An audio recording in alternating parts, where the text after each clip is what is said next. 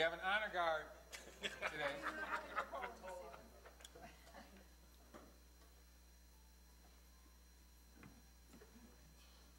Thank you.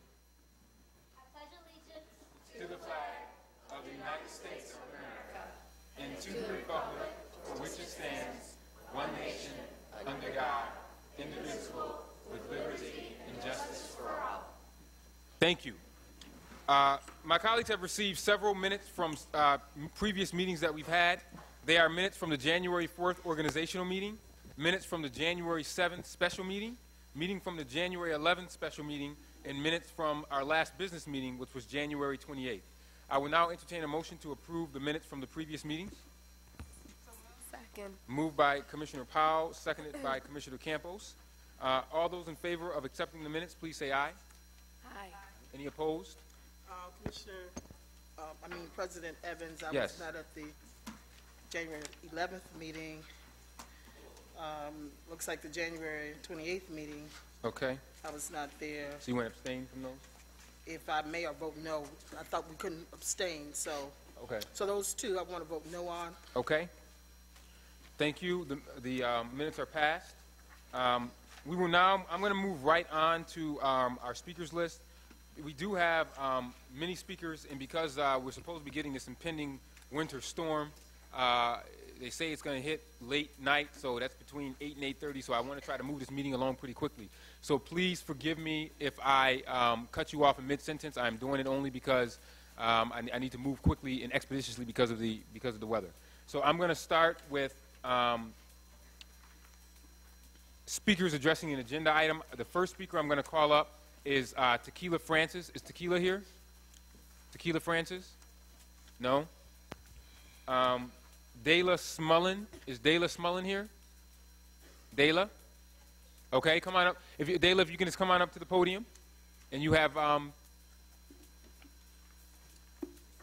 2 minutes. Right up here, Dayla. And you got 2 minutes, Dayla. Do I start? Yes, go ahead. And when you hear the beep, that just means that your time has passed. Good evening, ladies and gentlemen of the board and Superintendent Brazard. My name is Dayla Smollett, and I'm a 6th grader at School 39. I'm here to tell you how I feel about music and art. I am glad that I have the opportunity to participate in music and art in school. I think that art class is fun. I can express myself in art class and use my talent. I especially like painting with acrylic paint and still remember my favorite art project in 4th grade. I also love music. Music helps me release tension. When things build up, it helps me to release them and relax. I especially love to sing and play violin. I am a member of the choir and orchestra at School 39. For the 2nd year in a row, I am participating in the All-City Choir. I enjoy violin too and have been playing it for 3 years. I already like getting to work with kids outside of my classroom. This year, I will be auditioning for School of the Arts. Music and art are what I enjoy, and I would love to become a singer or an actress. I will be upset and disappointed if I did not have the opportunity to do music and art in school. I don't know for sure yet what I want to be when I grow up. I'd like to be a teacher, a lawyer, a doctor, a veterinarian, an actress, or a musician when I grow up.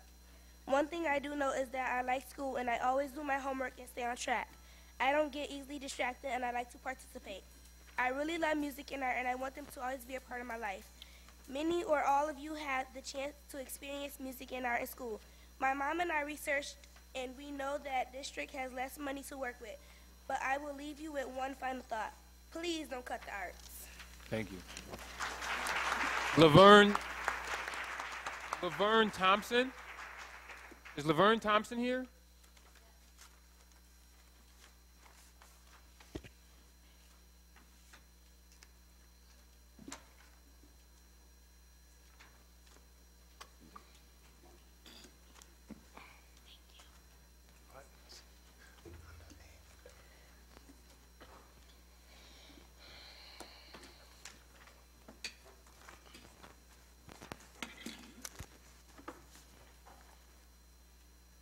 You may begin. Thank you. Mrs. Lankoff, Mrs. Villanueva, Mrs. Chadwick, Ms. Moskowitz, Mrs. Brown, Mr. Blaine, Mrs. Shames, Mr. Morgan. These names may be unfamiliar to you, but these are all people who have changed lives by being advocates of the arts. These art and music teachers who have led casts, choirs, dancers, and orchestras and have given kids a creative outlet. They have inspired future Picassos, Baryshnikovs, Beethovens, and Spielbergs by showing kids other ways to express themselves and paths to success that don't involve running the streets of Rochester. This is every bit as valuable and edifying as math, English, science, or history, so why would you cut funding for it? The arts are a large part of schools, the city, and society as a whole, bringing revenue to the city of Rochester and culture to its citizens. The arts are even able to bring people together in ways that some things can't, a prime example being All City. Every year since I joined the school band in 7th grade, I have attended the All City concert in which bands, orchestras, and choirs from schools across the district gather to perform. The various orchestras that play are an amalgamation of some of the best instrumentalists our high schools have to offer, and it is simply astounding to see the sheer talent that these individuals possess. I can say from experience that as members of this orchestra, we practice just as hard as any basketball player and study like we would for any test. It pushes everyone to their limits as a musician, and it amazes me to say that somehow, after only 3 group rehearsals that go without hiccup, incident, or even argument, that come opening night we have taken notes on a manuscript and turned them into a sensation that resonates with the beating of your heart. This is no easy feat, and yet it is accomplished by everyone in attendance, from kindergartners to seniors. The showcase reminds parents and students that while no child is perfect, they are still brilliant and passionate, and there's a soul inside of them that needs expression. It fills me with pride and honor to count myself among the ranks of kids who find the time, discipline, and energy to come willingly and peacefully for the sole purpose of making. Thank you. Thank you, Laverne. Edwin Canales. Is Edwin Canales here? Hector Paulino? Is Hector Paulino here?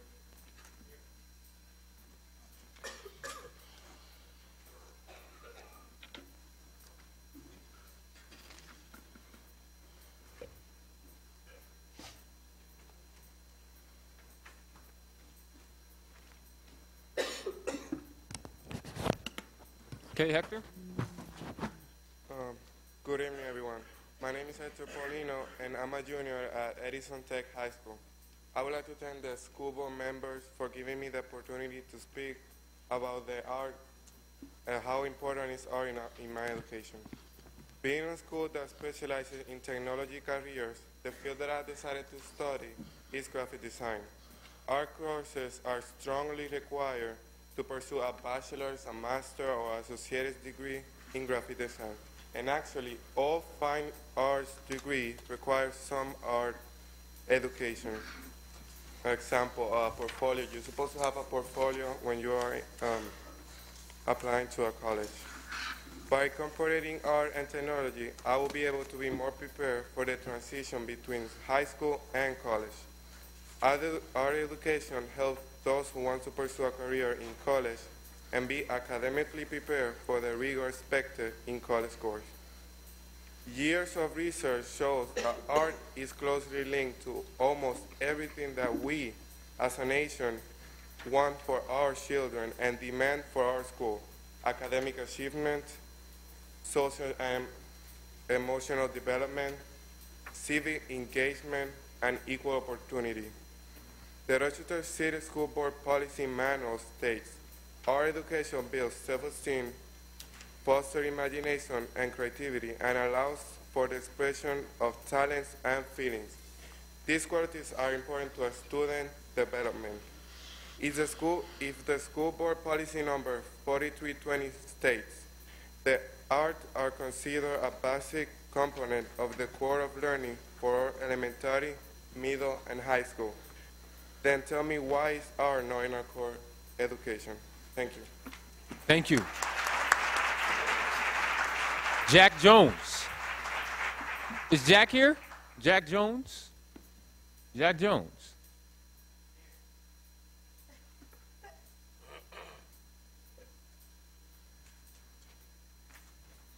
Good evening. I'm a senior from Wilson Magnet High School, and I'm part of a contingency of XCAS, which are high school students and mentors from Wilson Magnet.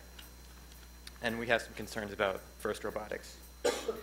In addition to the personal growth that results from participating in FIRST, FIRST participation often results in immense success beyond high school throughout the nation.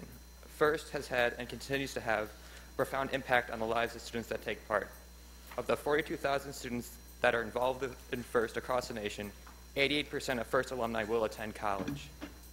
The effects of FIRST are even more striking here in the city, and especially in Wilson Magnet. In the Rochester City School District, where the graduation rate struggles to stay above 50%, every single XCAT participant has graduated. Not only have the XCATs found success in high school, they have gone on to attend local colleges such as the University of Rochester and the Rochester Institute of Technology. XCATs have also found themselves flourishing at some of the nation's top universities. XCATs alumni have gone on to attend Cornell University, Harvard University, the Massachusetts Institute of Technology, University of Pennsylvania, the University of Chicago, Columbia University, and Stanford University, as well as many others. For the past 18 years, FIRST Robotics has proven to be an invaluable asset to Wilson students in both high school and beyond. Thank you. Thank you. Antoine Lights. Antoine Lights will be followed by Cameron Duncan. After Antoine Lights, Cameron Duncan. So if Cameron Duncan and Sarah Doty can approach the podium, you'll be right after Antoine. My name is Antoine Lights. I'm a fourth-year member of the XCATs. One thing, the XCATs, one thing has built me in the past couple 4 years. The guys have been my family. One thing about finding a home is definitely something that we will need. I can't even think in words of how important this program is, not to me, but to as many others that's in this program. Kind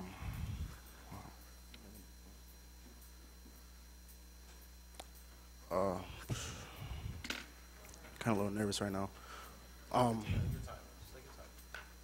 These guys have been my family for the past 4 years. These guys have built me. Our motto is, we build people, not just robots. Finding a home is something that we'll need.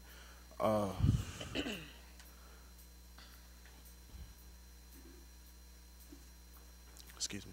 Antoine, can you repeat the motto for me? We build people, not just robots. You build people, not just robots? Yes.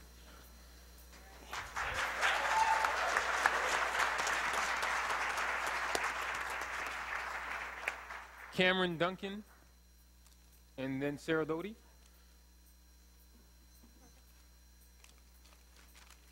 My name's Sarah Doty, and I'm from the XCATs. One positive attribute that the XCATs have taught me is that we are more than just a team. We grow and learn together, much like a family to which I know I will always be able to return. I became interested in XCATs through all three of my older brothers who were all on the team. They would come home and talk about how the mentors helped them and how they made new friends. Although I could not fully understand what they were talking about, I found it fascinating to hear all the things that they would do. All of their enthusiasm about the XCATs substantially affected me in changing my mind about following my best friend and attending a Catholic school and instead going to Wilson. For this, my parents put off moving out of the city for at least another 4 years. I have grown to appreciate all of the mentors and students on the team, and I have made long-lasting friendships that I would not have without joining the XCATs. As I previously stated, we as XCATs are not just a team. We're a strong family of diverse individuals that grows bigger and bigger each year, and every family needs a home. I have learned so much from the XCATs, and it has had such a positive impact on my life. It is something that should be carried on. Without a place to hold our meetings and build our robots, I am worried that the XCATs, a team that has accomplished so much and gone so far, will be no more. Thank you.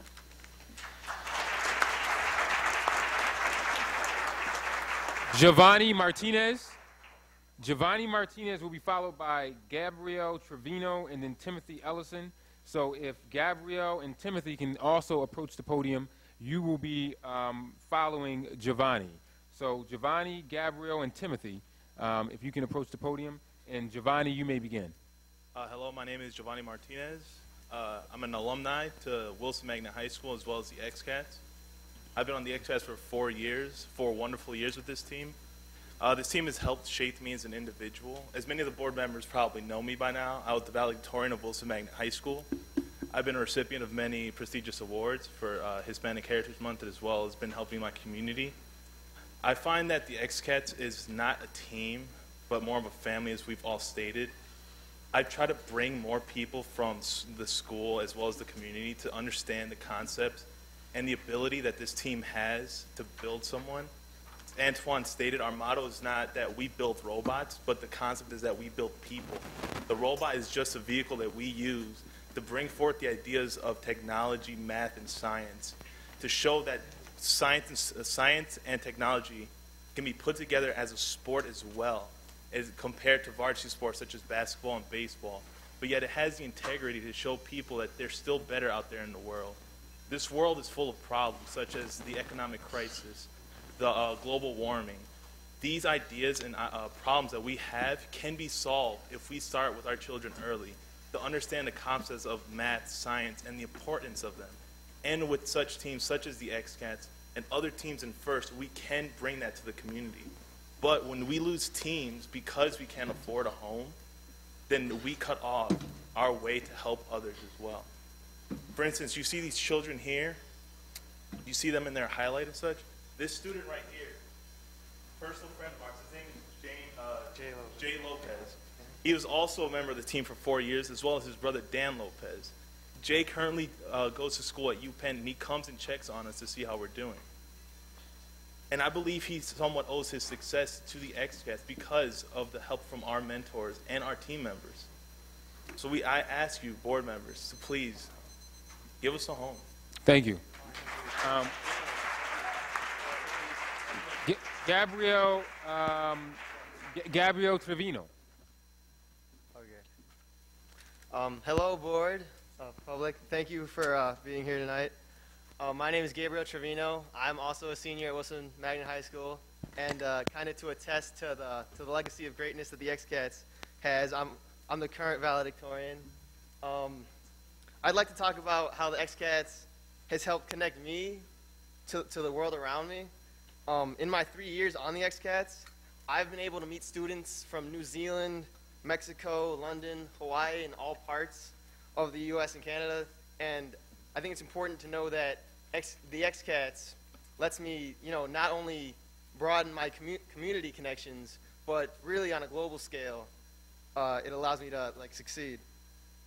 On a more local level, though, I've also gotten to get close with teams from Penfield, Webster, Gates Chili, and even other local high school and middle school teams. So I really want to point out how XCats it connects me to the world around me on a local and global aspect, which I think in this growing global economy is a really important thing for kids my age to have. I know Giovanni talked a lot about the hands-on experience you get on the XCats, which is really vital when we're losing jobs, to India and China. And the fact that as an XCat, I've been able to meet people from those parts of the world, it really gives me a better understanding of just why I'm working so hard in high school to get where I am. To comment a bit on the XCats' work, not only on the robot, how we build people, we regularly work in the community to mentor other teams. We help middle school and high school teams, build their robot, help the middle school teams for their competitions. We volunteer at their regional. I guess we mentor a New Zealand team, and I guess my time's done. But thank you. Thank you very much, Gabriel. Timothy Ellison? I am here to represent musical education for all of the students who love music and for the many students who do not get the opportunity to explore musical training. Music education is a wonderful course which improves many skills. It improves the communication skills by being able to communicate through song. It improves literacy skills through reading of music. It also promotes creativity as students learn to compose various types of music. Many literacy skills are needed just for that. Participating in a musical ensemble teaches knowledge of your own part, cooperative learning with others, and excellence. Without these skills, students are more inclined to fail, and the dropout rate will skyrocket uncontrollably. Many students come to school because they love music and are in band, choir, or piano class. Most students cannot get this opportunity anywhere else but at school. Another reason music education needs to stay in Rochester City School District schools is it is an emotional outlet for many students. Many students are dealing with heartbreaking things such as parents divorcing, grades, substance abuse, and maybe even homelessness. They then come to school and go to music or band. As they play instruments such as flute, clarinet, bass clarinet, baritone, or even sax, they get to express themselves in a way only they can understand. From my personal experience, playing tuba and flute starts off a wonderful day, and I'm able to complete all my assignments in all of my classes. Music gives me something constructive to do after school as I spend many hours practicing. Music also helps build strong bonds between teachers and students. This bond can stay strong for many years. If music were to leave RCSD schools, these wonderful teachers would leave, and we would then lose all hope and wouldn't be able to get recommendations for all sorts of stuff, including college. I really want to go to college, and I won't get the opportunity to go for music, which is something I really love if you take music out of RCSD schools. Without music, just imagine what school would be like for us. I would not want to see something I have worked endlessly doing going straight down the drain, and I can't call a plumber to fix it. If your goal is to increase graduation rates and your solution is cutting music education, you are really not helping us any. Thank you. Thank you for this time. Noah German, followed by Janelle Baker. If you're here, if you can come to the podium, Janelle Baker, and Tamir Puyir. And then after Tamir Puyir will be Juliana Soto. My name is Noah Germain. I am a sixth grader at Abelard Reynolds School, number 42.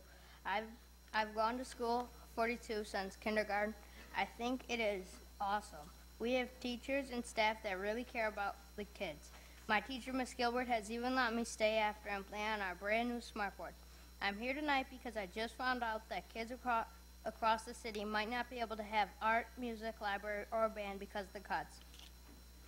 At our school, we don't know if we will have a band program next year for the kids that love musical instruments.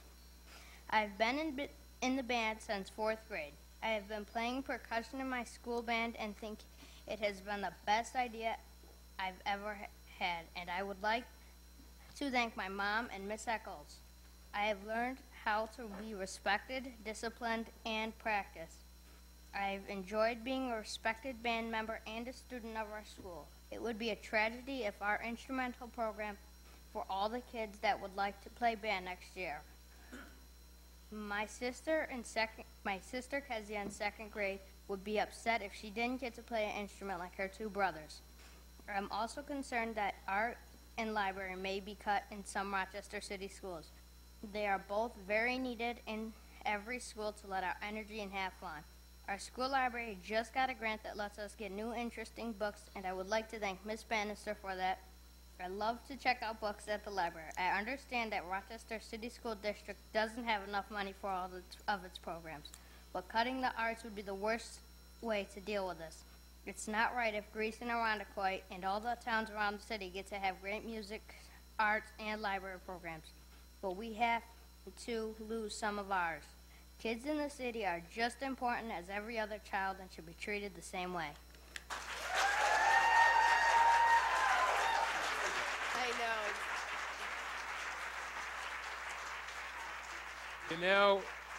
Janelle Baker.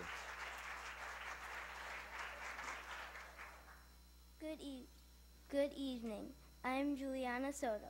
I am in 6th grade at Abelard Reynolds School 42, and I play the flute.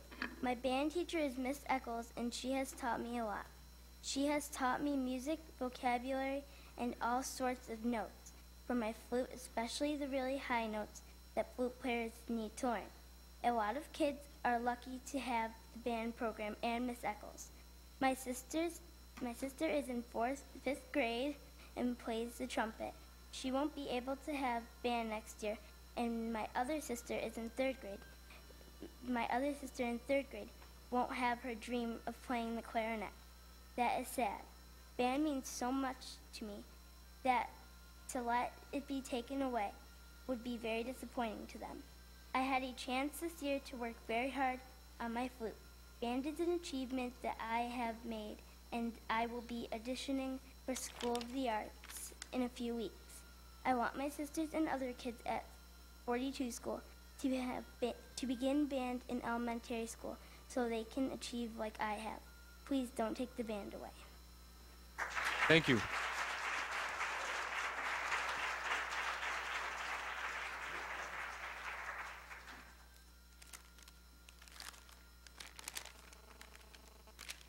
Hi, my name is Tymir, and I'm in 4th grade, and I go to school number 42. This is my first year of band. I play the trombone. I love it so much. My music teacher is Miss Eccles. She is a great teacher, and I've learned a lot being her student. Band has helped me in math and reading. I got a better grade on my report card this marking period than last time. I got 3 satisfactories last time. This time, 1 satisfactory, and the rest were excellent. Now think of all the students you will be disappointing if band is cut. Please don't stop band. I'd also like to talk about my storytelling award I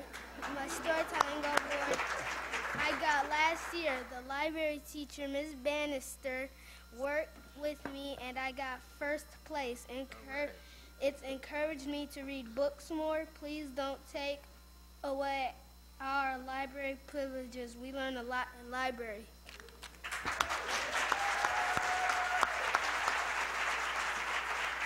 Glennie Williams. Is Glennie Williams here? Glennie? I didn't see him. Okay. Rhonda Patron. Rhonda Patron here?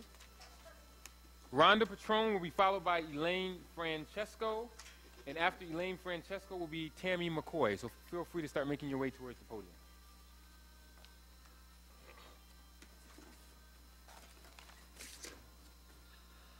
Hello and good evening. My family is here tonight to speak to you about keeping our art program in our schools. Art is a most beautiful and universal form of communication. Without it, so many important voices would be silent. The art programs help make a richer education, as Nick, my son, goes to SOTA, where he applied last year. So did over 1,000 kids, I heard, but only 200 get accepted. Nick was one of the lucky kids to have a choice of what school he would like to attend. Yes, it would be a lot easier for us, being parents, to have all our kids go to one school, but that's why our school district is so beautiful. We have choices. Maybe if all the kids that wish to go to the school like SOTA got accepted, maybe our graduation rate would increase because they are doing what they love and makes them happy. That's what's so important, raising smart, knowledgeable young adults, ready for the world come 12th grade. Having music in our elementary schools really helped shape Nick, who he is today, and help find out his talent. We all love American Idol. Well, if you take away art programs, you're taking away the chance of those wonderful, beautiful voices not to be heard.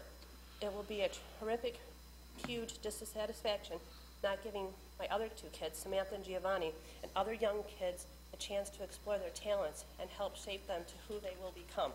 Our family, and as speaking to other parents today who have young children in a city school district, especially in School 42, this was a topic we spoke about today in our parents group.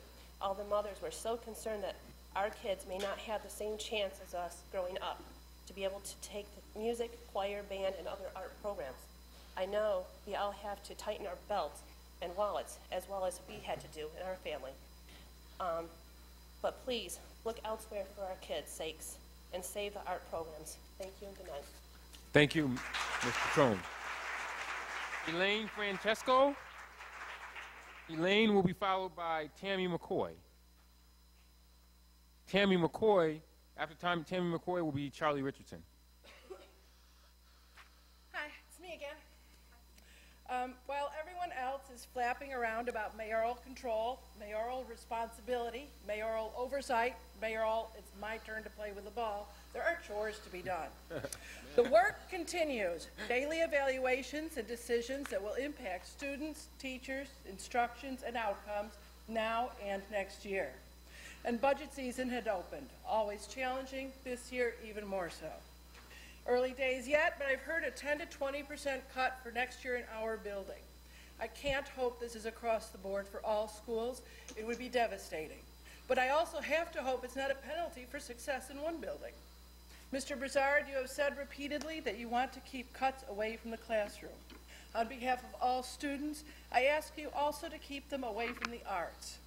ESEA, aka NCLB, calls the arts core subjects, but that does not mandate them or certified arts teachers. You have heard the passionate and enthusiastic reasons, but those are not all. Those many students who gave up and dropped out, in part because they couldn't relate, couldn't connect, might have stayed in a school where a strong arts program could help give them a different sense of belonging. Trouble shared is trouble halved. An expression through arts can give ease and strength to stay in school and attack academics. There is a reason therapists provide young patients with crayons and paper, and age doesn't really matter. You have called for creative solutions, cutting administration, pairing off what isn't working to keep what is, and including parents in defining what is important. However, the new parent person was confirmed a month ago, and I only know her name because I went and looked it up in the posted resolutions. That is not a promising start. And parents cannot let themselves be distracted by Mayor Duffy from keeping an eye on you all either. We must be more attentive to the budget process this year and much sooner. And a final word for you, the commissioners. This could be your last chance to show that you can get your stuff together. Don't waste it. Thank you. Thank you. Tammy McCoy. Is Tammy McCoy here? Charlie Richardson. After Charlie Richardson will be Natalie Rogers Cropper. I'm back again also, but I do thank you for the opportunity to be able to speak. Starting tomorrow morning, we're going to go out into the community and find people that are grant writers. And we're going to have them write grants. We don't know how much it's going to cost, but we're going to hire Bill Johnson to mentor everybody up here in the dais.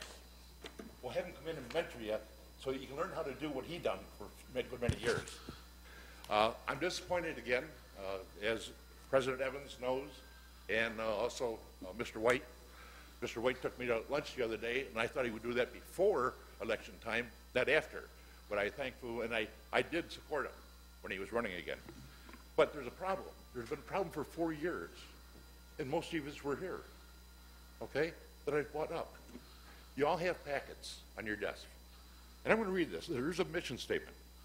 It is the mission of the Learning for Life to enable young people to become responsible individuals by teaching positive character traits, career development, leadership, and life skills so they can make ethical choices and achieve their full potential. That's for learning by life. It used to cost the school board a little bit of money, but these surveys that you have there, okay, cost you nothing for the last 2 years. The Boy Scouts thought that was so important. I'm no longer in the program, although I was a leader years ago. I have a son that went through it. But if you look what's happening at Franklin, it's criminal that we are letting these kids be in the different schools that they don't need to be in or don't want to be in. Perfect example. You'll look on there, there's probably about 45% of the kids not in the school that they want to be in within Franklin. Young fellow I met the other night wants to be a veterinarian. He's 8th grade. He's been in school for 2 years.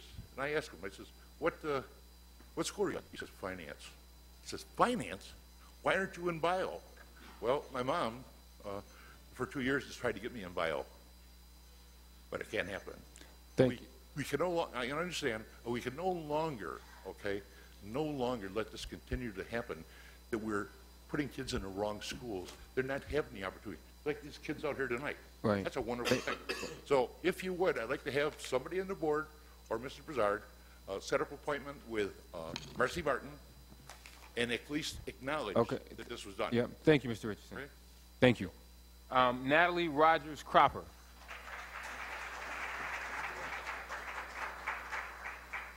Ms. Rogers Cropper will be followed by Shannon Elliott. Ladies and gentlemen of the board, I'm a direct result of the infiltration of government into the schools in the form of an art form. I just would like to say that I'm the school director for Garth Fagan Dance School, and we have been in the many schools in Rochester teaching classes and so on. And I think it is a great mistake to assume that if you pull arts out of the schools, that the other subjects would suffice. Because art was created as a response to humanity's need to express themselves, to rejoice, to celebrate, to even express bitterness, but it's resolved. And if you take that away from young minds, you're going to result in minds that are not geared towards that. And hence the reason we are having problems now in this society, period. Not just the Rochester, but it's hard for me to teach children who aren't already understanding the value of expression, of self-expression, of arts expression. And dance is a particular field that I went into. It's just so invigorating and so important for kids to go side by side with math and science, because the arts is a science. And I'm married to a scientist, so I know of what I speak. There's very little difference. So we cannot just keep separating the subjects. Education is all-encompassing. And it really worries me when we start pulling apart subjects that we think are not mandatory. This is mandatory. The arts need to be mandatory for all students, because that's what gives us the human beings that you are sitting here. This is how you got there, by creation, by your invention. So I thank you for listening, and I hope the things change. Thank you. Thank you. Shannon Elliott. Shannon Elliott will be followed by Jeffrey Grubbs. Hi, I'm Shannon Elliott from Nazareth College. Thank you. That was my dance teacher. I ask you to suspend your opinions about art and art education for 2 minutes. I will advocate for a strong visual art education program taught by certified art teachers, K through 12, by making 3 points in 2 minutes. Art is a form of communication.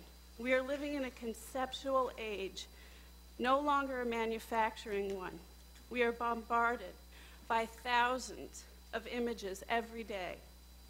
In order to compete in this visual and global society, it is now more important than ever for our students to have visual literacy. I'm not talking about training a talented few to become artists.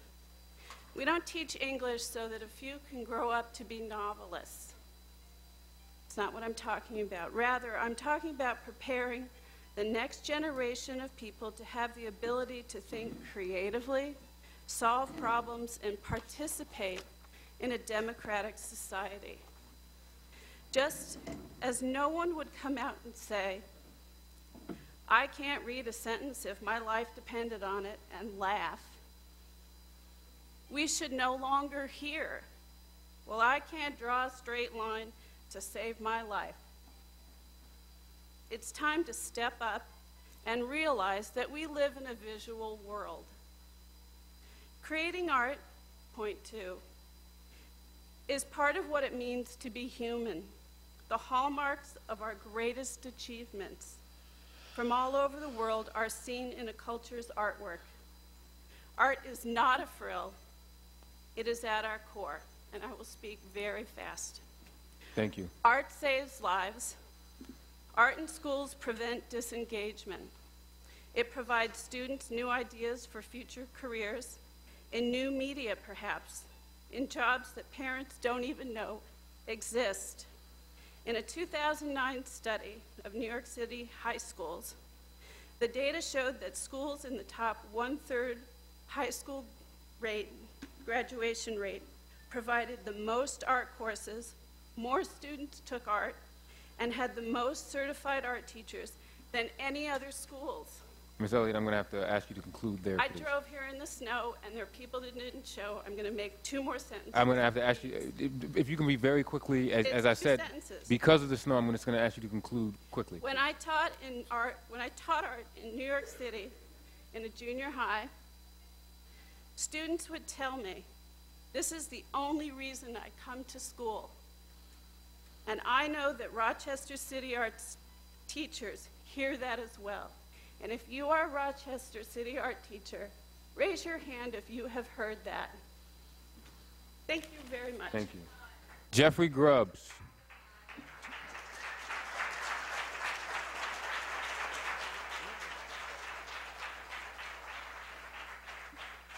Jeffrey Grubbs will be followed by Ron Dukes, and after Ron Dukes, Lisa Sutherland. Board. Good evening. My name is Dr. Jeff Grubbs, and I'm the professor who runs the Art Education Certification Program at Roberts Wesleyan College. I'm also the Region 2 representative for New York State Art Teachers Association, and I appreciate your time.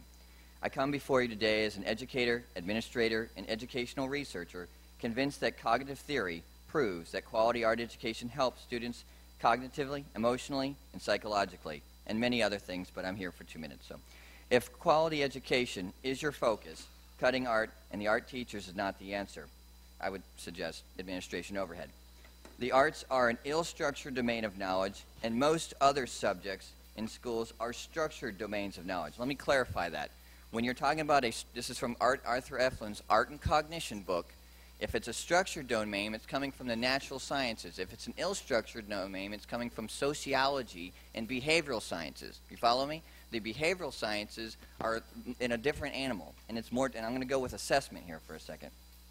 This misunderstanding has led to many cuts in the arts because administrators believe that the arts have no academic value due to an overemphasis on cookie-cutter state assessments. NASADA and other organizations has tried to get the state to adopt a portfolio assessment, but they've rejected this plan. We've tried to pull out an assessment so that we'd be equal and we could play fair and everybody'd say, well, you got an assessment, don't cut us. They didn't want to do that. And so here we are without an assessment, and we're still trying to be cut for it. Okay? Now, I'll give you 3 reasons why the arts are academically critical. Bloom's taxonomy in version 1990 version has creation as the highest level of thought. In the arts education classroom, creation is central to learning objectives almost every day. Students have a difficult and challenging world in which to survive. Creativity is a life skill worth teaching. The arts classroom curriculum, more than any other, develops students' creativity and thus helps them succeed. Almost done. The state does not test for creativity. The state does not test for creativity. Okay. Critical thinking. The state does not test for critical thinking. The state does not test for self-efficacy. And I could go on. The problem is the arts don't fit into an assessment structure of educational subject matter. Thank you for your time. Thank you, Mr. Grubbs. I would just remind our speakers again that our students, every single student, stayed within the 2-minute time frame. So I would just ask that our adult speakers please do the same thing that the students did. Next up is Ron Dukes, followed by Lisa Sutherland. Good evening, everybody. As a mentor and role model for the XCAT students who did such a wonderful job of speaking up here, I will definitely stay within my 2 minutes because I have to be a good role model. So what am I here for, and what are we here for? Well, let me just tell you a little bit about what we are. For those who don't know, the first robotics competition started in 1992, and it's a program that was designed to team high school students with professional engineers, scientists, educators, and to give them inspiration and incentive to get involved in education, science and technology education. The program has been highly successful.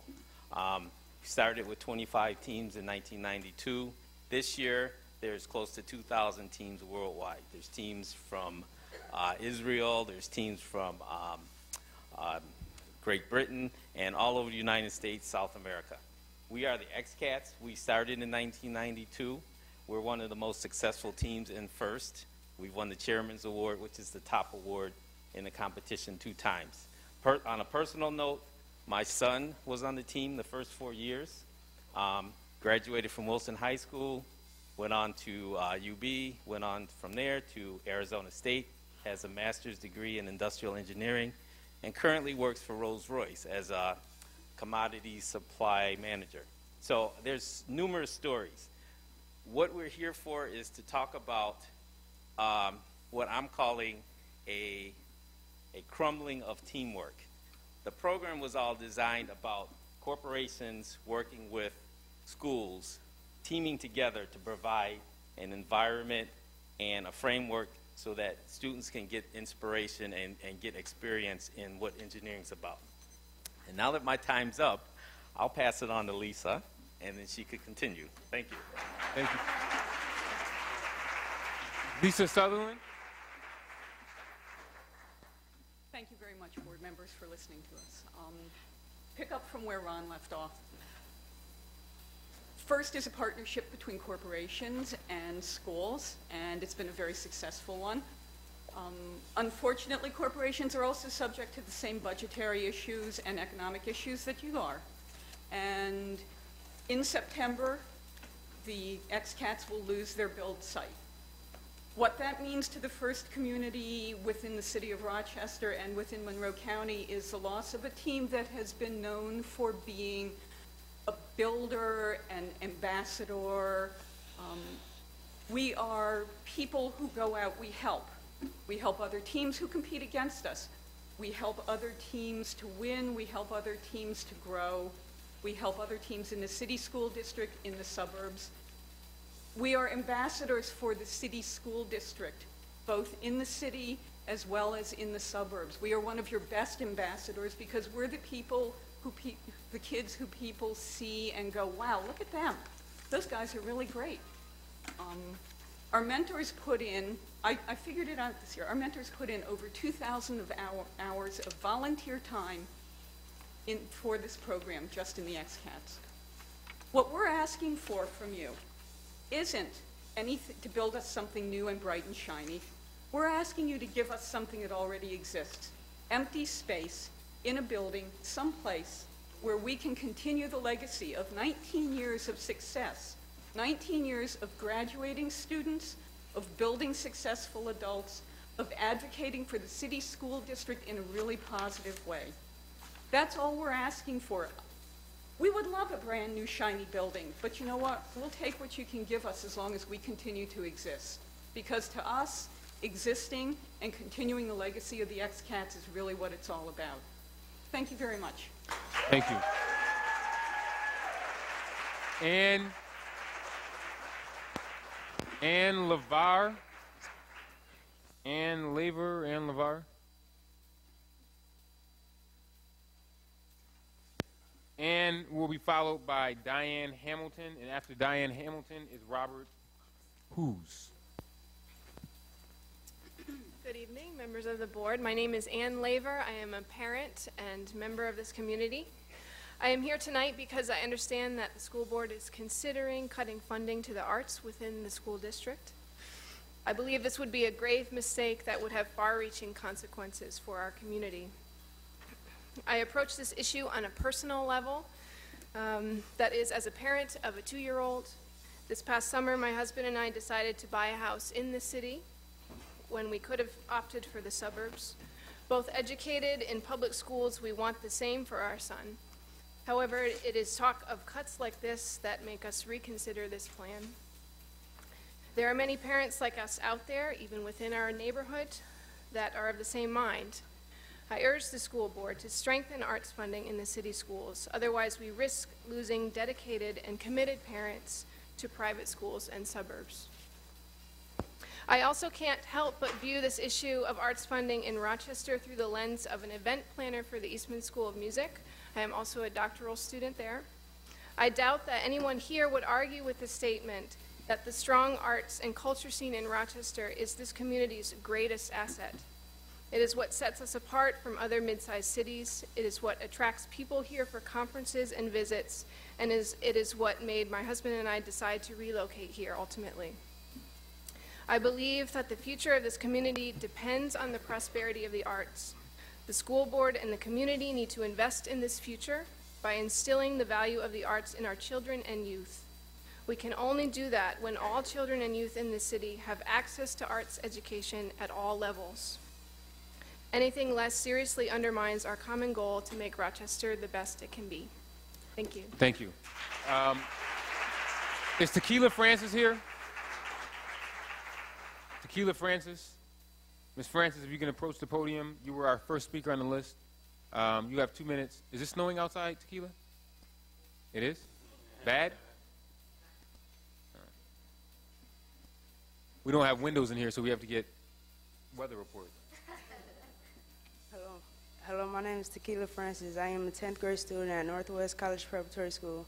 I am here to give my opinion of the arts program in the Rochester City School District. I have never considered to be a straight A student, but I have always gotten straight A's in art. I love art class because it gives me a place to show my talent.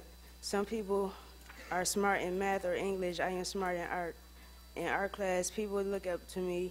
If they need help, people ask me. Art class makes me feel like I am a part of the school. Last year, I was doing very poorly in school, and I wanted to drop out. My art teacher, who is my mentor and my friend, reminded me of how good I was at art and how greatly I would be missed in school. Because art was the place where I was doing well, you should say that art kept me in school.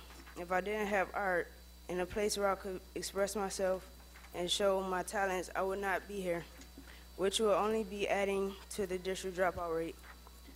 You keep the classes that make the district look good on paper. Art makes me go to school, but there is no way to track that on paper. If there was, I would think you would see that there are many students like me who stay in school so they can have a place to feel important. People think of students like me who might not do well in other classes but continue to come to school because of art. Think of me when you are asked to make more cuts to the art program, because I can tell you honestly that without art, I would be one of your dropout statistics. Thank you. Diane Hamilton. Is Diane Hamilton here? Robert Hughes. Robert Hughes will be followed by Alicia Messenger and then Joseph McAvoy. Good evening, Superintendent Brizard and board members. Thank you for letting me speak. I'm a certified art teacher as well as a CTE teacher at the School of Imaging and Information Technology at Edison. Knowing that difficult budget decisions are coming up this next year, I want to advocate for equal access for all students to the arts. Board policy number 4320 addresses the school district's policy for art education, and it affirms the district's commitment to the New York State Learning Standards. It also states that all students should have equitable access to the arts and extended opportunities to explore art and art careers. According to a survey conducted by city school teachers, we found that in conjunction with the RTA, we found that at least 25 of our schools do not have full-time art teachers, and students in 4 of our schools do not have access to art classes. Students in at least 17 of our schools do not have full-time music teachers, and students in 8 of our schools do not have access to any music classes. And students in only a few of our classes, our schools rather, have access to dance or theater classes taught by certified teachers. Earlier this evening, you saw one of my former students, Hector Paulino. He's a junior at our school, and he spoke to you about the importance of art in his life and that his future career. Hector is an outstanding student. He is intending to become a graphic designer, and I had him as an art student last year, and he couldn't be in my class this year because we have 1 period of art per day, and his schedule conflicted.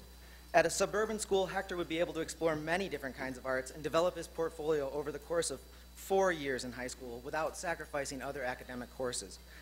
Student portfolios are vital to their placement in college as well as the money that they receive for scholarships.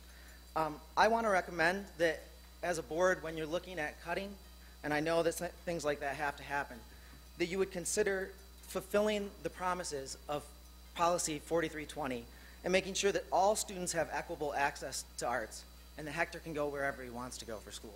Thank you. All right, thank you. Alicia Messenger.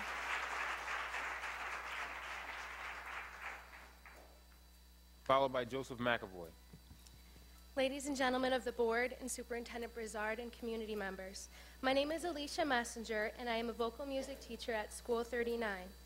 As Jerome Kagan, pioneer of developmental psychology and research professor of psychology emeritus at Harvard University said, "It is not possible to live by rationality alone." He declares that if arts programs can help even half of the 7 million children in this country who are behind in reading and math to feel the sense of pride and believe that they do indeed have talent, then the high school dropout rate will fall drastically. Having talent means to the kids that they have value. These students are indeed so talented and so valuable to me and to their families and to the community. It is our job to help them realize that they matter, and we can do that by providing a public school education in the arts. The 110th Congress of the United States of America, Resolution 121, unanimously passed on April 19, 2007. It recognizes the benefits and importance of school-based music education, and I quote, "Whereas school music programs enhance intellectual development and enrich the academic environment for students of all ages. Whereas students who participate in school music programs are less likely to be involved with drugs, gangs, or alcohol, and they have better attendance in school. Whereas the skills gained through sequential music instruction, including discipline and the ability to analyze, solve problems, communicate, and work cooperatively are vital for success in the 21st century workplace. Whereas the majority of students attending public schools in inner city neighborhoods have virtually no access to music education, which places them at a disadvantage compared to their peers in other communities.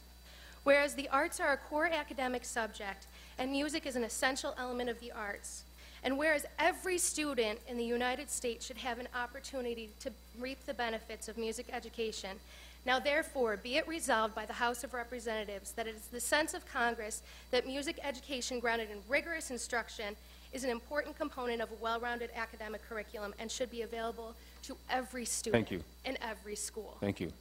Thank you. Joseph McAvoy. And after Joseph McAvoy, our last speaker will be Linda Davis. Is Ms. Davis here? Okay, Ms. Davis, if you can come forward. Mr. McAvoy, thank you. Good evening, ladies and gentlemen. I'm Joe McAvoy. I'm a computer science teacher at Wilson Foundation. I've been a mentor on the XCATs for the last 3 years. Did anybody notice on Sunday evening on TV8 and the rest of the news channels the robotics competition that we had this Sunday? Show a hand. And those people that don't put their hands up yet, did you see it on Monday in the paper? Every year, throughout the year, over and over, the XCATs are in the newspaper. And it's always for a good thing. Next Friday and Saturday, the Finger Lakes region will be held up at Gordon Fieldhouse. If you're interested in finding out what this craziness is all about, please come down to Gordon Fieldhouse at RIT this next Friday or Saturday between, say, 9 and 4. Spend an hour and just see the electricity that's generated by this competition for the kids. I think that'll sell everybody. This program, we've already talked about the 18 years of success. We have the valedictorian and salutatorian from this year's class, the valedictorian from last year's class. The class before that, we had 7 of the top 11 graduates from Wilson Commencement High School on the team. That pretty much speaks to the success of our program, I think. We do not select them because they're valedictorians. Obviously, we pick them when they're 9th and 10th graders, and somehow, when you squeeze them out the other end, it looks like success to us. Okay, the reason I'm here to talk to you is just real briefly about the mentors. I saw a blurb in the paper about 2 weeks ago that said that the district had won a grant, which they're going to use to find a way to pay mentors to help the kids be successful. At least that was my interpretation of what I saw either in the paper or one of our district news blurbs. Well, we have a different way of doing it with the XCATs. I have between 15 and 25 mentors who are retirees, engineers at Xerox, family members, and we actually charge them to be mentors on our team. And they do a fantastic job, even though we don't pay them a dime. And we don't want to lose that either. It seems to be working. Thank you. We build people, not robots. Thank you. Linda Davis.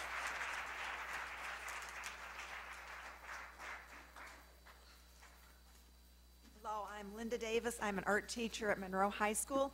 I've witnessed a lot of success with kids taking art over the years, both in the visual arts classes I teach and spreading to their other classes.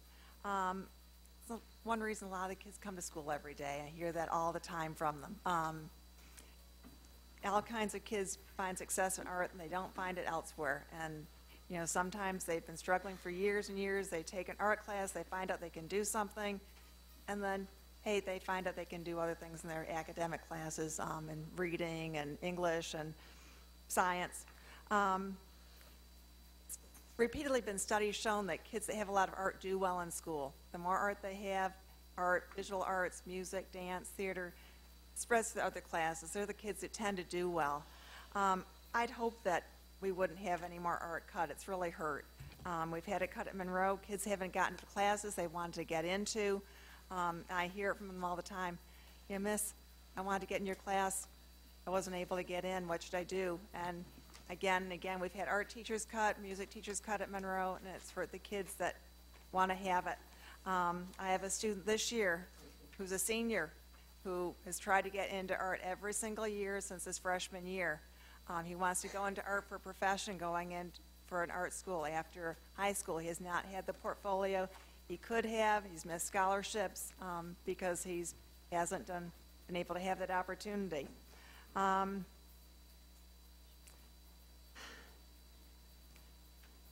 Yeah, I just, if we could try and build it, maybe we could really have some test scores turned around and higher graduation rates in every school. They have the same opportunities for all the kids. Okay, thank you. Thank you. This concludes our speaking portion. Usually I don't comment on speakers, but I just want to say that the arts and education speakers that have come up, this is news to us. The board is just beginning our budget process. Our budget has not been decided. We are still working. The board hasn't even set forth what we want our budget priorities to be. So stay tuned for that. But I would say if you have comments on the budget, put them in writing, send them to the board. Continue to express your desires, what it is you are thinking about. But so far, we have not passed the budget, cut anything in our budget yet. We are just beginning that process. But I would say put it in writing. And if you have ideas on ways we can save money, put that in writing and also send that to us. And lastly, I would ask, is Deborah Flanagan in here? Deb, if you could just stand up and raise your hand. If one of the folks from the Wilson robotics team can just let Miss Flanagan know your situation, exactly what it is. I understand some of it had to do with a spot, but I was a little confused on what exactly the major issue was. But if you could just let someone from there can just let Miss Flanagan know, she can better brief us as board members on what exactly the situation is. So I would appreciate that if you can just meet her in the hallway. That concludes our speakers list. We are now going to move on to our superintendent's report. And the superintendent promised me that his report is about 5 minutes. 6 minutes, if you mind sitting in the front, please. Okay, I'll ask my colleagues to move to the front.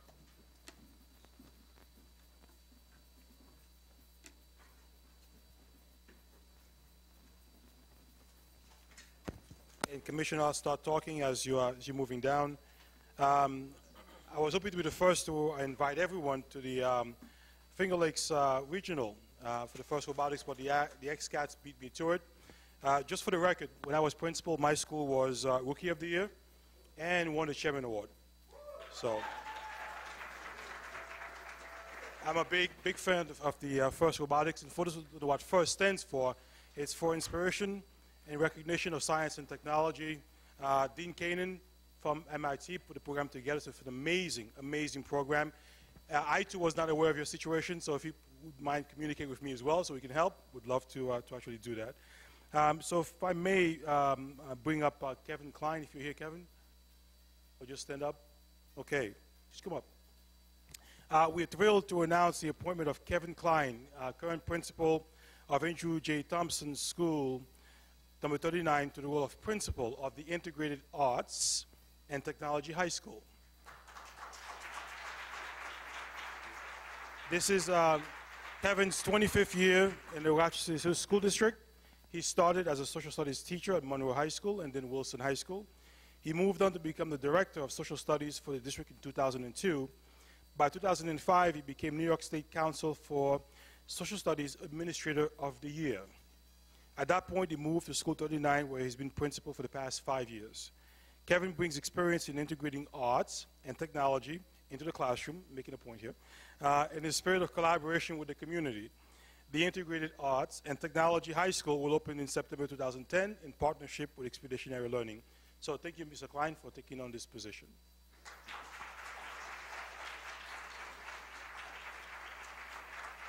And the presentation, the 4 minutes that I'd like more, I'll bring up LaJuan Brown, one of our amazing directors down in Human Capital Initiative, to show you something we've been working on, or she's been working on with Dr. Michelle Hancock, and the wonderful work they've put together.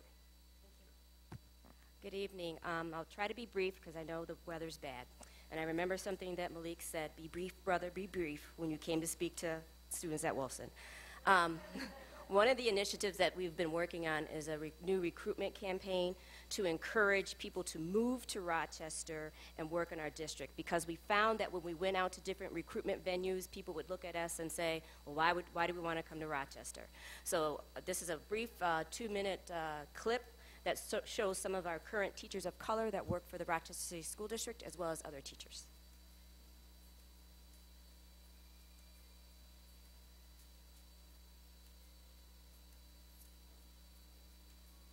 Our students are eager to learn, and we're eager to find the right teacher to make a difference in our classrooms and in the lives of our students.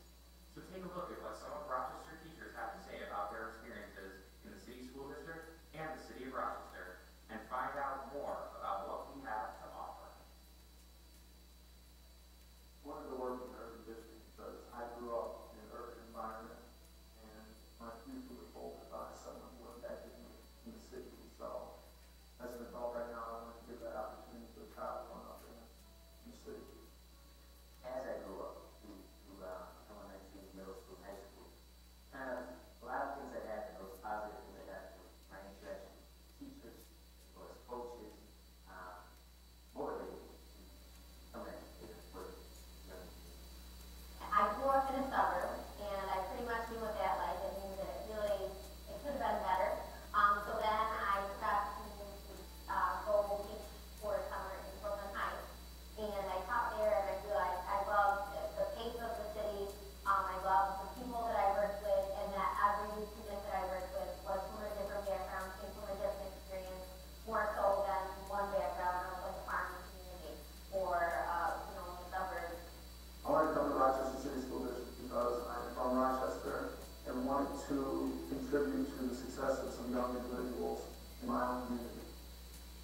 I chose to work for the Jerome District because once I went to Washington City School District, I come to school when I was younger, and two, because I like working with students in the inner city.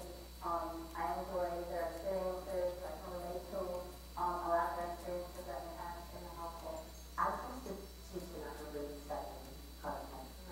I come from online teachers, and they recruited me in action.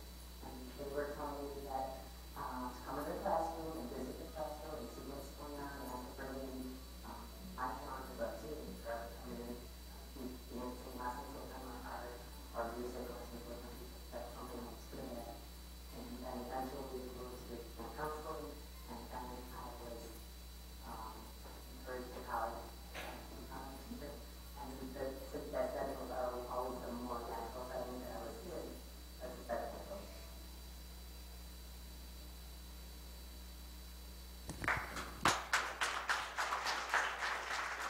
Thank you.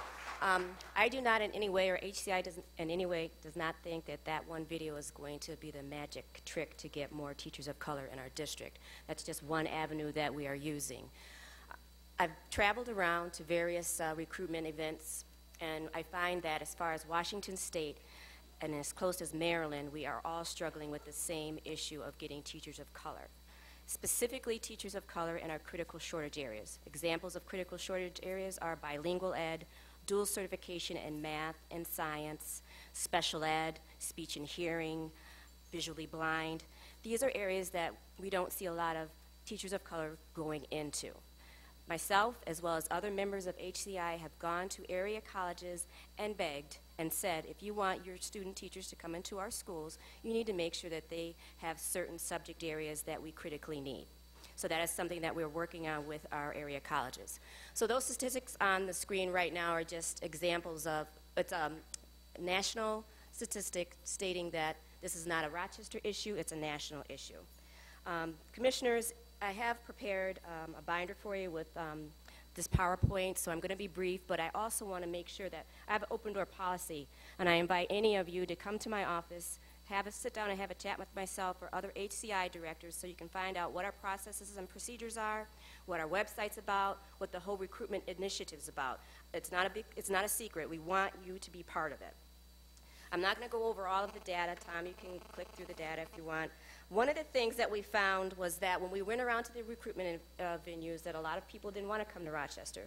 So, and we also wasted a lot of money traveling, and I didn't think that the money was being put to good use. So I decided to explore Grow Your Own initiatives, and we now have the Parent to Teacher initiative.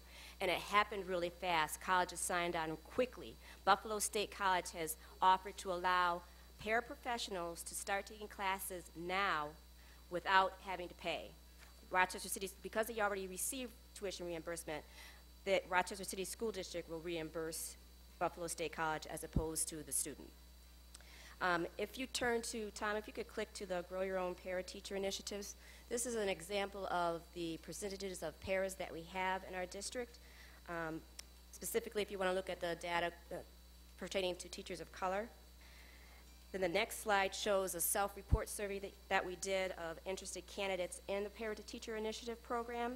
And we already currently have 37 that have applied. With Buff State College, they're taking people without associates, with associates, and with bachelors. And they're working closely with them to make sure that they meet some of our critical shortage areas. And we also have a partnership with RAP. They're working closely with us to let us know what type of programs to prepare for the paras. If you turn to the next slide, shows you the different colleges that have already signed on with us. However, Buff State is the only one that is committed to allow people to start taking classes without paying money up front. The next slide shows you the design of the programs. The programs are going to be accelerated, but accelerated not in losing the content that is needed to be a successful teacher, just accelerated to try to meet the needs of an adult learner. So those are some of the designs of the program. We're going to use adjunct professors. We're going to use Buffalo State's coming to us. They'll be teaching the courses here. Our next initiatives that we are doing is the bilingual extension. The next slide. We have a partnership with Nazareth College because the shortage area is bilingual teachers. So Nazareth has a grant, and then we have the tuition reimbursement. We offer the courses at School 21, and the professor, or the adjunct professor, is also a teacher from School 28, not 21, I'm sorry, School 28. So we have eight teachers who are involved in that, and hopefully we'll have more signed on for that. Another issue that affects teachers of color and teachers in general is that there's other careers that teachers can go into. And sometimes they get overwhelmed, stressed, and they decide that they don't want to become teachers. But our initiative is to make sure that they have all the resources and all the support that they need.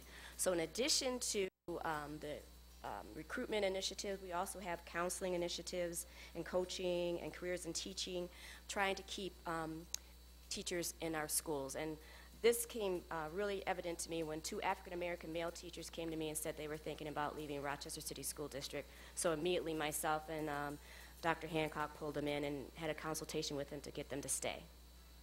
The next initiative is the Teaching and Learning Institute, trying to get students to start early to think about becoming teachers. HCI supports 88 students by transporting them to their student teaching assignments. And then the next initiative that HCI supports and helps fund is the Think About Teaching Conference. We produce the program and advertising for that, and we also provide transportation to that conference. And Anna Ball will be our guest speaker, so we're really excited about that. And again, this is very brief. If you have questions or concerns, I have an open door policy. I ask that you give me a call, and if you have suggestions, I also encourage you to provide us with that.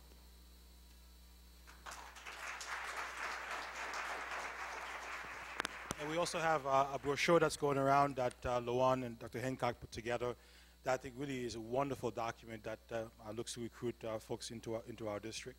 So clearly, commissioners and community, we listen, we hear. When I first came to Rochester, I kept hearing about this 85-85 rule or 85-85 situation, whatever you want to call it. We try the best we can. It's difficult, of course, in a sort of reduction in force situation, in a budget situation, as you're looking to hire to try to integrate at the same time. So it's a doubly difficult job for us, but we're working very hard to make that happen. So thank you, Luan. I also want to introduce, since I heard someone say that we've not introduced a new parent director to the community, we are beginning to work on that quickly. I heard today she interviewed with the DNC, so that should be coming out rather soon. She's actually here tonight, and her name is Dorothy Evans Flaherty, if you want to stand up.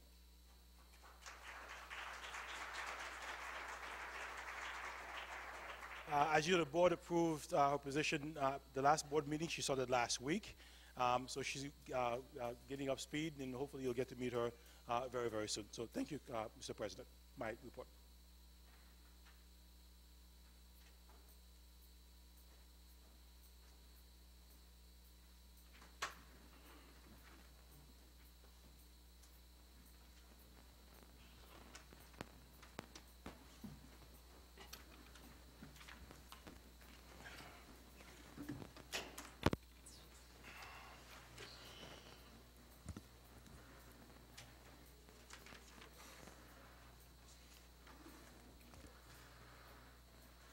Thank you, Mr. Superintendent. Thank you, Ms. Brown, for your presentation. Does any questions for the superintendent briefly? Commissioner Cruz, any questions? No. Commissioner Elliott, any questions? Yes, but let me sort of get my head together around it because we didn't get the information prior to, so I'm going to sort of go off the cuff, and then once I read the material, if I can ask questions, email some questions at a future date. Without getting into specifics, I don't remember your name, but what is it? The one, Brown. Ms. Brown.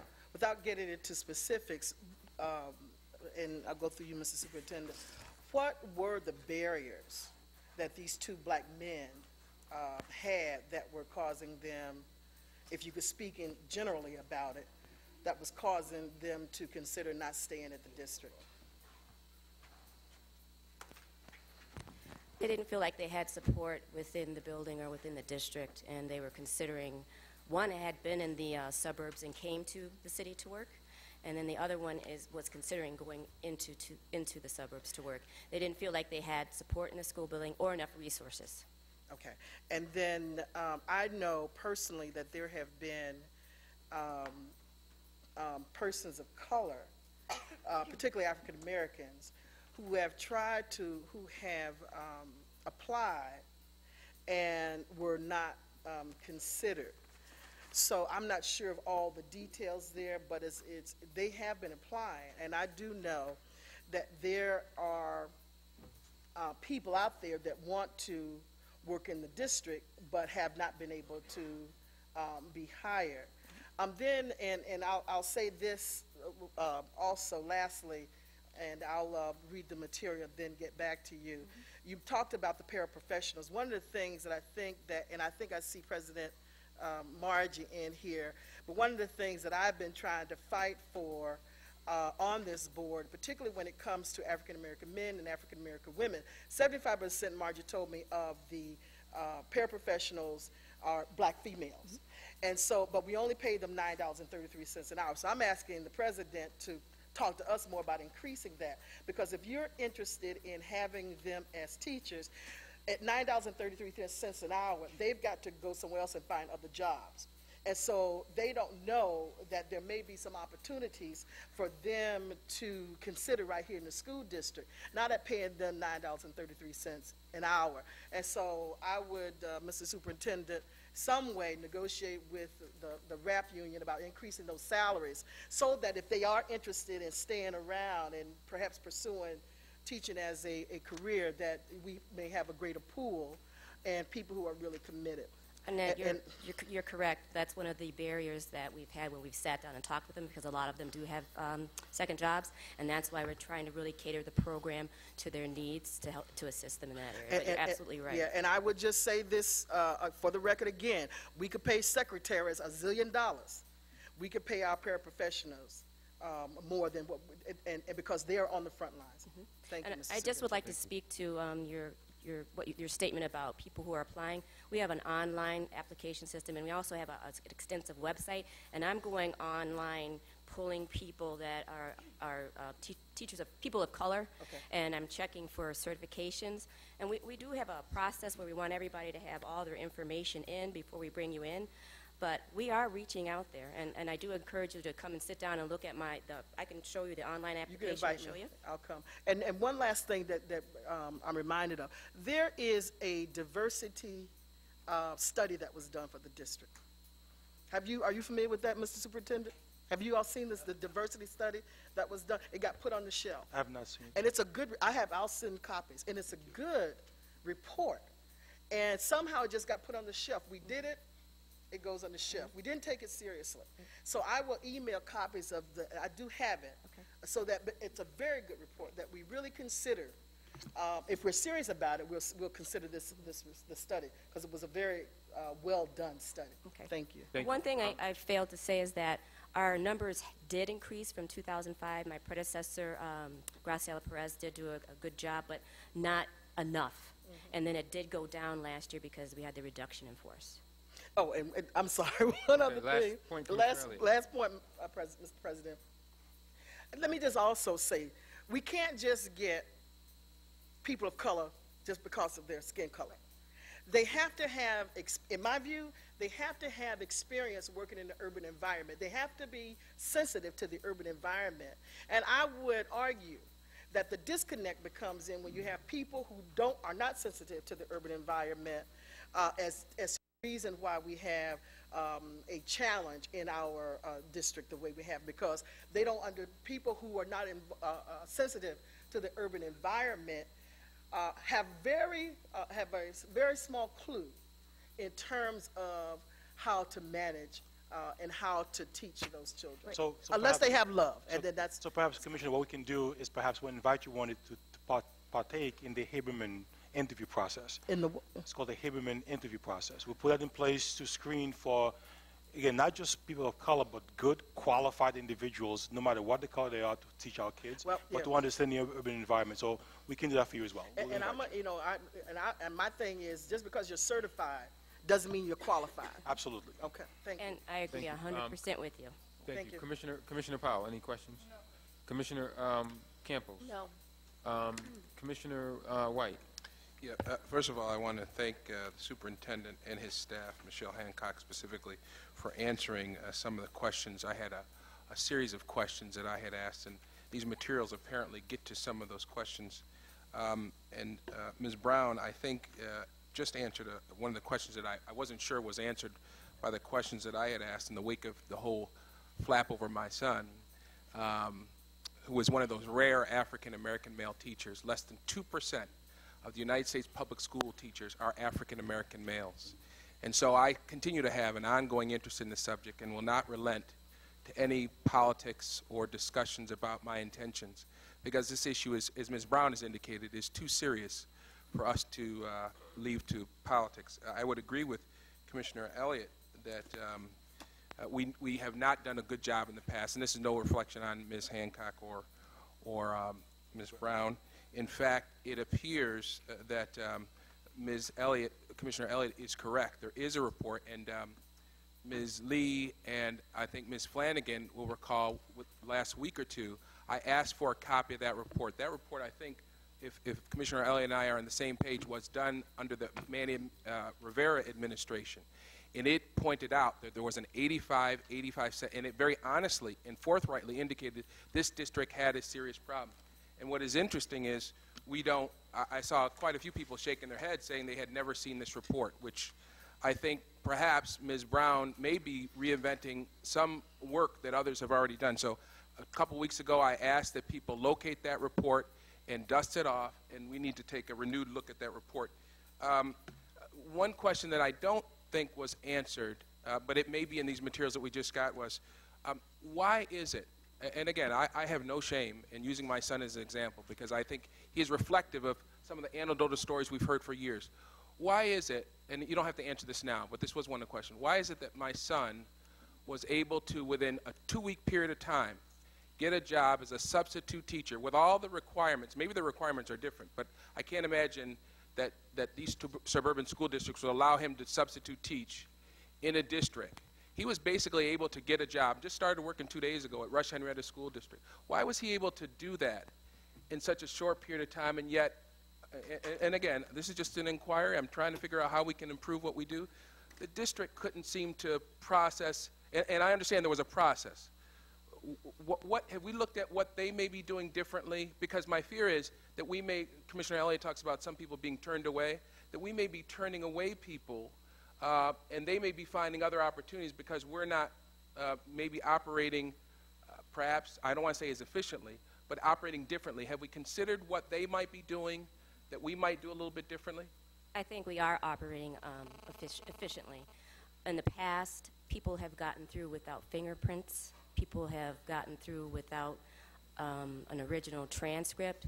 So when I came on board, I got a little bit hard-nosed about it and said, these are the processes that you have to follow. We welcome people in once they get their information in. And I share with people, as long as you get everything in, please give so-and-so a call and we'll get you in.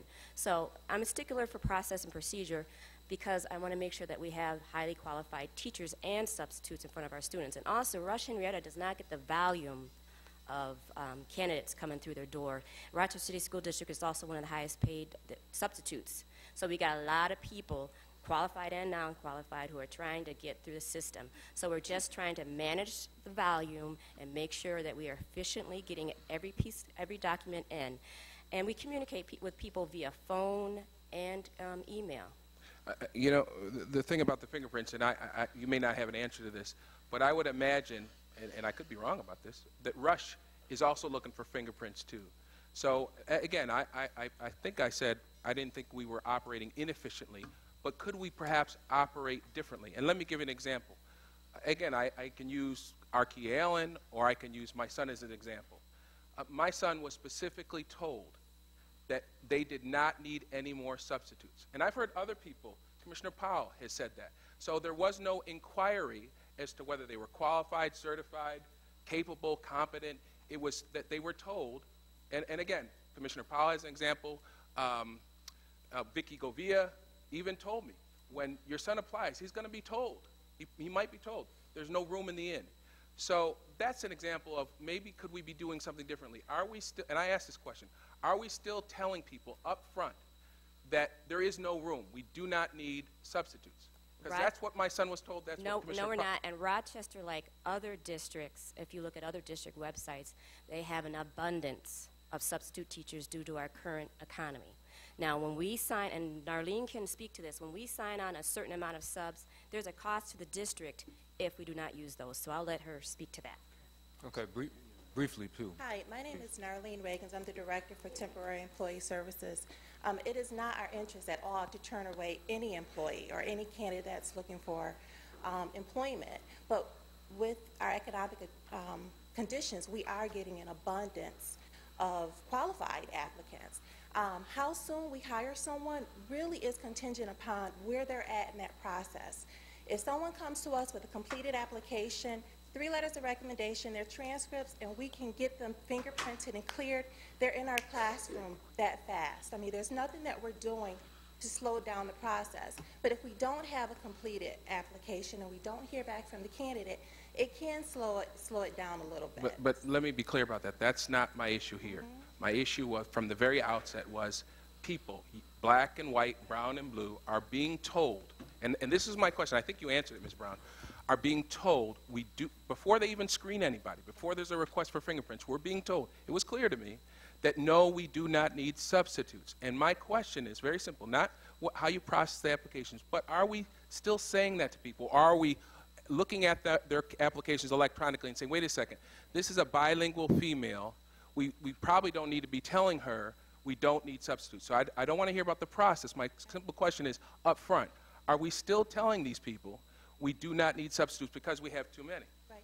I don't think that we're telling them that we don't need substitutes. I think what they're hearing is that we're saying there may not be any permanent positions available, and they may be interpreting it that there may not be any substitute positions available. What we have instructed our staff to say is that once your application is complete, we will review it. And as we're reviewing applications, we are looking for individuals that are highly qualified, specifically in those areas that we need candidates in. And we really are bringing on as many people as we can. This school year, we've brought in over 200 substitutes, including well over 100 of our student teachers. So we're having ongoing hiring, not necessarily just at orientations, but on a day-to-day basis. We're bringing in people all the time. So I apologize if the message that's being communicated is that we're not hiring, because we really are. We just can't accommodate every single person, and we really are striving to bring in the best highly qualified candidates that we can. Okay. Anything else, Commissioner White, before I go to Commissioner Williams and then go back to Commissioner Powell? No, other than to say, you know, it's not altogether clear to me. I hear what you're saying. It sounds like the process is running efficiently, but again, I want folks to know, and I saw Commissioner Powell pull her mic. My son is not the only person who has said this, and it sounds to me like I said to the superintendent. My son said to me, hey, listen, maybe I would have done some things differently, but I don't hear the district saying that. I don't hear the district saying what, quite frankly, the superintendent said to me when this whole issue came up. For them to be telling applicants there's no room in the inn, we're not even accepting any applicants, is wrong when you have an absence of people of color. It appeared to me, and I still don't seem to have the answer, that there was not an attempt to look at teachers of color who were interested and pull them into the process. My question again is, are they still telling people that we're not accepting applications? Because that's what they were telling people. We accept applications on a daily basis because it's online. So we do accept applications on a daily basis. And in regards to the bilingual person that you're referring to, I personally sent that person an email before all the documentation was uploaded and said, we need bilingual teachers. Please call me when you get everything in. Contact my secretary so we can set up an interview. And if that had happened in a speedy process, she would have been in my office and had an open contract had she gone through the... I'll say one other thing. And one quick thing. I just got to remind folks again about the weather outside, so I got to keep this moving. Well, and also we shouldn't be talking about personnel matters, but right. I want to... You know what, quite frankly, I don't hear from the district, and it's very frustrating, because I heard it from the superintendent, but I don't hear from the staff, that we were doing some stuff that probably was turning away people of color.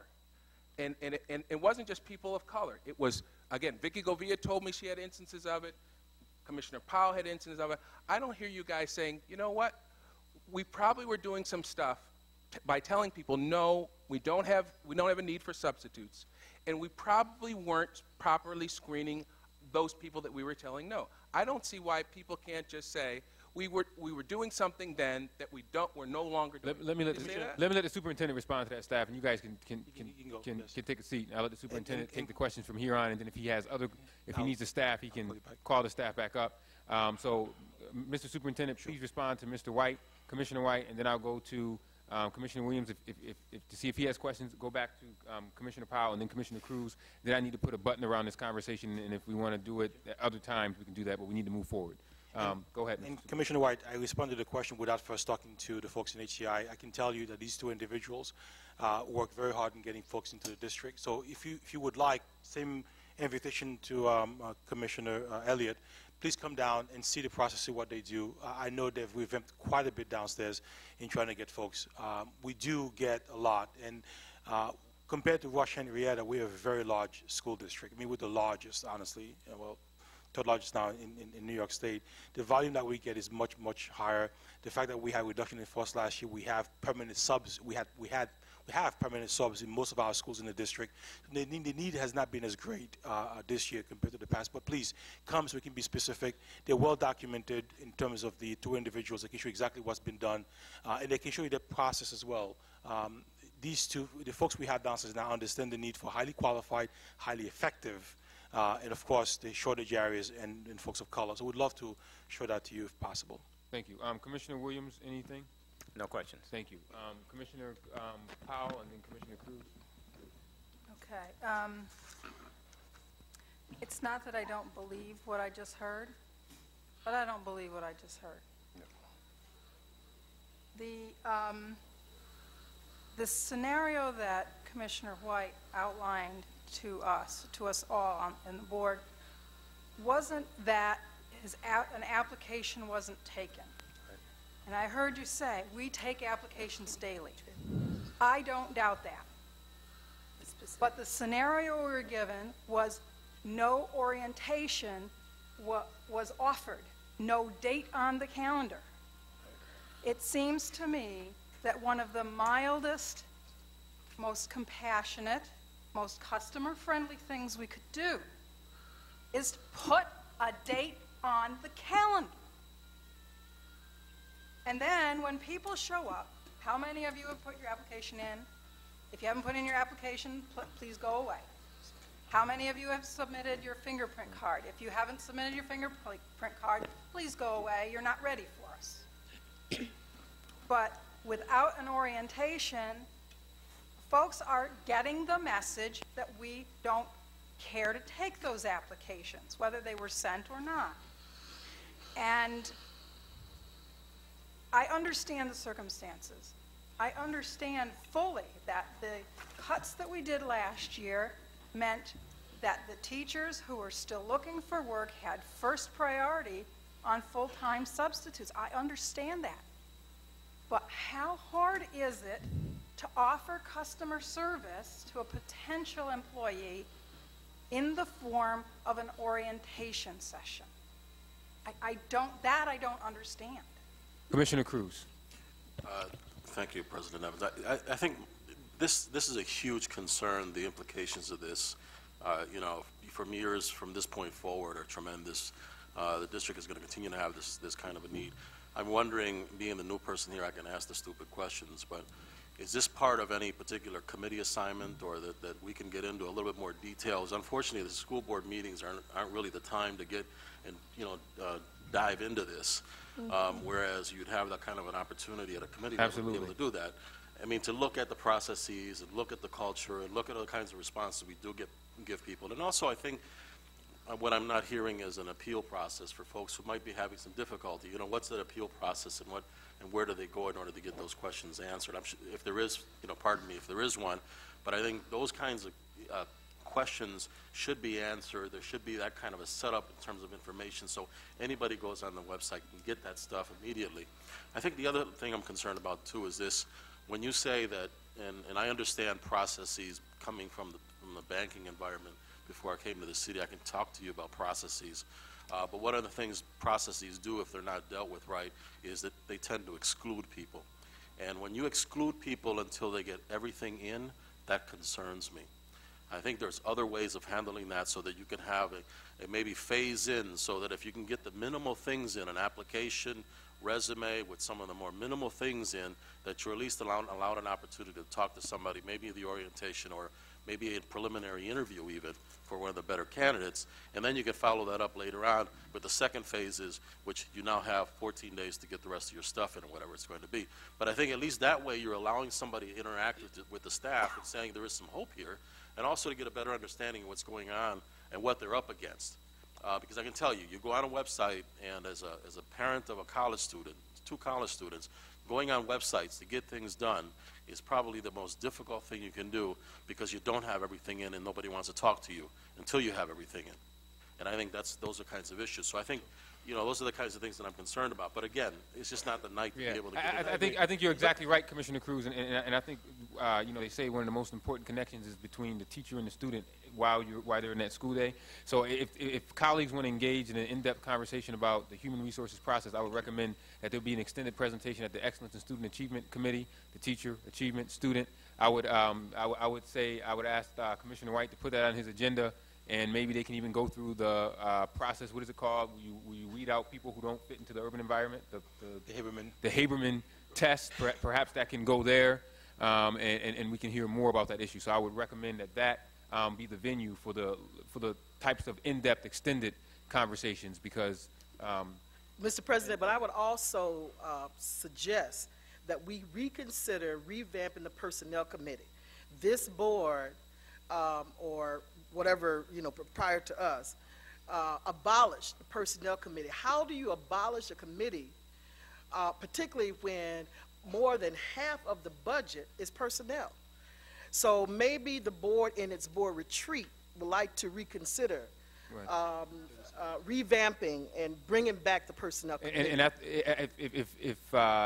if I think that can be a conversation also that can take place at the Governance Committee, adding another committee or getting rid of a committee and doing a Personnel Committee. That would be interesting. But I want to give the superintendent the last word, then I want to wrap up this conversation so we can move forward because it's 8:10. Yes, and very quickly, Just point of information, though. Yes. Are we able to ask the president, the superintendent, other questions aside from the personnel issues, or? Questions to the superintendent should be based on this presentation that he did, and then any other questions, I would just ask that you hold them under new business if you have other questions for the superintendent, so we can get through the resolutions. I appreciate Commissioner Cruz's statement. In fact, what's difficult about our job is that there's so much that goes on in a very large complex organization, and very often the board doesn't get to understand really sort of the nitty-gritty of the work behind. I mean, there are financial implications.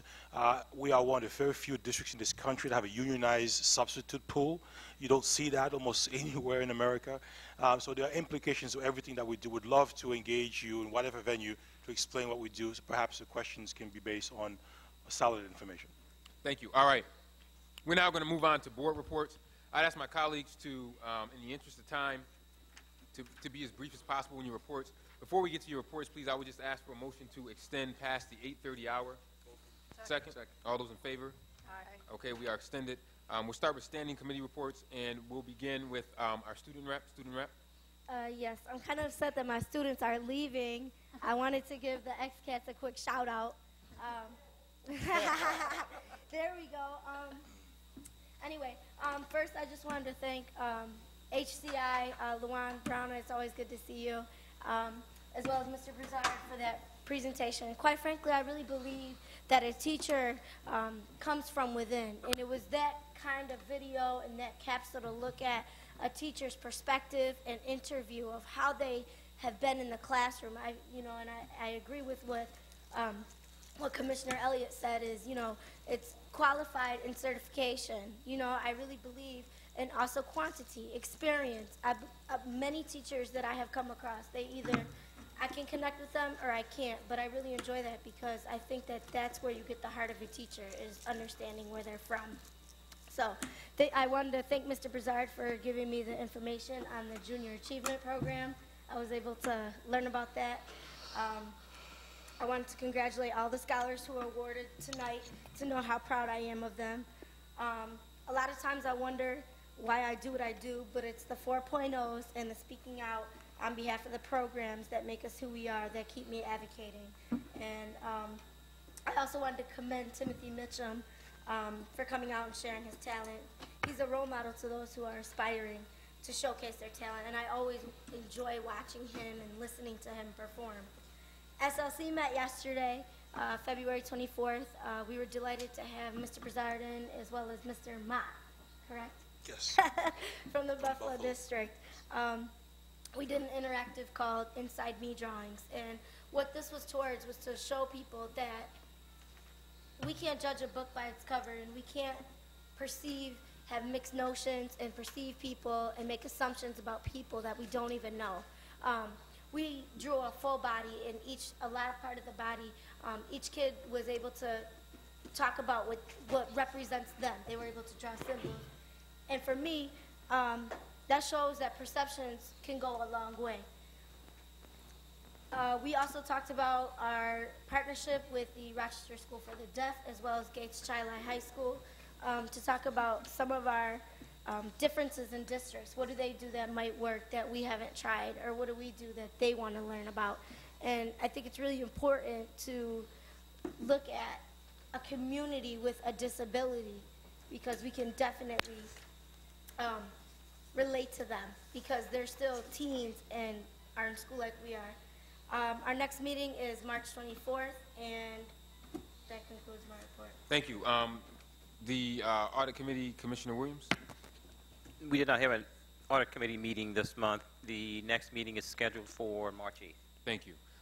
Commissioner White and the Excellence in Student Achievement Committee. Yes, a point of personal privilege. I have to do this today because the 9th Judicial District made a donation about a year ago. Their Historical Society made a donation to the Rochester City School District. They just sent it to me. It's a series of books, actually. There's probably about 20 in this box down here, regarding the life of Cecil Poole, A Life in the Law. He was, we're talking about Black History Month, he was actually the first U.S. attorney in his district who was African American, first U.S. district court in his jurisdiction, and ultimately became a United States Circuit Court judge. To tell you how important this guy was, Chief Justice, Supreme Court Justice Ruth Bader Ginsburg said, "Cheers to the 9th Judicial District Historical Society for telling the inspiring story of Cecil Poole's life in the law. I count it part of my great fortune to have known him as a colleague and a friend." If Naire Strong could come up and just accept these on behalf of the 9th Historical Society. I asked Naire because she's our Director of African American Studies. I have a whole bunch of books and a lot more of these little straw peanuts in here, but they're all yours. Thank you very much. And Mr. Johnson, you'll make sure we get a resolution. Do we have to have a resolution for these books? Workers' No? if you get injured. All right, good. Thank you very All much, right, Mr. President. I've been meaning to do that. Bye-bye. The Excellent Student Achievement Committee meeting was scheduled for February the 11th, but we had to cancel it because there were scheduling conflicts. The next Excellence in Student Achievement Committee meeting will be held on Thursday, March 11th, 2010 at 5:30 p.m. This meeting will be a committee of the whole to discuss the school portfolio for the early college high school and the Integrated Arts and Technology School that will open this coming fall.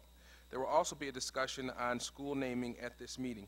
Mr. President, let me remind folks that we encourage people, not just board staff and district staff, to make their ideas known. The reason why I had Charlie Richardson out for lunch is he has an idea about learning for life. Is that right, Charlie?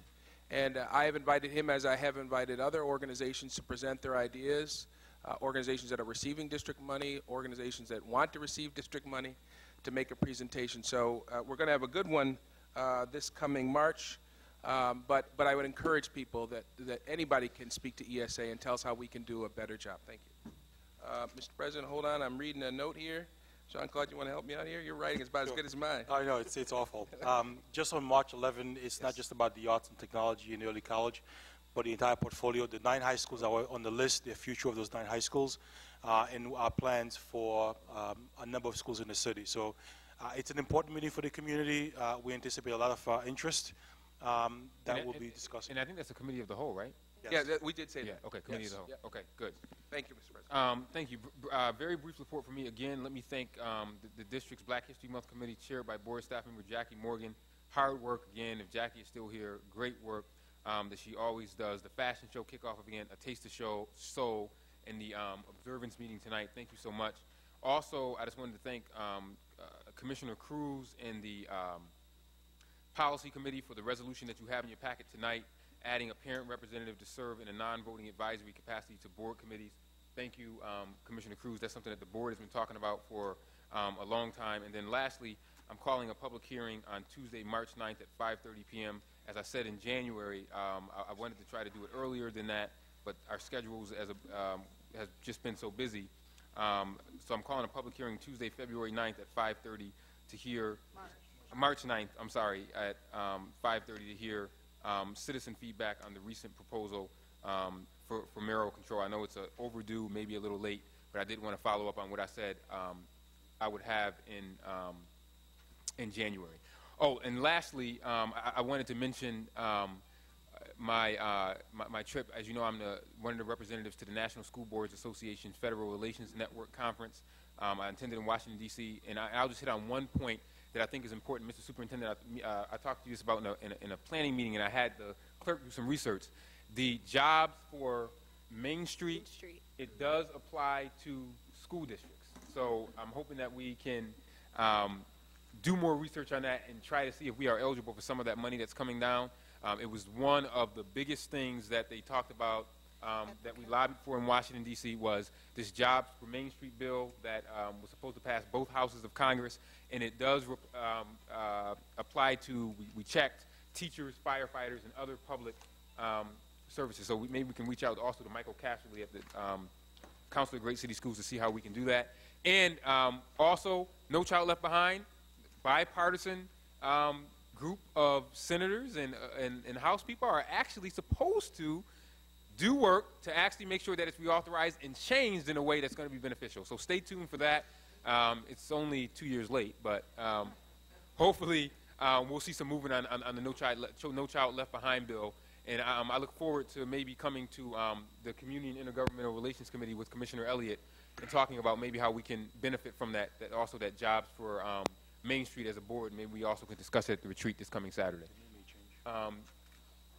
And also, yeah, the name may change on that proposal. President Evans, I have a question about Yes. your report. Yep. About the retreat that's coming up. I looked at the agenda. I guess I'm concerned that we have the superintendent presenting at this meeting and not having him presenting at another time, because it's only 4 hours, and I was thinking that we would be able to do. Yeah, his report is supposed to be, he promised me it will be very, very brief. But one of the things, if you remember, is, and in fact, I put it on there because you asked for it. We wanted to know where he was with the strategic plan. Yeah, I don't have any problem with that. I'm thinking that probably it could be at another time, only because we don't get an opportunity to get together like this very often throughout the year. And in my mind, it would seem to me that we would focus more on board issues as opposed to spending that time to have, and no disrespect to you, Mr. Superintendent, but to not to have that time to focus in on issues that we have. Yeah, the retreat is 99% board, us and our budget priorities and everything else. I promise you that the superintendent's piece will be, and that was part of How long is your piece? Because I could sleep later. No, we want you to come to that. No, everyone needs to be there at 7:30. Oh.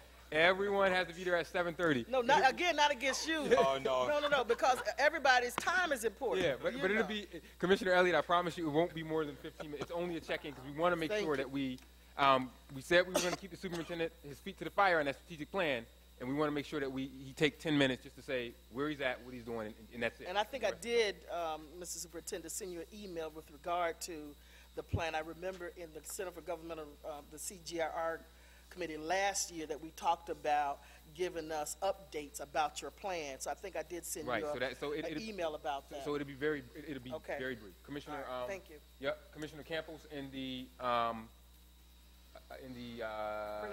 governance committee. And just to build off of that, we figured we would start off with the superintendent's strategic plan because we're going into board goals, so it aligns very nicely in order to get us in that framework. So that's why we said 15 minutes with that, and then to be able to go into an hour and a half with our board goals so that it gets us in the right mindset. We met on the 4th. We discussed proposed board goals, deliverables, and also training. We came up with some goals, and this is strictly just a starting off point. We wanted to get at least some pre-work done so people can have something to talk about so that our meeting on Saturday can be fruitful as opposed to just starting with a blank slate.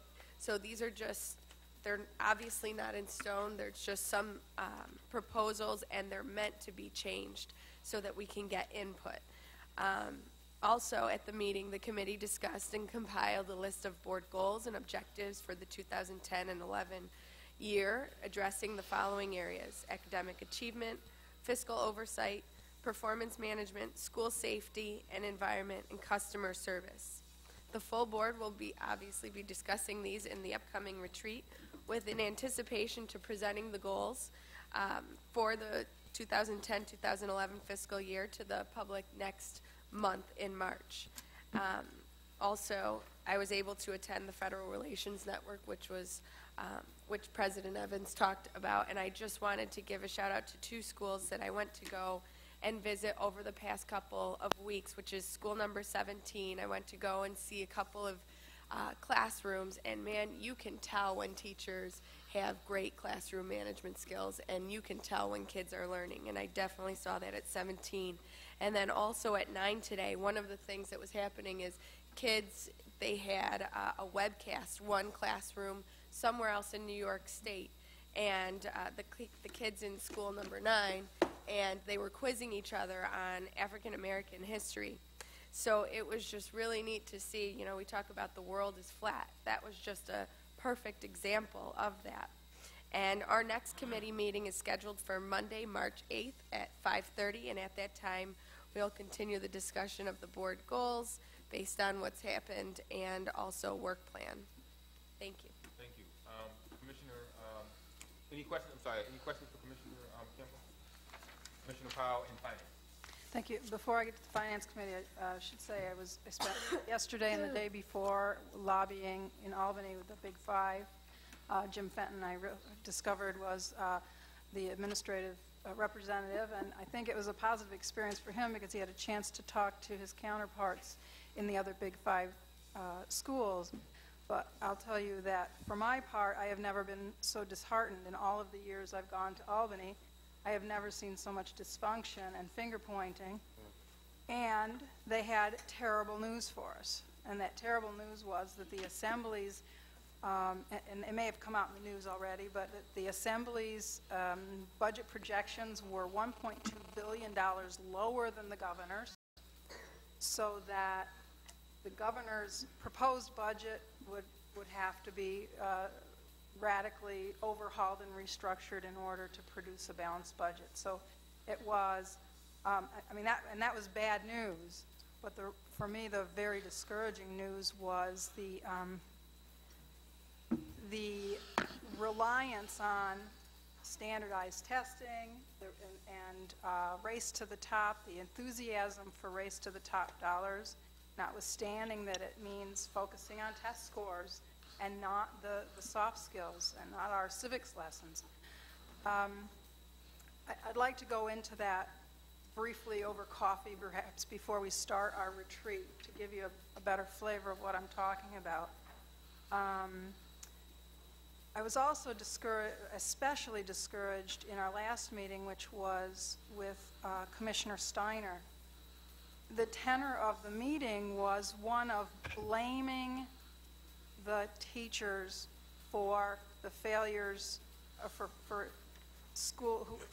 those teachers who were in the schools who were in need of improvement, that were on the SIR list, that were chronic failures. And certainly there are some bad teachers, but I wouldn't say that 50% of a school has bad teachers, and that justifies why it's only graduating 50% of its students. Eventually, I asked him the question, how does this argument that the teachers are bad fit into what we know about the reality of all urban schools with poverty rates of higher than 50% suffer exactly the same outcomes as we are facing here in Rochester? How does that fit with this notion? Do only urban areas have bad teachers?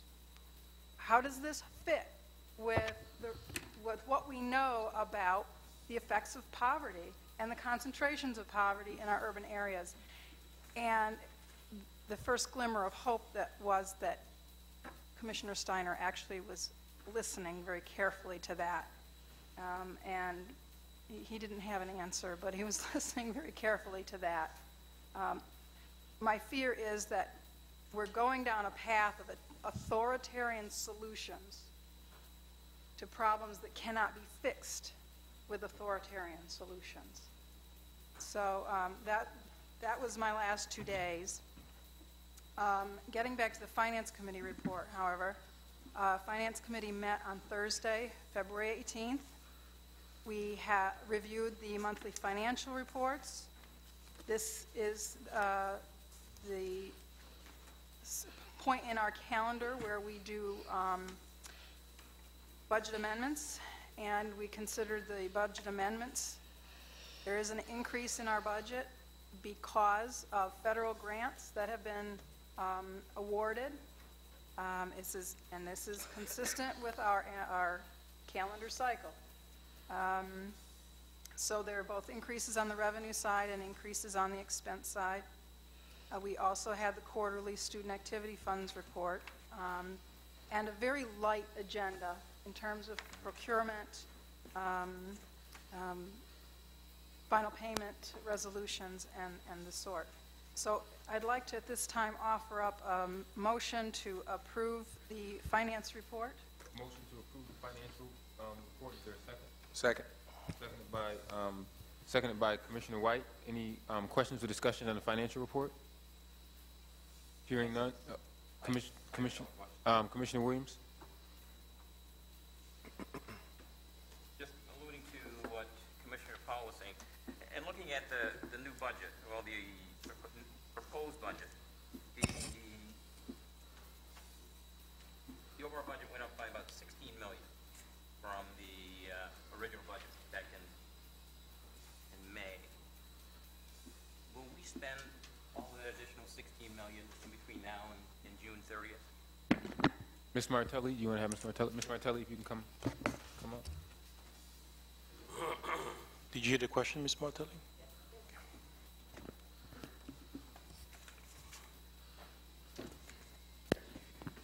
When we receive money for grants, we put into the current year, the 09-10 year, what is projected to be spent. It is a budgeted figure. Sometimes the grants will run into July, September, December. So we only put into the portion of the budget what we believe that we can spend for that year. So will we spend it? I really can't tell you. It is a budgeted amount. So when we put in, we increased from $699 to $715, I think it was. Right. That additional amount is put into the budget as revenue. If we do not spend it, then it will be put into the fund balance, obviously, and carried over to the next year. But I don't know whether we will spend it all at that time or not. Okay, because when I looked at it, and maybe you can give me a breakdown, because a fair amount went into the fund balance itself, or when I looked at the adjustments on the expense side, there was about $5.8 million that went into the fund balance.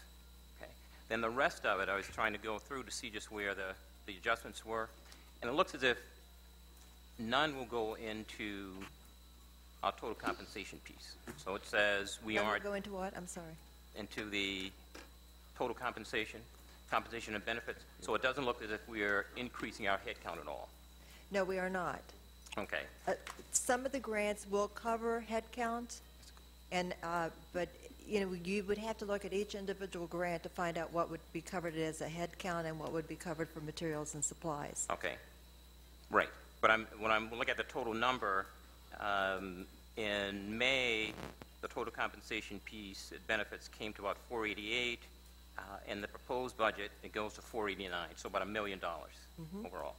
The rest of it, though, when I look at it, there's a big chunk that's going into the fund balance, about 5.7. And then there is a big piece, apparently it's going into transportation. The transportation piece is going up from $40 million to about $43 million, which I'd like to get some sort of explanation on that one, because my understanding was with a fixed contract, I mean, we were expecting to save about $5 million from last year, going from 45 to 40 million, but now it's going back up to 44 to 43 million. So I'd like to get an understanding of what's going on there. Okay, and then the other thing is, when I looked at some of the other changes too, there's a fair amount going into the professional technical services piece, which is always a concern because that piece is fairly discretionary. I mean, that's where we put in a lot of the consulting contracts. And then there's another sort of a small amount going into agency clerical. I'm not sure exactly what that is. Also, when I look at it too, there's about $1 million going into rentals. If you can give me an explanation on that one, also it would help. And then the other pieces that stood out was, looks like we're taking a big hit or adjustment on our Medicaid piece. It's going from $2 million. Last year, or a couple of years ago, Medicaid revenue or reimbursements were up to like $4 million, 4.8 or 4.3 million. This year we reduced it in the original budget to $2 million. Now It's we reduced reduced further. it by another $1.25 million. So it's about $750,000 is what the outlook is. Right now, we are not able to bill for Medicaid, so that is why we had the reduction. Because of the changes that are occurring, we have not been billing at all. So we will not be able, that adjustment had to be made because the amount that we thought we would receive as of the time that we put the budget together last year, since the things have been changing in the Medicaid area, we are not able to bill right now, so we will not be seeing that money this year. Okay. If I could add to Yeah. that, in addition to that, the state has not done what it has to do to make sure that funds pass through to the school districts. Correct. That's, so this is not a case of the district not having things in place. The state as a pass-through agent, is not going to let any Medicaid dollars through or maybe the problem is that the state won't receive any Medicaid Right. dollars until the state does what the state has to do. Okay, right. So are we still doing the work?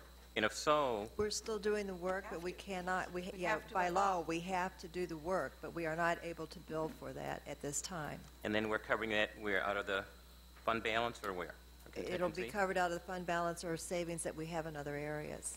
Okay.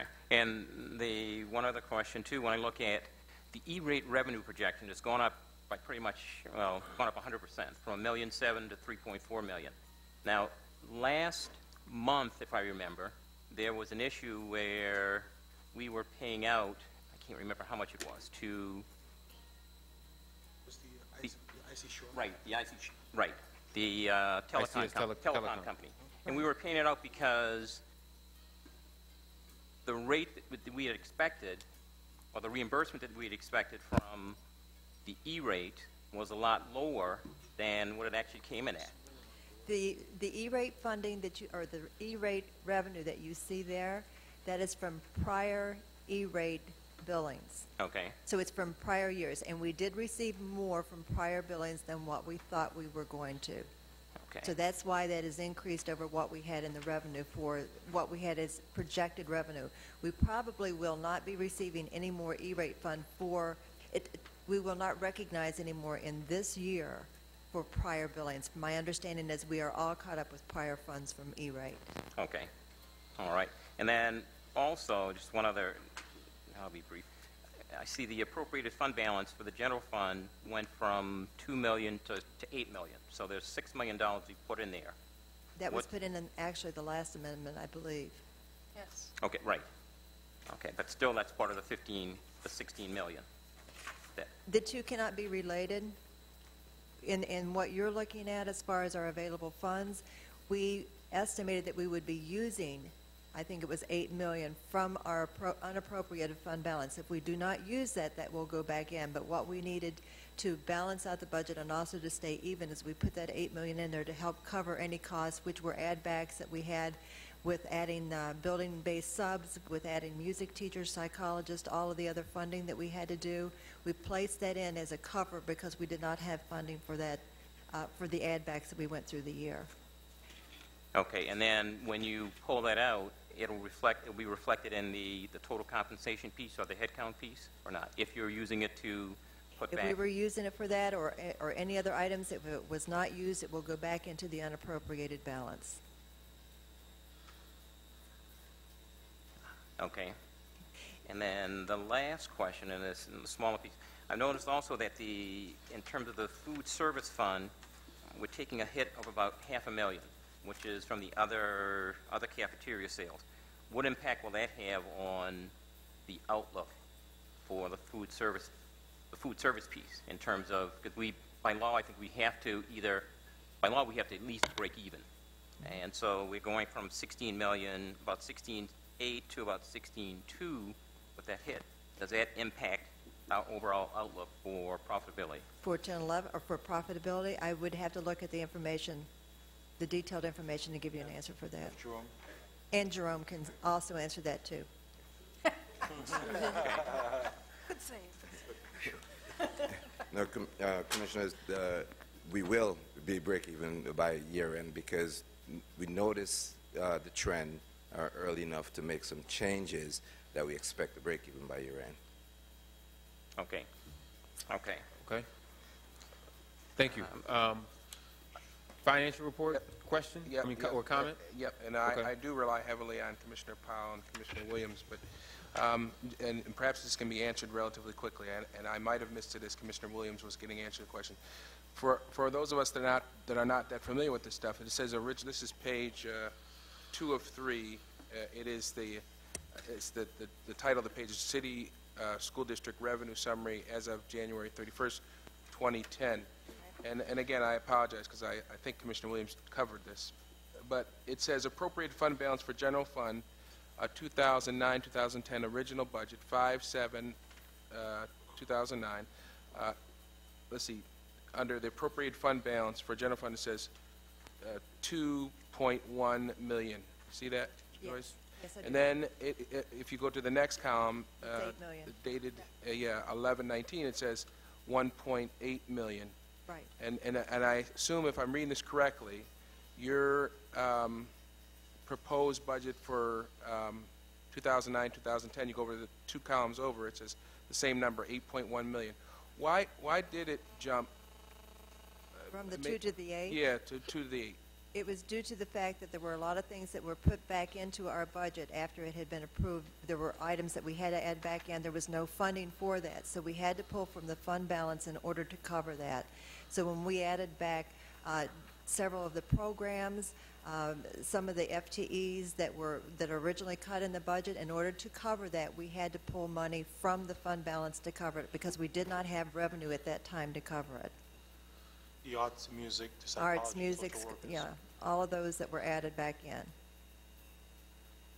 When we approved the budget last year, it was approved for $699 million. With all the add-backs that we had to put in after that fact because of the changes that were requested, there was no funding to cover that, no current revenue coming in to fund that, so we had to pull from prior funding, which is out of our unappropriated fund balance. And I promise, Mr. President, I will get more detailed questions and get more advice on this. But is it correct, as a layperson, to look at this to say that there was an additional $6 million put into the appropriate fund balance? Is that correct? Yeah, Pulled out. Pulled out of the fund balance and placed into revenue for this year to use to cover. And my last question, I promise, is where did that $6 million come from? Out of our unappropriated fund balance, the savings that we have recognized from prior years. It's like your savings account going into your checking account. Right, and that's, one of the issues. Hold on one second. Commissioner White? No, I'm sorry. I Are you- assume he's going to ask a follow-up to that. You finished, Commissioner Williams? I mean, Commissioner White? Yeah, I don't want to consume the rest of the evening with it, but it's an interesting area that I think does need exploring, but perhaps this isn't the place to do it. Yeah, you guys discussed it in the Finance Committee. Commissioner Williams, and Yeah, then the other I'll go to issue- We'll Commissioner. review it again. Then I'll go to Commissioner. One of the things Powell. I've yet to get an answer on is, what is the amount in the fund balance? Because even in the 699, the 699 is, within the 699, that the unappropriated fund balance is hidden in there somewhere. What's $699? Well, the 699 out of the overall original budget amount. The original budget. There's some piece of that. Some piece of that is made up of this fund balance. And then our fund balance has grown since we have gone from 699 to 715. The fund balance that you're referring to in the original budget, which is $2 million, $2,000,001. This is on page 2 of 3. If that's the amount that you're referring to, that is the fund balance portion that we pull out. That is not our entire fund balance. That is the portion that we're pulling in to use. That $2 million that $2 million is to cover only the EPI payment that is made every year. Right. Okay. Then we added the additional 6 to cover the other expenses that we had to put back into the budget for the 09-10 year. Correct. And what I want to know is, what is that fund balance? We're pulling that $2 million from. We're from some pulling of it from the unappropriated fund balance, which last year, ending June 30th, 2009, was $17 million. Right. That's the unappropriated amount. That's what you want. Okay. Okay. Now, So if we had not pulled that additional out of there, your fund balance would have been $23 million. 17 and 6 is the last time I checked 23. It's been a long day. I'm not Right, trying okay, to. right. Okay, so it would have been 23 million, but because we pulled out 6 additional, that reduced us to 17 million. Okay. In unappropriated fund balance. The other part of our fund balance, which I think I have provided to you earlier in the year, Yes. is for appropriated. It's for amounts that we have to hold. I hate to use the word in reserve, but we have to hold it separate because it needs to be used in a lot of our insurances are self-funded. Yes. There was an email, commissioners, that was sent to you that explained all of that. A long detail. time I ago, can send it to you I again if you like. Yeah, but now in that, also now, and this is the last question, within that 17 or 23 million included some amount for the other post-employment benefits, correct? Not in that 17 million. That's in the other Yes. part. Correct. And, well, yeah, we can. But so that amount, that other post-employment benefit amount is, I can't remember what. It's in the portion called appropriated fund balance. Right, 13 million. I think it was 13 I million. don't remember the figure off Okay. the top of my head, but it's Okay. All right. That, well, we talk about it later, but that piece, I think, is a piece that's questionable in terms of whether or not we can do that. And I think can put monies aside for the other post-employment benefits. By law, we can't do it. by law we cannot fund it. Correct. It does not mean that we cannot appropriate and set money aside for that, because that may be a liability that we will have to incur. Well, but the state right now does not have a vehicle for us to fund it. correct. So I mean, it's out there. We have it. We set it aside. But at any point, at some point in time, if we wanted to, we could pull that money and use it. I don't think we can.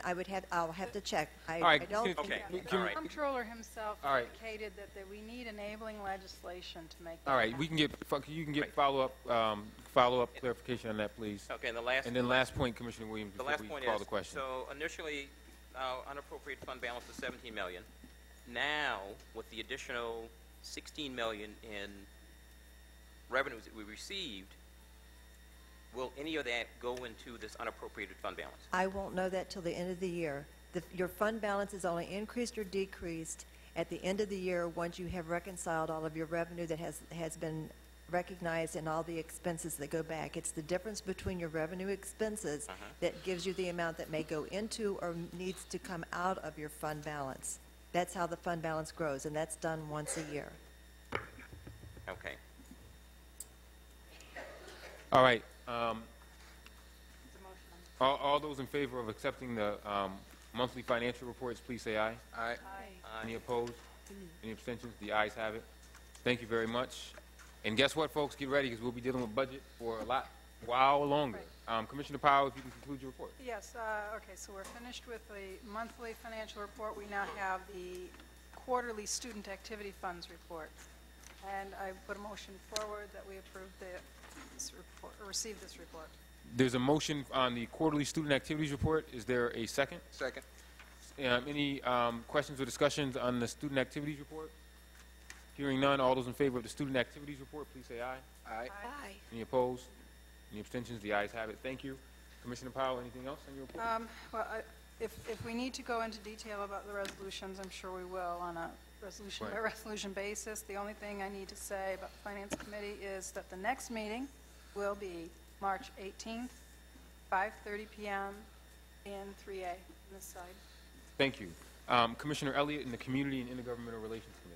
Thank you, Mr. President. The committee did not meet this month. However, we're looking at scheduling a meeting for the month of March to formulate a legislative agenda. Thank you. Commissioner Cruz and the Policy Committee. Thank you, Mr. President. There's a lot here. In the interest of time, I'll just try and skim through it real quick. I really want to start by just thanking Superintendent. Your staff has been fantastic in sort of helping us through all of this information. With Gladys Pedraza-Burgos and Shanae has been really helpful, and Chuck Johnson and Ms. Flanagan just really helpful in pulling all this stuff together. I think we've gotten a lot done in a very short period of time, including We're now going through the full policy manual. We've identified what our priority policies are. They've already gone through a number of them to determine how many of them we need to change, how many of them are obsolete, and we're going to continue that process for the rest of the year. Our goal is to have the whole policy manual reviewed policy by policy between now and the end of this term for the committee. Secondly, we reviewed the responsible bidders policy, had a long discussion about that in terms of being able to qualify potential bidders ahead of time before we do go out for bids, and helping, it's one way of helping folks to be able to meet the kinds of requirements they need before they actually come and bid on projects. We need some additional time to begin finalizing that proposed amendment as well. The committee also went through and had a lively discussion about change order policies. It's a very, it's a complicated process. It also has a lot of implications if we don't do it correctly. And so we are decided to hold off and continue to look at other alternatives. The staff has graciously said to go back and look at some other ways of looking at things and maybe looking at what other communities are doing. One of the things that we've come across is that on most policies there is a stipulation for regulations for implementation. We are now looking at having each policy that we do approve to have a section with standard language in terms of indicating what the superintendent's plan is for implementing that policy in terms of his regulations according to that particular policy, so we can begin sort of monitoring those as they come through. My understanding is that there are a number of policies that have been passed, and sometimes the superintendent's implementation plan or administration plan on that sometimes gets lost in the conversation, and so we want to sort of bring that back and sort of standardize that as a process. And then also we also looking at any kind of superintendent regulations that are created by the superintendent to come back to the school board on a timely manner so that we can also maintain and monitor those. We are going to be talking this evening about a very important policy in terms of the board liaisons for each committee. We, again, the staff has been incredible in putting and helping us to put together this policy. I think you'll see that it took some thought when we put it together. We were looking at all the different possibilities. We really want to look for parents who are committed to helping the committees, that have background, are really interested in doing so, and we've created a process by which that'll happen. We're complete with applications, orientations, and a term, and we'll talk more about that in detail. The last thing we did was to look at what we're going to be accomplishing this coming year. We did send out a memo asking for additional policies for the committee to review for the year. In addition to the policy manual, we're going to look at attendance, continue to work on responsible bidder, purchasing. Commissioner White's interested in that. Change order policy, we'll finish that. ELL policies and student wellness are the ones we're going to be tackling this year. So that's basically going to be our work plan for the year. And if there are other policies that come across that need our urgent consideration, we certainly will take a look at those. But this is basically our work plan for the year. Our next meeting is scheduled for 5:30, March 16th. Thank you very much, Commissioner Cruz and the Policy Committee. We will now move on to the consideration of resolutions. Again, the resolutions related under human capital initiatives, those conversations need to be germane. If they're related to a specific individual, we'll have to go into executive session if folks so desire. And I'll begin with a motion to approve resolutions number 589 through 629. I'll entertain a motion. So moved. Moved by Commissioner Powell. Is there a second? Second. Seconded by Commissioner Campos. Questions or discussions on 589 through 629? President Evans. Yes, Commissioner Elliott. Yeah, I have a few questions here.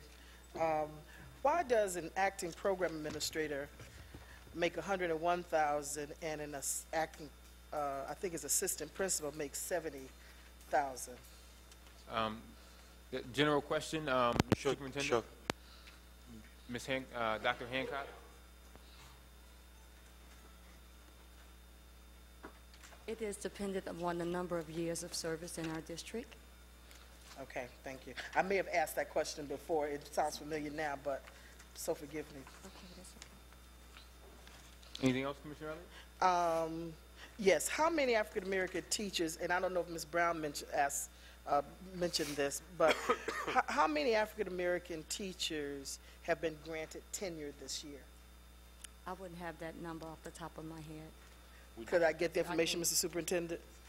How many African-Americans have been Should granted we tenure track this that year? by ethnicity? I'm not sure. I would. Yeah, we'll see if that's possible, Commissioner. Right. I don't even know in the application process if we ask people their ethnicity, but that might be illegal. Right. It might be against the law to actually for us to ask race, gender, ethnicity. Right.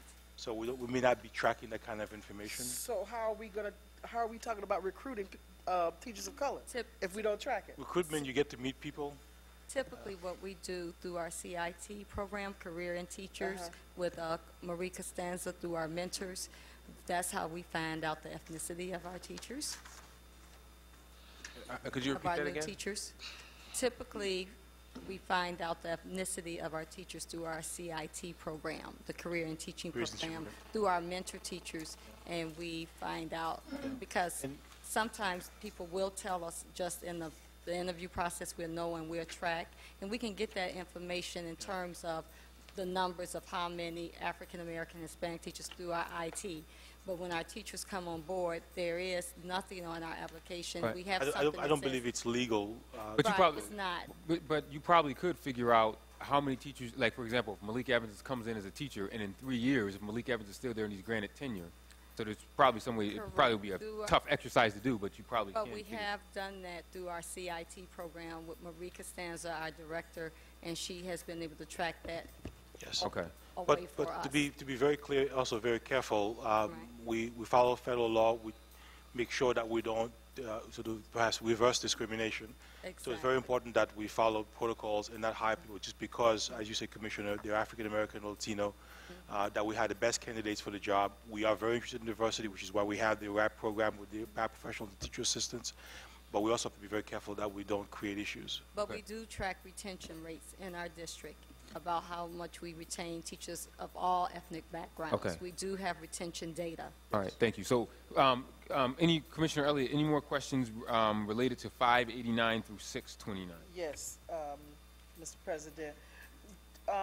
Distinct contrast Resolution 621 from Resolution 592.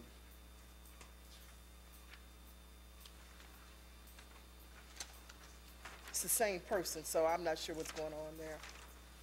You said 592 and 621. 621.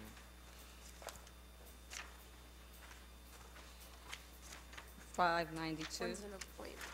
592 and 621 is. Okay. 621, you said? It's the same person, so Page what's... 49 or? Are you looking at the old? Oh, I'm looking at the old. But 620 is, it should be the same resolutions? The numbers should be the same, 621 And 592, you said? It's on page 621, 592. page 50 in the yellow packet. Maybe some of the resolutions that, I'm looking at my packet that I received prior to today. That's what I work off Kim of. might be able Yeah, 621, Commissioner, is extra pay. The other one is actually an assignment as the acting position. So on 592, the individual is being assigned into the position as acting, and the other one is showing that this person is going to be getting extra pay for extra work for something here at East High School. Exactly. Okay, so he's getting paid extra for the Freedom School program, but also being appointed as acting in the position of program administrator. Well, you all know how I feel about those extra pays, so. And that's contractual, right? The extra pay. Yeah, I mean, we have to, unfortunately. Thank you. But I would like to propose an amendment for resolution 6, well, in my white packet is 606. 606.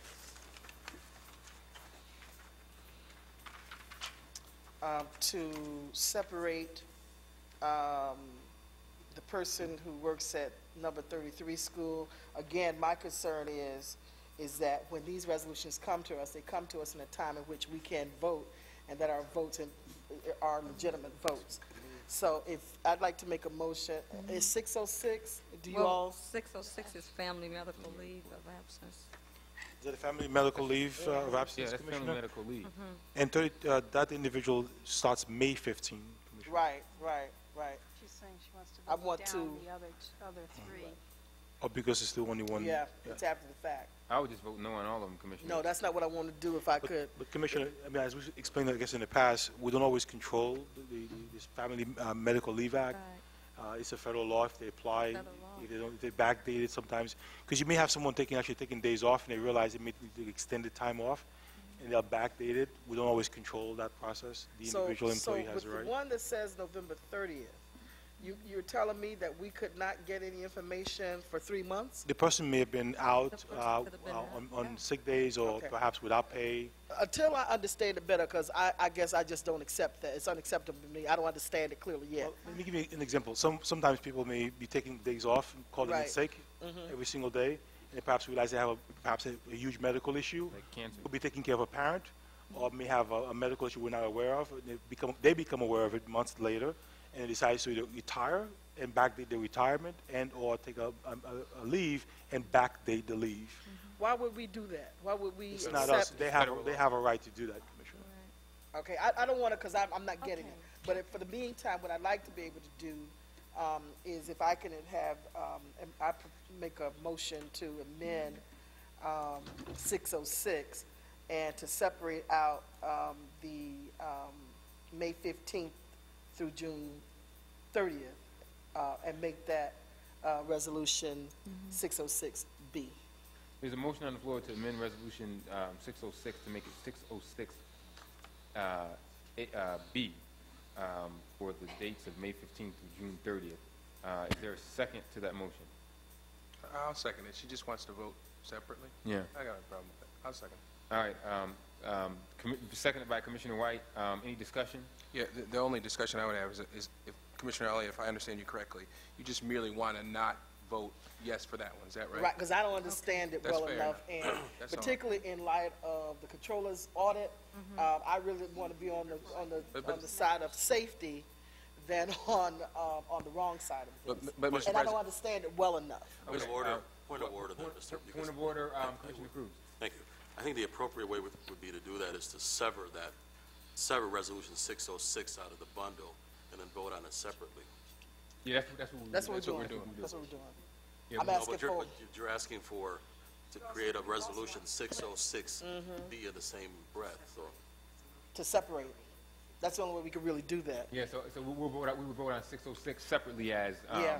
606 and then A and B. 606. Right. And also, so we have to Well, vote on that. I just, And in discussion on this amendment, yeah, all I wanted to do is if what she's just trying to accomplish is an opportunity to vote on that one separately, and I don't see why we wouldn't give her that opportunity to do that, if that's the procedurally correct way to do it. Okay, any other discussion on it? Commissioner Powell? I could just try to offer up one sort of humble human example. If someone has been sick and maybe even long-term disability, and they're using up that time, and they don't realize, maybe they don't realize that they're eligible for Family Leave Act until someone calls them in and said, look, either come back to work or submit your resignation, and then these things find their way to resolution.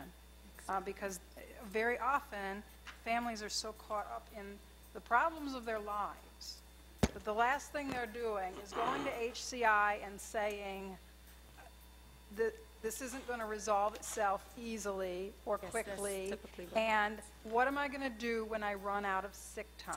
And Exactly. that's when HCI gets together with that individual and comes up with a legally acceptable solution. Quite frankly, if the board were to vote down any of these resolutions, backdated or otherwise, if we were to vote it down, we would be opening ourselves up to tremendous lawsuit. Yes. It was Bill Clinton, I believe, under his presidency that this was passed. And this is a way for a lot of folks to protect their jobs in the district. Otherwise, they lose and they may actually be terminated for abandonment of position. As I said, I'll state it again. I don't understand it well enough. Okay. This is what I'm asking to be done. Let's just separate it out so that those who want to vote for the rest can. I choose not to at this point until I understand it better. Okay, there's a motion on the floor, and if we can just get more information to Commissioner Elliott on the Family Medical Leave Act. So the motion, the motion on the floor is for 606 A and B, well, really 606 and then 606B. Any other discussion on it before we vote on B? Right. 606 and 606A. Is there any further discussion on that? All right. All those in favor of making this 606 and 606A, please say aye. Aye. Any opposed? The ayes have it. Okay, we have 606 and 606A. We're still on resolutions 589 through 629, which includes 606 and 606A in that same package. Any other discussion on these? Yes, Mr. President. And I promise I'll be very quick. Okay, Commissioner White and then Commissioner Williams. Yeah, I think that Commissioner Elliott's earlier comments about a personnel committee are appropriate here because, I had sent around a resolution, a proposed resolution about creating an ad hoc committee for diversity, retention, and recruitment. And Commissioner Elliott has previously talked about a personnel committee. One of the issues here is, and I could be wrong, I'm not a labor lawyer, but I don't think it's illegal to put on an application, what's your race? I could be wrong about that, but obviously we would need an opportunity to talk to Chuck and you experts in HCI. Listen. That's right. So I think it's on the form. Okay, so we now know it can be on the form, and it's volunteer. So yes. my question would be, and it's not for this form, is could we and should we not be looking at this issue?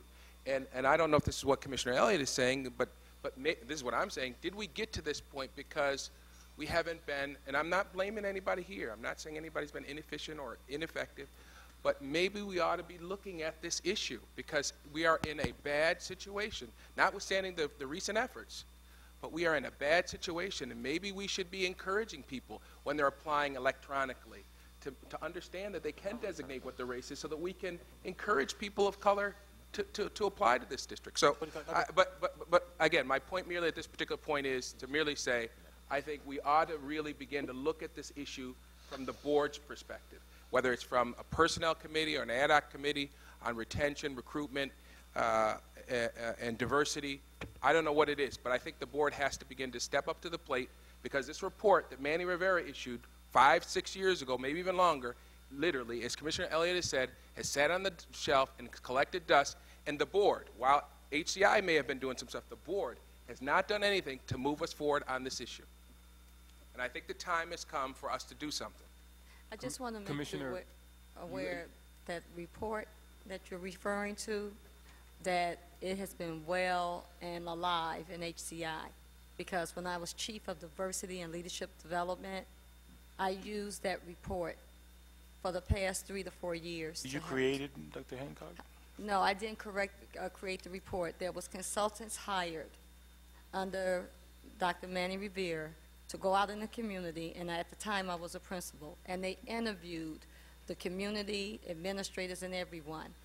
That report is alive and well, and much of what you've heard through Ms. LaJuan Brown tonight was driven from information from that report. So even though it might not be with the board, I just wanted to make you aware that that report is something that has driven my role, current role in this organization. Thank you. Commissioner Williams on 589 through 629. Yes. The first one on, just looking at from 589 to 594. All of those are acting positions. What's the, man, I may have asked this question once before, but what are the acting positions and what's the status of those within the district? Are these tenure positions? Are they what? Well, no. Contractually with ASAR, there's an agreement that January, when we have new positions not new positions, existing positions that occur because of people's personal life circumstances that change, or if there are promotions that happen later in the year, we make all of these positions acting until June, and that protects the employee in case there is reductions in staff, administrative staff, or something like that. So these positions, a lot of them that you see, are created for various reasons. And if I may add to that, Commissioner, if you take a look at the first one, for instance, the acting assistant principal, school number 33, if this individual gets bumped, if this person was to be a full-fledged AP,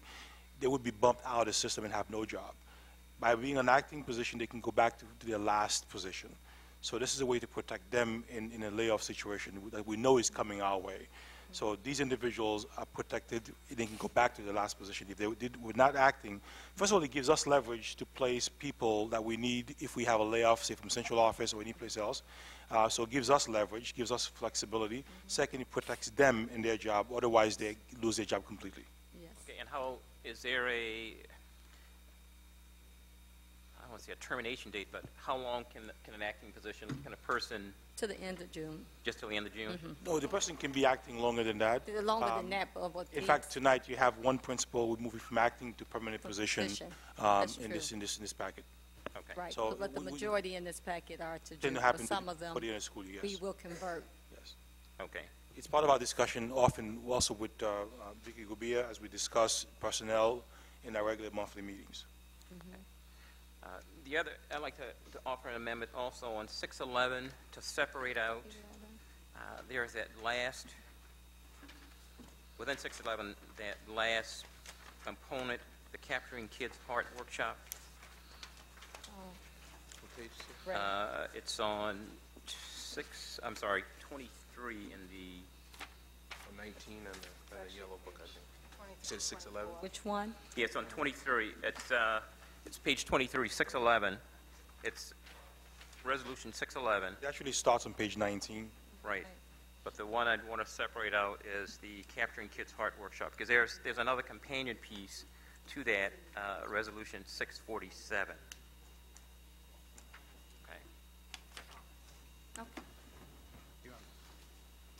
Okay. Wait, no question, Judge. Hold on. So you want to make a motion to do that, and if in the future, any of my colleagues that look through this packet and you want to make motions, if you could just have them written in advance, then I can just have staff change them. We can change them before you even get them. So let's do that in the future. So, Commissioner Williams, Is it good can we do it via email? Yeah, please. All right. I would change it so that way you don't have to worry about coming here and doing it.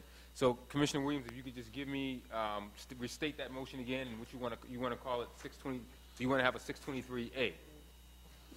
No, it's actually 611. 611. It's So 611. 611A. Right, but there's a companion piece to that at 647. We could make that 647B maybe? 647 stands on the phone. Well, right. Well, but they're related. Well, but it doesn't need a new number. Yeah, when we get to 647, which is a separate resolution, you can Vote it down if that's you can deal with that one. So, Okay. So there's a motion on the floor from Commissioner Williams to make 611. We have 611 and then 611A. Is there a second to his motion? Second. Second by Vice President. By Commissioner White. Old habits. Old habits. Old habits. Is there any discussion? Any discussion? I was trying to make sure that I had the right resolutions and the right pages. What are we separating out? Just 611 and On 611. 611, there is, on page 23, there is that component piece called Capturing Kids' Heart. Okay. Workshop. Will be 611A. Any other discussion? Hearing none, all those in favor, please say aye. Aye. Aye. And the last, just one other. On Resolution 614, just something that caught my eye, and this is a credit recovery. It's the Strive for 5. And then it says teaches to service 300 students in the core subject area. Is that, in a case like that, do we have 300 kids at this particular school who are either over age or undercredited? We have many kids in our district, Commissioner, who are overage, undercredited in 712. At this particular? This is Marshall. Marshall, I believe, has over 1,000 students. So it's very possible. The answer is yes. When you look at the graduation rate for these students, when you look at the fact when they're coming in and failing classes, some of these high schools, and if you come March 11, I guess you'll hear quite a bit more, you have these issues. Also understand that when you look at these funds, sometimes they come from special funds from the state, like cine grants, etc. They come from these. And many of these resolutions also sort of grow organically from schools. They're not coming from us here, central office. So I'm not sure what the code, if someone is here, if Sue Kaufman is here, he can give us the exact source of these funds and what this is about.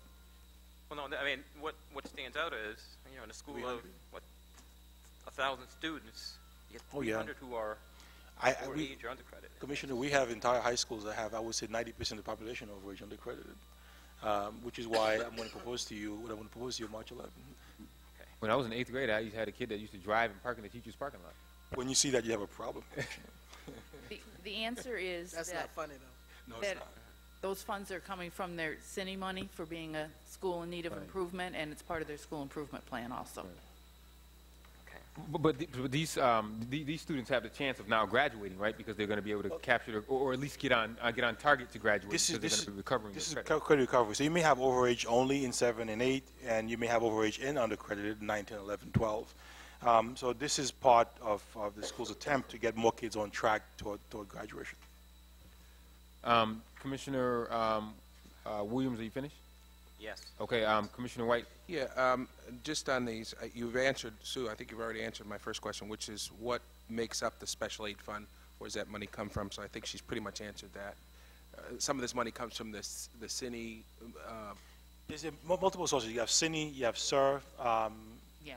Marshall is a school in restructuring, which means that it's quite far down the ladder, so they get a large amount of money. Okay. And they have to base what they're using on their school improvement plan. All right. And it's one of the 9 schools listed as well. And then very quickly, as you look through these special aid fund programs like Capturing Kids' Hearts, Workshop, and Strive for 5, and this is going to become an issue, not an issue, but this is something I will address as we did last year. What's the track record for these programs? I mean, do we know anything about who's running Capturing Kids? Sounds nice. Yes, you have a packet here of information from the flipping group, but again, what you see in those resolutions is actually an aggregate. What was going to wait, you may want to come up for this one. I know we haven't got to the resolution yet, but please correct me if I'm wrong. This money is not coming from central office. Again, schools have discretionary dollars, the TAPU funds, so schools pool their monies together to bring this group up to the work. So this is coming strictly from principals who are interested in working with these individuals. We've done work with them in the past. You want to add? And Madam, and Mr. G. Martino, as you know, I asked this question in the study session, and so you're just regurgitating what was asked in the study session, in which I was the only attendee. So we will have to discuss as a board whether or not we want to, whether or not we still want to have study sessions. But go ahead and answer that and answer that question. What had happened? Yes, the principals, a conglomerate of principals, have expressed a strong interest in using cine, SUR, and building-based TAPU funding for Capturing Kids' Hearts.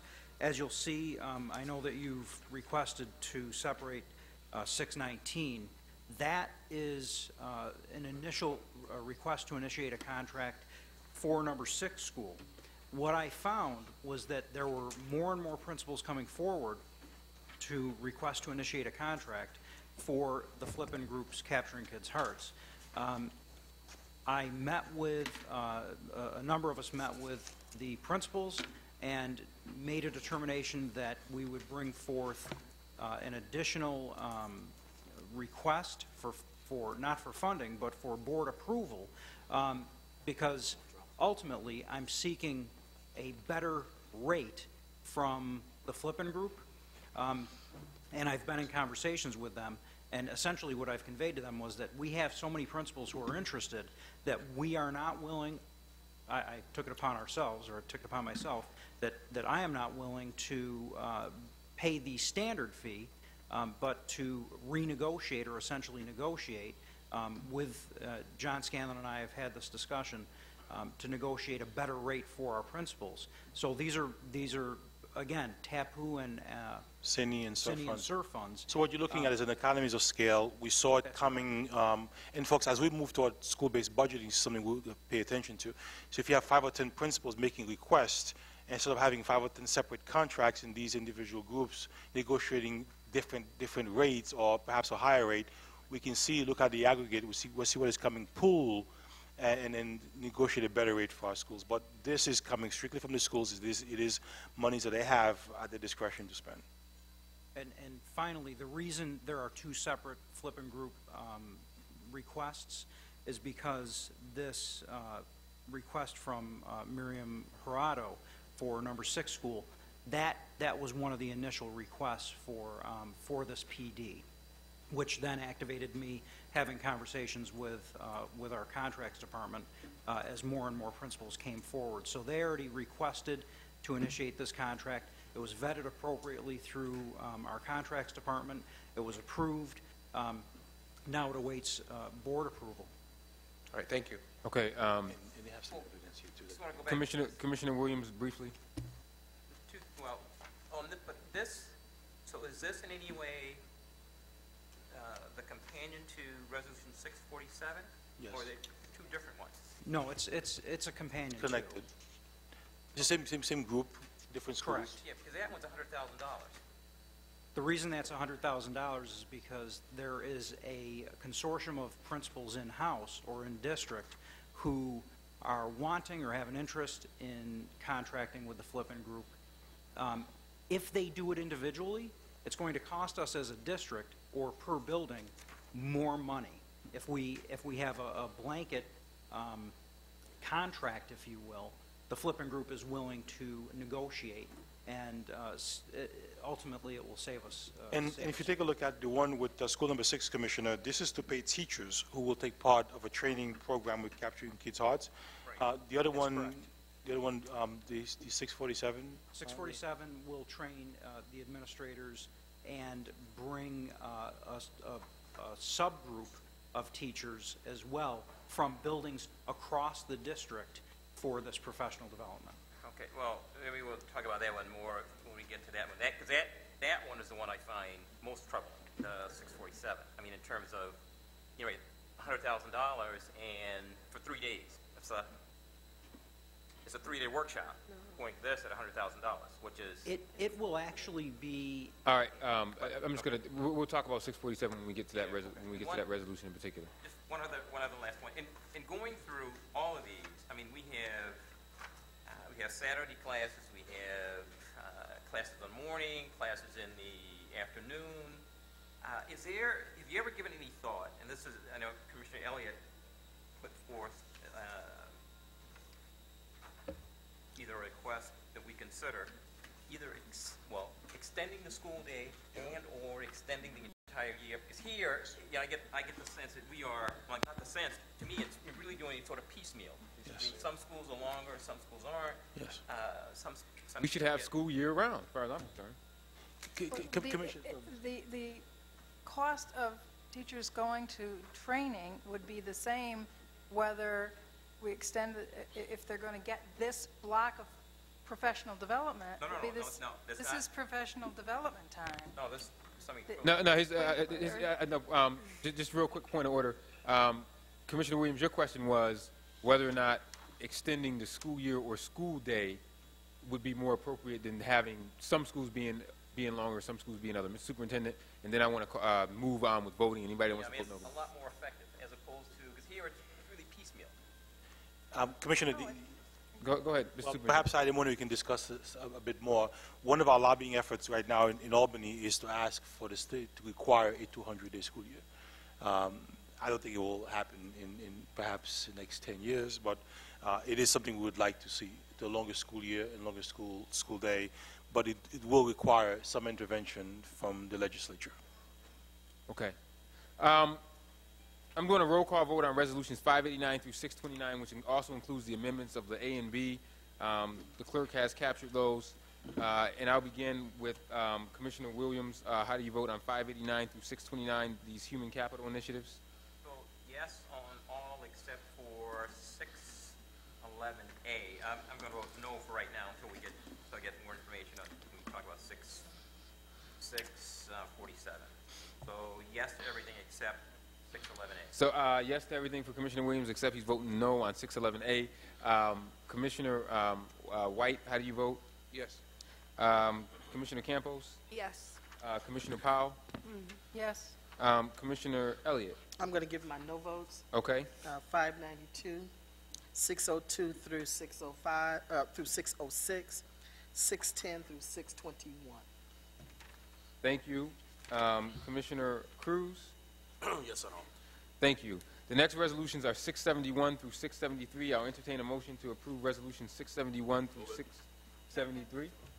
It's been moved by Commissioner Cruz, seconded by Commissioner Powell. Discussion on the motion. Commissioner Cruz, any questions, comments, or concerns on 671 through 673? None at this time. I'm sorry, and this just the real things. Really, 671 and 672. 73 is pulled. Commissioner Elliott, anything? What are we voting on? 671 and 672. HR resolution still. No. Okay. Commissioner Powell, anything? Campos? No. Williams? Sorry, 671, 672. Yes. No, no question. White? Are there questions? No. Yep. No. Okay. All those in favor of 671 and 672, please say aye. Aye. Any opposed? No. One no. The ayes have it. Thank you. Next resolution is an instructional technology resolution that stands alone. He's right there. The resolution stands alone. Yes, Oh, I'm yes, sorry, yes, yeah. if I may. Oh, recognitions, those who just Is, were appointed. Is the Mark Matthews here? Yeah. Mark, congratulations. Mark's done an amazing job beginning to phase out 14, and we'll make sure we take good care of him in the near future. Anybody else there? And by the way, whose father was a superintendent, or was a superintendent, so he gets it. Yes, I'm sorry. Can you help me, Michelle? Rebecca?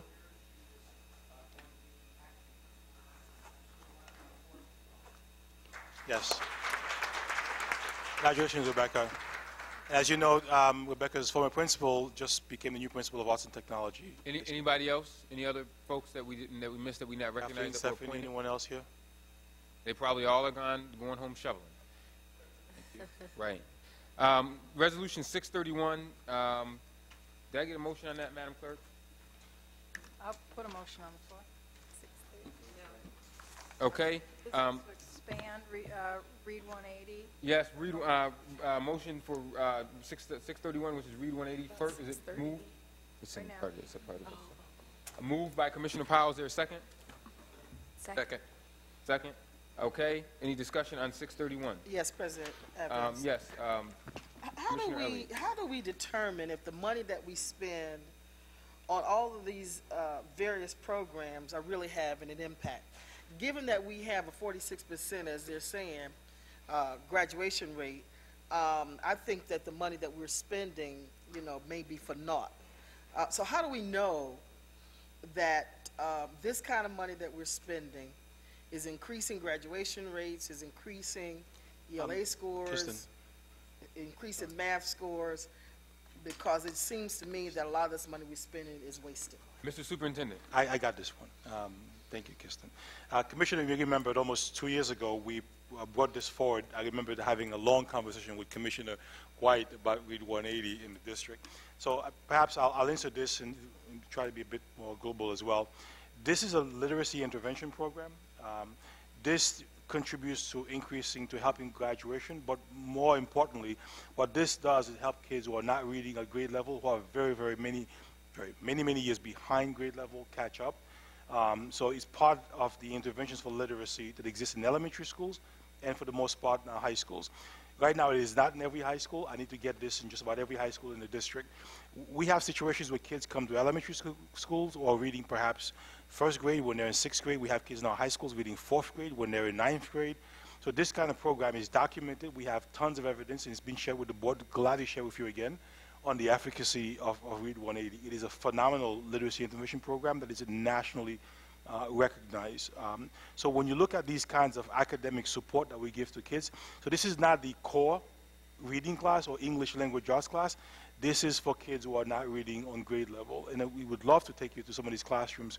It is to see how it works. It's a combination of technology and text-based to get kids caught up for reading. Now, this doesn't address the needs of all kids because Read 180 has a particular catchment area. So we have kids who are below, even below this level. And right now we're looking for other intervention strategies to help these kids. But it has testing mechanisms. It has a way of tracking students' progress, and we can give that to you in the aggregate or by school if you're interested. Yes, I am. Thank you. Okay. Commissioner Cruz, anything on 631? No, sir. Commissioner Powell? No. Commissioner Campos? No. Commissioner White? No. Commissioner Williams? Well, yes, because I want to follow up on the question that Commissioner Elliott had. You know, and all of these, a lot of these quite a few of these resolutions that are coming before us tonight, you know, initially we spent X amount of dollars, now we're coming back to expand the service, but, you know, what's the evidence of its effectiveness? That's, you know, With this program, Commissioner, we have plenty, and I can share that with you. Just ask the questions, and this Commissioner Elliott asked for it, we'll give it to you as well. And we did this 2 years ago. Even before we started, we give historical data from other districts on how effective. I'm quite familiar with 180 because I used it when I was a principal in New York City. I used it as the head of high schools in my region as well. When you look at kids who are sitting in regular English classrooms, and they are becoming overage undercredited or falling apart in literacy, the question is, what kinds of intervention do you have for them to make sure they don't end up, say, for instance, in special education or any other kinds of program? So this is what they call a literacy intervention program, designed specifically for kids who are not on grade level in literacy. It exists at School 45 for elementary school kids. It is at Franklin. It is at Edison. It is at Monroe, in many of our high schools in the district. It is not in every school. And you may see me come back to you again in the fall to look for more expansion for Read 180. Given the need for our district, I need to have this in the majority of our schools. Right now, it is not. So we're going to keep having to buy licenses to keep expanding on the program to address more kids in the district. We have a large need in our district, in other words, that is not right now being met. Okay, but what I'd like to see, though, is, well, if I were to go to, what you said, Franklin or 45, then the... Freddie Thomas. Freddie Thomas, then the reading levels for those schools should rise. Or if I take a look at those students who were participating in the program, you know, instead of them reading for a fourth grader, instead of them reading at a second grade or first grade level, they should be reading either at fourth grade or above. Or if I were to look at a control group for the students who were participants in Read 180 and those who are not, there should be a significant difference in the reading level. There will be a difference. And again, the word significant we have to define, but there'll be a marked difference between the two groups. When you look at, again, the program itself has testing mechanisms to watch the growth of kids over time. The same way Reading First, to a certain extent, had those kinds of tracking systems as well, too, because they're scientifically based programs. SRI Read 180 has that kind of tracking mechanism. I wish that Kanye was to be much more specific. Right now, the capacity to address all the kids that I need to get to. So we've gotten to perhaps a core group of kids. We need to do more for this kinds of program. And like I said before, it is one perhaps prong of the intervention program. When you take a look at what we need to do for kids perhaps are reading even lower, if you have a 15 or 16-year-old reading at a second or third grade level, this will not work because the intervention required is that much more intense. When you have children who are right now at Jefferson who are coming to us at the age of 15, who have not been in school in 10 years, who can't speak and write, or can speak, but cannot read or write in their home language or in English, this may not be the tool. We use other tools to make that work. So what you're going to see is perhaps, if you remember the RTI conversation, it's about having a particular structured strategy, but different tools that people can use to address the needs of different kids as you try to march them toward proficiency. Okay, right. Or the other thing too, you know, if I were to look at the kids who are participating in this program, sort of the metric is where are these kids when they start to take the the ELA exams for the state, we should see their scores rise. Yes. Okay, and we haven't. You have seen increases in reading scores, Commissioner. Well, But Franklin is closing, isn't it? Isn't it on the SIR list? Let's not go there tonight. That's All right, right. but Point of what order, I'm Mr. saying, President. I mean, you know, it's if- up. I mean, we're hashing out committee issues here. It's getting late, and I think that if this is a real concern, we have a committee Study session. that or the study session that allows us to be able to get into this kind of in-depth information. I don't think this is an appropriate time to get into this stuff right now because Well, there's just we not gotta enough time vote- to do it. we gotta vote on it. And I think the disagree on question, that. and I And think the Commissioner- question and- is and if the perhaps commissioners, excuse me, if the commissioners have questions about this, to submit them to the superintendent. Follow up, he'll have to give a follow-up session in terms of specifically what kinds of issues are involved here. I just don't think that tonight is the night to be able to. Well, let me do just say I All right, disagree with ho- ho- Commissioner Cruz okay, on but that. We hold got to on. be able to ask Ho- ho- questions. Hold on. Commissioner Cruz has the floor. He did a point of order. He's got the floor. Commissioner Williams, point of order. Back to you. Your final point on that, and then we can do a roll call vote. Well, the final point is, again, you know, we haven't. The evidence may well be there, just haven't seen it, in the sense that you say, well, here is child X, and at 2 years ago, he or she was reading at this level, participated in the Read 180 program, or the entire group said that their levels now have been raised to here, which justifies, to me, which would justify the cost, the additional cost of the program. And I think also that it's funded by a DICA grant too, so it is So grant if I funded, can not address coming that- out of our general fund. Yes. Mr. Superintendent, and then I want to call the question. I can close this. Let me just be clear. We don't do things because it feels good, and that's not my nature. I believe I'm a rigorous person. I don't spend money on a whim. Everything we do, every strategy has a purpose behind it. 2 years ago, when we discussed the Read 180 program, I believe, again, Commissioner White, we had a long discussion. We came to, at the time it was called Quality Assurance Committee. We presented the data even before the program started.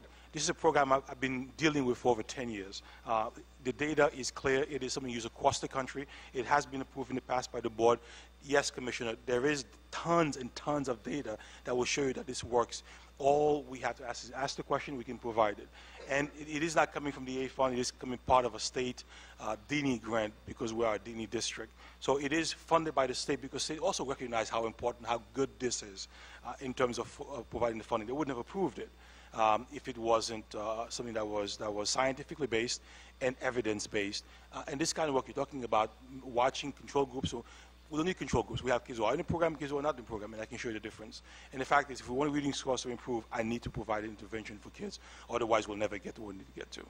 Commissioner White. Yeah, I was just going to say, the superintendent is correct. They presented at least twice. I know Connie presented at least twice. And going to Commissioner Cruz's comment and to Commissioner Williams' concern, we can certainly have Connie present again before excellent student achievement. They did that before, and I'm sure they'd be willing to do it again in the context of asking what do we have in terms of more recent data to suggest that this is providing a positive response in terms of student performance. Thank you. President Evans, I would just say to the superintendent that if there are resolutions that are going to be presented, the commissioners are going to have questions. And so it may behoove you to just make sure that the people are here because, you know, I was out of town, so I was not at the study session. And I don't remember that we did it 2 years ago, not saying that we didn't do it, and I don't even know if I was on the committee. So don't get agitated with us. We need to make the appropriate decisions, make the appropriate vote. We need to have the information. Now, I would have thought, you know, that if this is the second year, that you can, you know, just sort of say that, you know, what the results have been over the 2 years. But, you know, I just get a little frustrated when we can't get the information readily available in order to make the decision. I think I get a little frustrated because I think that if I would have had the question in advance about what we wanted, we could have had it. And I had every single member of the cabinet at the study session on Tuesday. All of them there. And I think that could have fleshed out a lot of the questions that we're asking, because Well, a lot, Mr. President, and I agree with you, a lot could, but there are times when you don't think of everything. that's true. Okay. That's true. That's Roll all call I'm vote. saying. Commissioner Williams, how do you vote on 631? No. Commissioner White? Yes. Commissioner Campos? Yes. Commissioner Powell? Before I vote, I want to say, I know the superintendent wouldn't put these resolutions before us if he weren't willing to do everything he needed to do to get a yes out of every commissioner.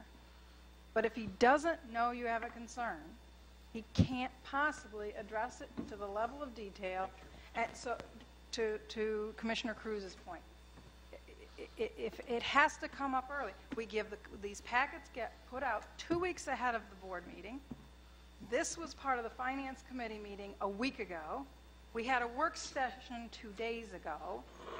Everyone had an opportunity to read these packets. They didn't have to come out. If they had a conflict, they're out of town. I was out of town. But if you've read the packet and you have a question, it's never been easier in the life of boards with email and voicemail and texting to get a question to the superintendent or to his staff. It's never been easier. And I vote yes. Commissioner Elliott? Just to respond, the fact remains that there may be questions that come up that are going to need to be answered right here, regardless. And I'm going to still ask those questions right here, regardless. And I vote no. Commissioner Cruz? Yes. Thank you. And if we vote no, I mean, you just give the money back to the state. It mattered to me. 633 through 634. We don't seem to be able to increase graduation rate, so give it back to them. 633 through 634. About 632. I'm sorry, 632, which is administration. School aid specialists. A motion to approve 632. So moved. Second. Moved and seconded. Moved by Commissioner Cruz, seconded by Commissioner White. Discussion on 632. Commissioner Cruz, anything? No. Commissioner Elliott? Yeah, I don't know what this is about, so could this be explained? I don't understand it. I can tell you because I this asked the came up in a superintendent. finance question. Yeah. Can I ask the superintendent? It's a contract. Only process because I don't nothing. particularly understand, when Commissioner Powell speaks, I don't get it. Okay, So if Commissioner- the superintendent can do it, All I right, would Mr. appreciate it. Superintendent? Thank you. My designee. How many inches outside? Anyone know? The school aid specialist is a request that we hire them on a commission basis. What they will do for the district is to go back and look at our prior revenues to see if there's any money that we may have missed in our filing that we can recoup. So for instance, if we recoup $1 million because they go back and look and find things that we did not understand or didn't see, and they find $1 million for us, we only have to pay them 10% of that $1 million. It has no effect on our future revenue. So if from that learning that we may have, that we will have in what we missed, they will train our staff, make sure that they understand why they missed it, and then future revenues will come in hopefully at a higher amount because they have a better understanding of what has to be billed. We need to have somebody to help us to do this. We don't have the staff Not to the do this. expertise that they have. They've worked with New York State. They've worked closely with Albany. They just helped Buffalo save over $1 million. Is this the same kind of thing, Mr. Superintendent, with regard to someone emailed me about outstanding claims that were on the website? Is that similar to, is that what we're talking about? No, we are not. And the outstanding claims has been worked. We've been on top of that for a while. But I understand what you're saying, Commissioner. In some ways, you're correct. Some folks will go out and look for monies for us. Yeah. This is what perhaps we didn't know before. It's like having companies actually look to get sales tax money back from foreign countries for their employees to travel quite a bit, and then take a portion of the money they recover. So it doesn't cost us. So they just take a small commission from what we actually. And how much do we think they're going to find? Or do we I know? have no clue. But they get nothing if they get nothing. Yeah, if they find It's like nothing, having a we don't lawyer. give them If nothing. you chase your ambulance, you get hit. Hey. And just to give you some idea of the organizations that they have worked with and helped, I did mention Buffalo, but Brockport, Batavia, East Rochester, East Irondequoit, so you can see, and they have quite an extensive list. I'll be more than happy to give this list to you.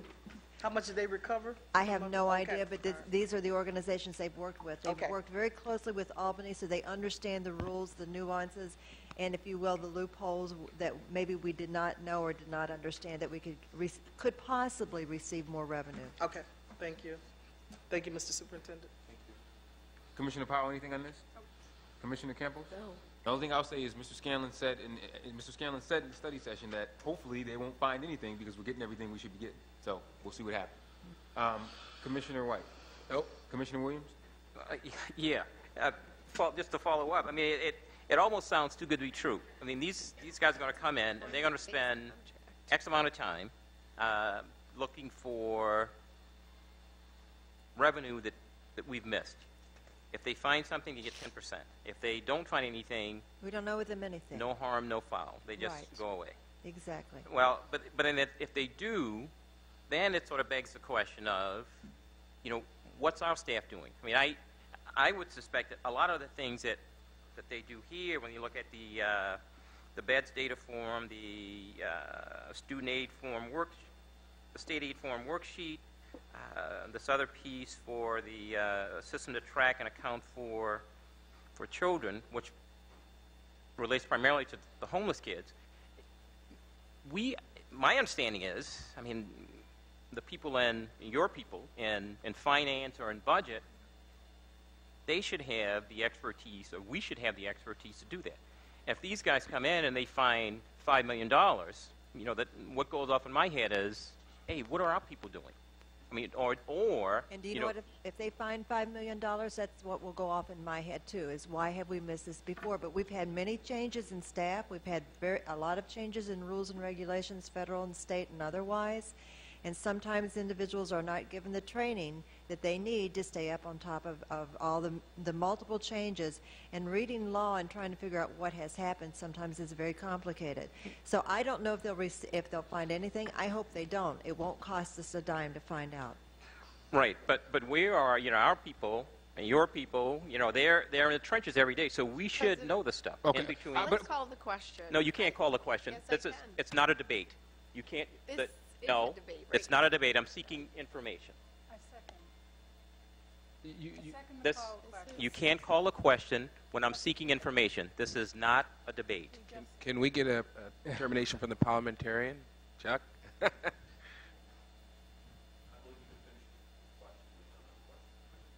can be called. So finish up. No. Here, if you permit me, do you have a copy of the Robert's Rules of Order? Okay, then if you would, as I was going through it, if you go first to page 49, if you would. Okay. Madam Clerk. Finish your point, and then we'll move on. Well, yeah, you can't call a question. Okay. Finish your I understand. Point. All right. Commissioner Williams, finish your point. What I'm saying is, we have people, we are in the trenches. They're doing this stuff every day. So if they do find something, 5 million, a million, or whatever it is, then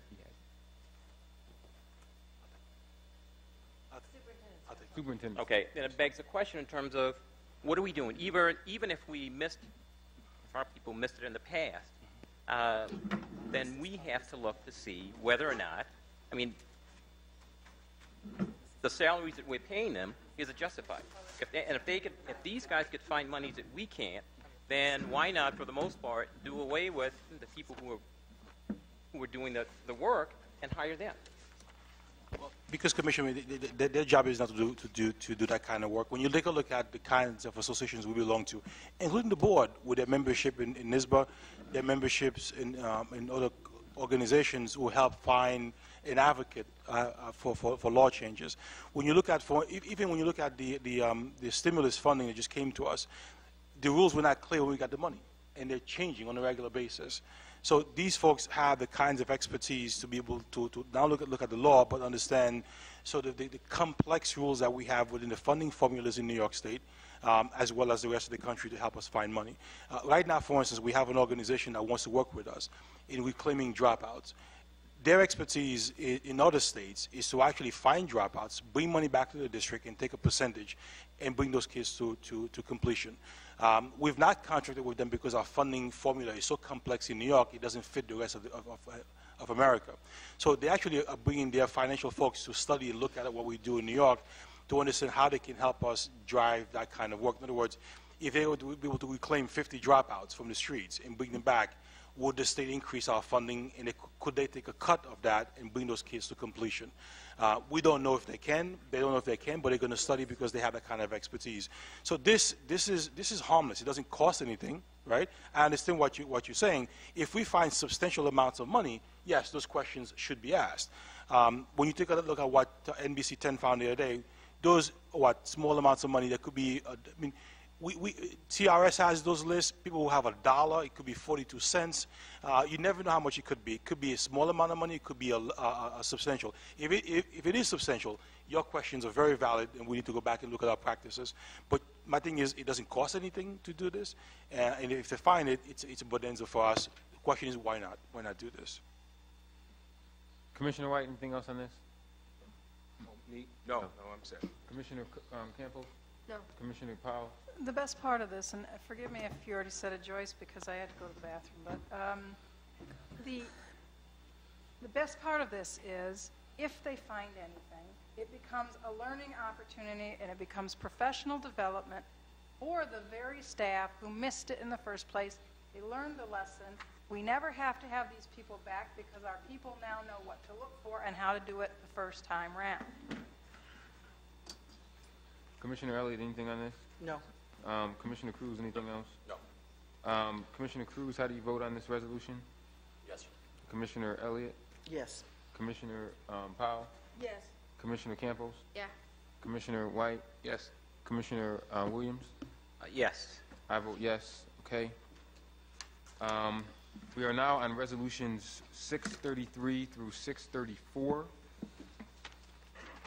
I'll entertain a motion to approve resolutions 633 through 634. Moved by Commissioner Campos, seconded by Commissioner Powell. Any questions on 633 through 634? Commissioner Williams? No questions. Commissioner White? No. Commissioner Campos? No. Commissioner Powell? No. Commissioner Elliott? No. Commissioner Cruz? No. All those in favor of 633 through 634, please say aye. Aye. Aye. Any opposed? The ayes have it. 635 and 638, we talked about these extensively during the financial, touched on these during the financial report review. These are budget resolutions, 635 through 638. Some grant funding that has come in that has increased the overall budget, but offset by on the expense side. So I'll entertain a motion for 635 through 638. So moved. Moved by Commissioner Powell. Is there a second? Second. Seconded by Commissioner Campos. Discussion, any questions on these or comments? Commissioner Williams? No. Commissioner White? No. Mr. Superintendent? Anything? No?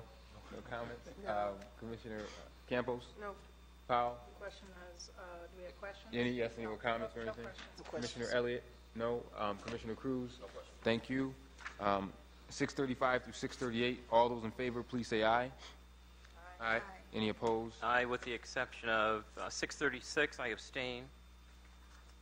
And 638?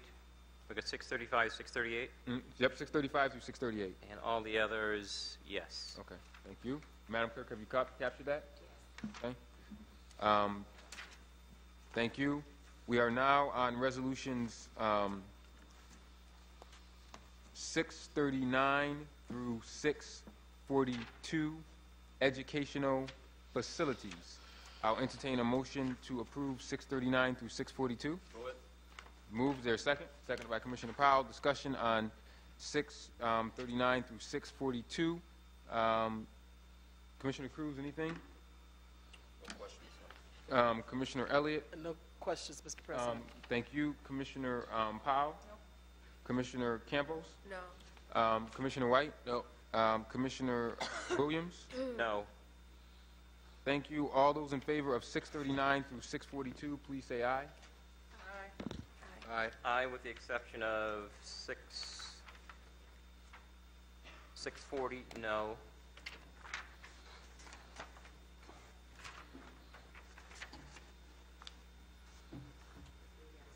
Yeah, I know. Okay, Madam Clerk, have you captured that? All right, thank you. Mr. President, yes. I have to abstain from that vote. 641. 641, Madam Clerk, you captured that? Yes. Thank you. Okay, we will now move on to resolution number 630. So we're kind of going backwards. That's in the other category. I'll entertain a motion to approve resolution 630, which is the time the meeting started.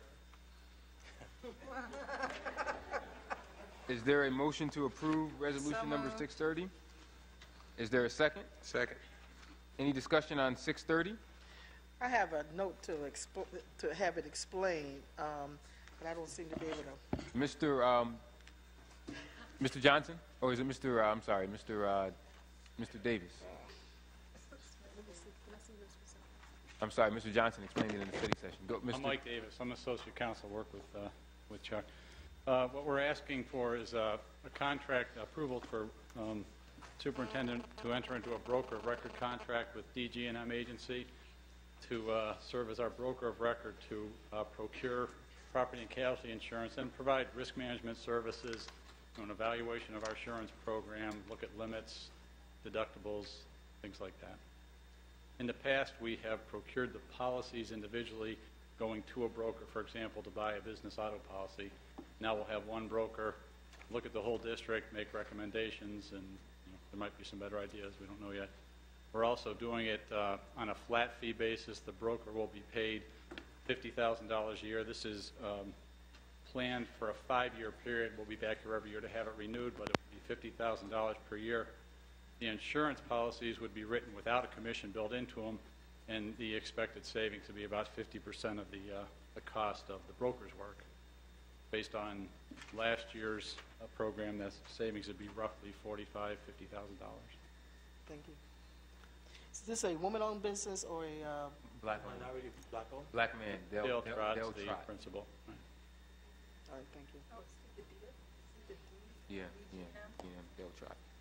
Thank you. Any other questions on this? All those in favor of resolution number 630, please say aye. Aye. Any opposed? Any abstentions? The ayes have it. We're now moving into resolutions numbered 643 through 670. I'll entertain a motion to approve 643 through 670.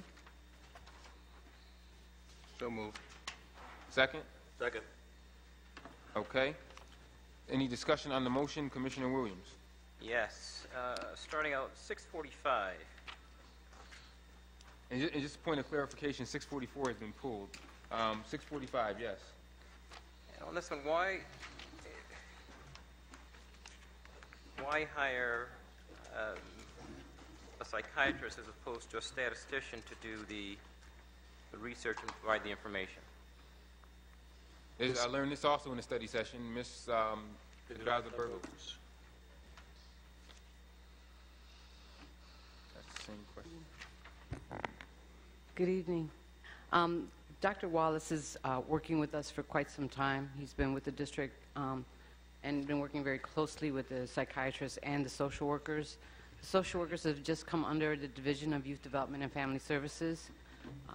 They trust Dr. Wallace, and he's going to be working with them to actually develop a survey to talk about how we utilize social workers, how we can better utilize their time, their energy, and compile that information so that we can turn around and use it with the social workers around developing focus group questions and helping them become much better and much more effective in what they're doing within the schools. Okay. When I read this, though, I get the impression that he will be analyzing data, that we're asking him, well, according to this, and I quote, to design, administer, and interpret the results. To me, that's the job of a statistician as opposed to a psychiatrist. Designing This is, it's a design- survey. What's Dr. Wallace's background? I'm sorry. For survey, it's that you say designing a survey as well It as says to interpreting design, the survey. administer, and interpret the results. Yeah, statisticians don't design surveys. They don't, yeah. A statistician may not design a survey. They might help you perhaps. But he's not a researcher interpret. either. I don't know that. Researchers develop, well, I mean, we've hired him as a psychologist, right? Right, and he's Yeah. been working, Researchers he do works that. very closely with a lot of our students in terms of doing assessments, students who are exhibiting neurological, okay, because it's late, yeah. So he's been working with them for quite some time. So he's been working very closely with the social workers. And we're hiring him, in essence, to help us look at what the social workers do in a more systematic way. And so to do that, you have to have some kind of instruments to start to get some ideas of what they do, how they utilize their time, how their time can be most best utilized. What do they see themselves being more efficient at? We want to make sure that the social workers are being utilized the best way we can.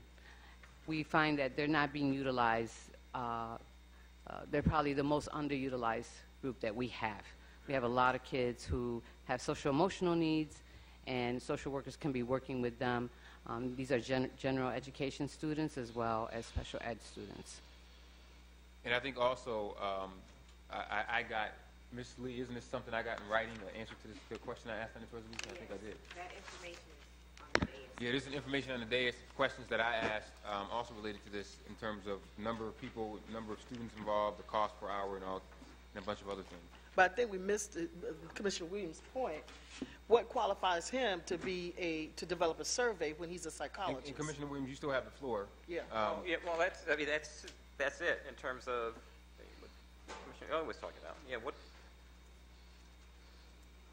I don't have his resume. I don't Yeah, I don't have his resume.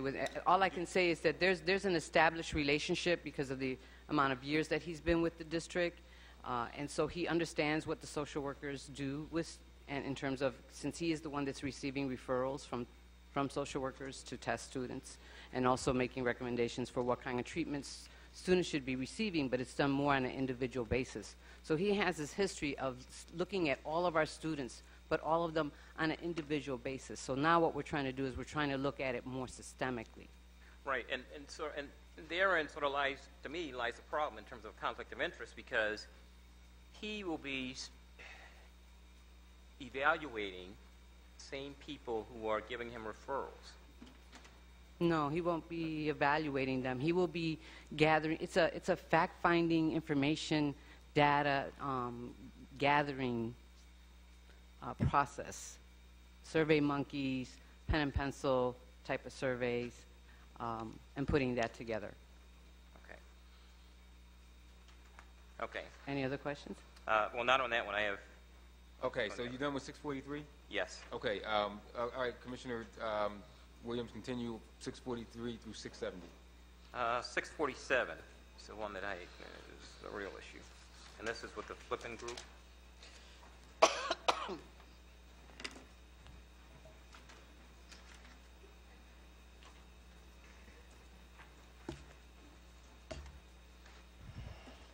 Here's the problem. The issue that I have with this: $100,000, and when we looked at 611A, as well as when I looked at their website, this is a 3-day workshop.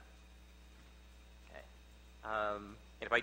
And at 611, it is 6 hours a day because the teachers are being compensated at a rate, well, for 18 hours, 6 hours a day. So when I do the numbers, this comes out to almost $5,000 an hour. Actually, it's April 1st to June 30th in this resolution. Well, yeah, I understand, but in everything that I've seen, it'll be a 3-day workshop. So that's the first issue in terms of, just the cost itself on a per unit basis, on a per hour basis. The other thing is, what do we expect, and what have the results been in other places? Understanding that if I were to go and say, well, look, show me the results that you've had with some of your other clients, of course, they will show me the clients who are very well, who are satisfied and who would give them some sort of endorsement.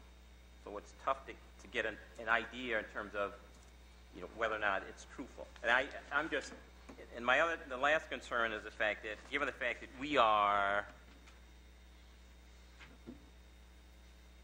up against some fairly tough times financially, to go out and spend $100,000 on a program which is unproven from our standpoint raises a lot of concern.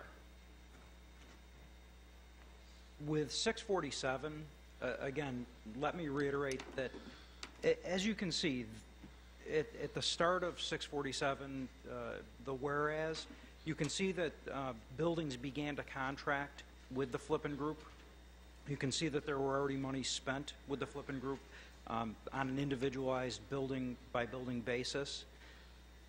The reason we have this particular resolution coming forward to the board is because we want to, again, access better negotiation for this initiative. It gets back to economy of scale. In terms of efficacy, they did provide efficacy data that I forwarded to the board, and they have worked on these initiatives across the country. This is something that's proven. They work specifically with our teachers to build capacity within our ranks and our principals, actually, to foster positive development in our students. For example, we have one building that has already begun in the Northeast Zone.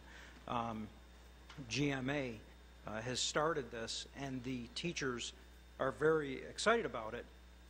And being excited notwithstanding, it's something that is working in terms of them reducing recidivism rates of students being put into in-school suspension, as well as the alternatives to suspension room. They're looking to foster more positive interactions with the students. They're looking to help professionally develop our teachers in terms of positive interactions with students during challenging times. So building social emotional development as well. And I've watched, Commissioner, these individuals in assemblies. Northeast Northwest College Prep, they had total attention of what? 400, two schools in one room, total attention. For the better part, I was there for about an hour. For the better part of an hour, they were longer than I was. The fact is, to go back, it looks like a lot of money, $100,000, but honestly, this is coming from a cluster of schools who could have gone individually and contract separately. This came to me through the School of Franklin, through Global Media Arts. Introduced me to the concept, and I went. They invited me to come see. They've been trying, and our response to the group was, go sell to the principals. We've seen it, we like it, you have data, but if the principal want to buy this, then you need to engage them, and they've done that. So instead of having 10 different schools come with 10 different amounts, or 10,000, 4,000, 6,000, we pooled and said, look, we're going to negotiate better terms for the district, look at the economies of scale. So what you see is 100,000 for one resolution, but it's maybe spread. I don't know how many schools we have. We have almost 20 schools. There you go. Commissioner, if I may, these schools can complete a request to issue a contract individually, and because the cost would be lower, it would not have to be vetted through the board. But again, because of economy of scale, we wanted to access a better negotiated price for as many schools as we possibly could, and that's why we framed it or packaged it this way. So when you divide 100 by 20 schools, Commissioner, it's about $5,000 per school, and it may be 3 days. Could be 3 days in this school, 3 days in that school, 3 days in this school. That's correct. So it is not $5,000 per hour when you look at the cost that they have and what they're going to be doing. So I would say that Dr. Jim Martino and others did a pretty good job in trying to negotiate a better deal for our schools. We have 20 schools. We've seen these sort of contracts come at you on a regular basis. You see 1,000 here, 500 there. You're always approving. Whereas you keep watching. This was a way for us to stop that and say, look, you know what? We know we have a number of principals interested. Why don't we sit and look at the total cost and negotiate something that's better for our schools? So it looks like a lot, but you're talking about, first of all, the funds are coming from the schools, TAPU funds. It's coming from the CINI funds, from SUR funds that they have. These are funds that they have to spend within their schools. We just pull the money together and negotiate it for them on behalf of the schools. Okay. And I understand that. But here, my concern is that, everybody comes with a program. And everybody says just how great their program is and all the things that we'll do. This year we're going to spend $715 million. Last year and the years before that, and under all the other superintendents, every time someone comes and says, "Look what I have for you. I'll solve all your problems." And we've spent, and you can go back with all the other superintendents, and the board has always said yes, yes, yes, yes. And in the end, the needle doesn't move. It doesn't move. We still have the same sort of issues and problems that we've had in prior years. And we get program after program after program, and that's my concern. That's what I'm struggling with. Okay. Next, you got a question?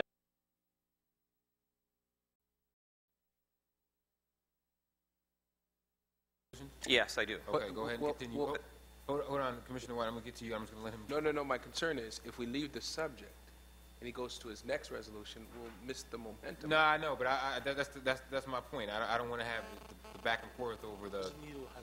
No. It's not even back and forth. If you can just write your note down, your thought on his comment about moving the needle, I can get back to you in a second. It's not even back and forth. It's not even negative. I'm going to say something that I think will further the discussion of what he's saying. I don't have an argument with him. Okay, Commissioner Williams, will you yield to Commissioner White? Yes. Yeah. Commissioner White? Okay. I think he makes a point. At what point do we say, and I've looked at the data, I think it suggests that they are able to move this BOCES district forward. But at what point, and where do we begin to say, all right, listen, particularly in these very difficult times, he makes a legitimate point. We're going to be cutting because we have to. And I think the rumor is, and the budget hasn't gone on there, 10 to 20%. At what, and please, let's not have a discussion of, well, these monies are monies that they have anyway, because that's not my point. My point is, as he says, we need to move that meter. We need to move that dial. How do we know, other than what they tell us, that they are going to be able to do that? And again, I get your argument about economies of scale. You've put a lot of people together here, and you've gotten us a good deal. I get that. I also get the fact that these are monies that the schools could spend anyway. I get that. But what he's talking about is making sure we move that meter, that we graduate more kids. That how do we know, other than what they tell us, that they can do that? First of all, we have moved the needle. And I know that, and I've said this publicly a number of times, every city has one metric by which they measure success. And for Rochester, it's graduation rate. Nothing else matters. But when you look at suspension, when you look at school tone, when you look at literacy and mathematics, when you look at school attendance, all that stuff matters as well, too. We can graduate 100% of the kids. If none of them qualify for college, we've done nothing. All that aside, the fact that this is coming from state funds, SUR and CINI funds for the most part, right? Funds that the schools have, funds that they're going to spend, and I'll get back to that in a second. Bottom line is, in all honesty, you have 60 principals in our district. We've entrusted them with running a school. We have to also sort of follow their lead as well and say they want something. If 20 out of 60, 1/3 of our principals say they want something, I think we shouldn't question too much because they are being held liable, responsible. If they don't improve achievement, they lose their jobs. Folks, in all honesty, let's be completely frank. The people who lose their jobs in this district more than others are the principals, not the teachers, not the other people. They're the ones whose neck on the line on a regular basis. They're the ones who are chastised publicly when their schools make a list. So you know what? They're the ones every single day making decisions every single day about kids. We're not there to make it for them. If 1/3 of my principals tell me they want something, by golly, I'm going to listen to them. Because you know what? I'm going to say, look, you want this? You've got the funds. Let's do it. They've invited me to come see the efficacy. They provided data. And I caution us to, again, we should hold them accountable. But if 1/3 say they want it, let's not tell them they can't have it and then say, well, how come you didn't? It's important that people have some autonomy in making decisions. The fact is, in that one program, there is no single silver bullet that will ever fix this. Urban education, for that matter, education is complex.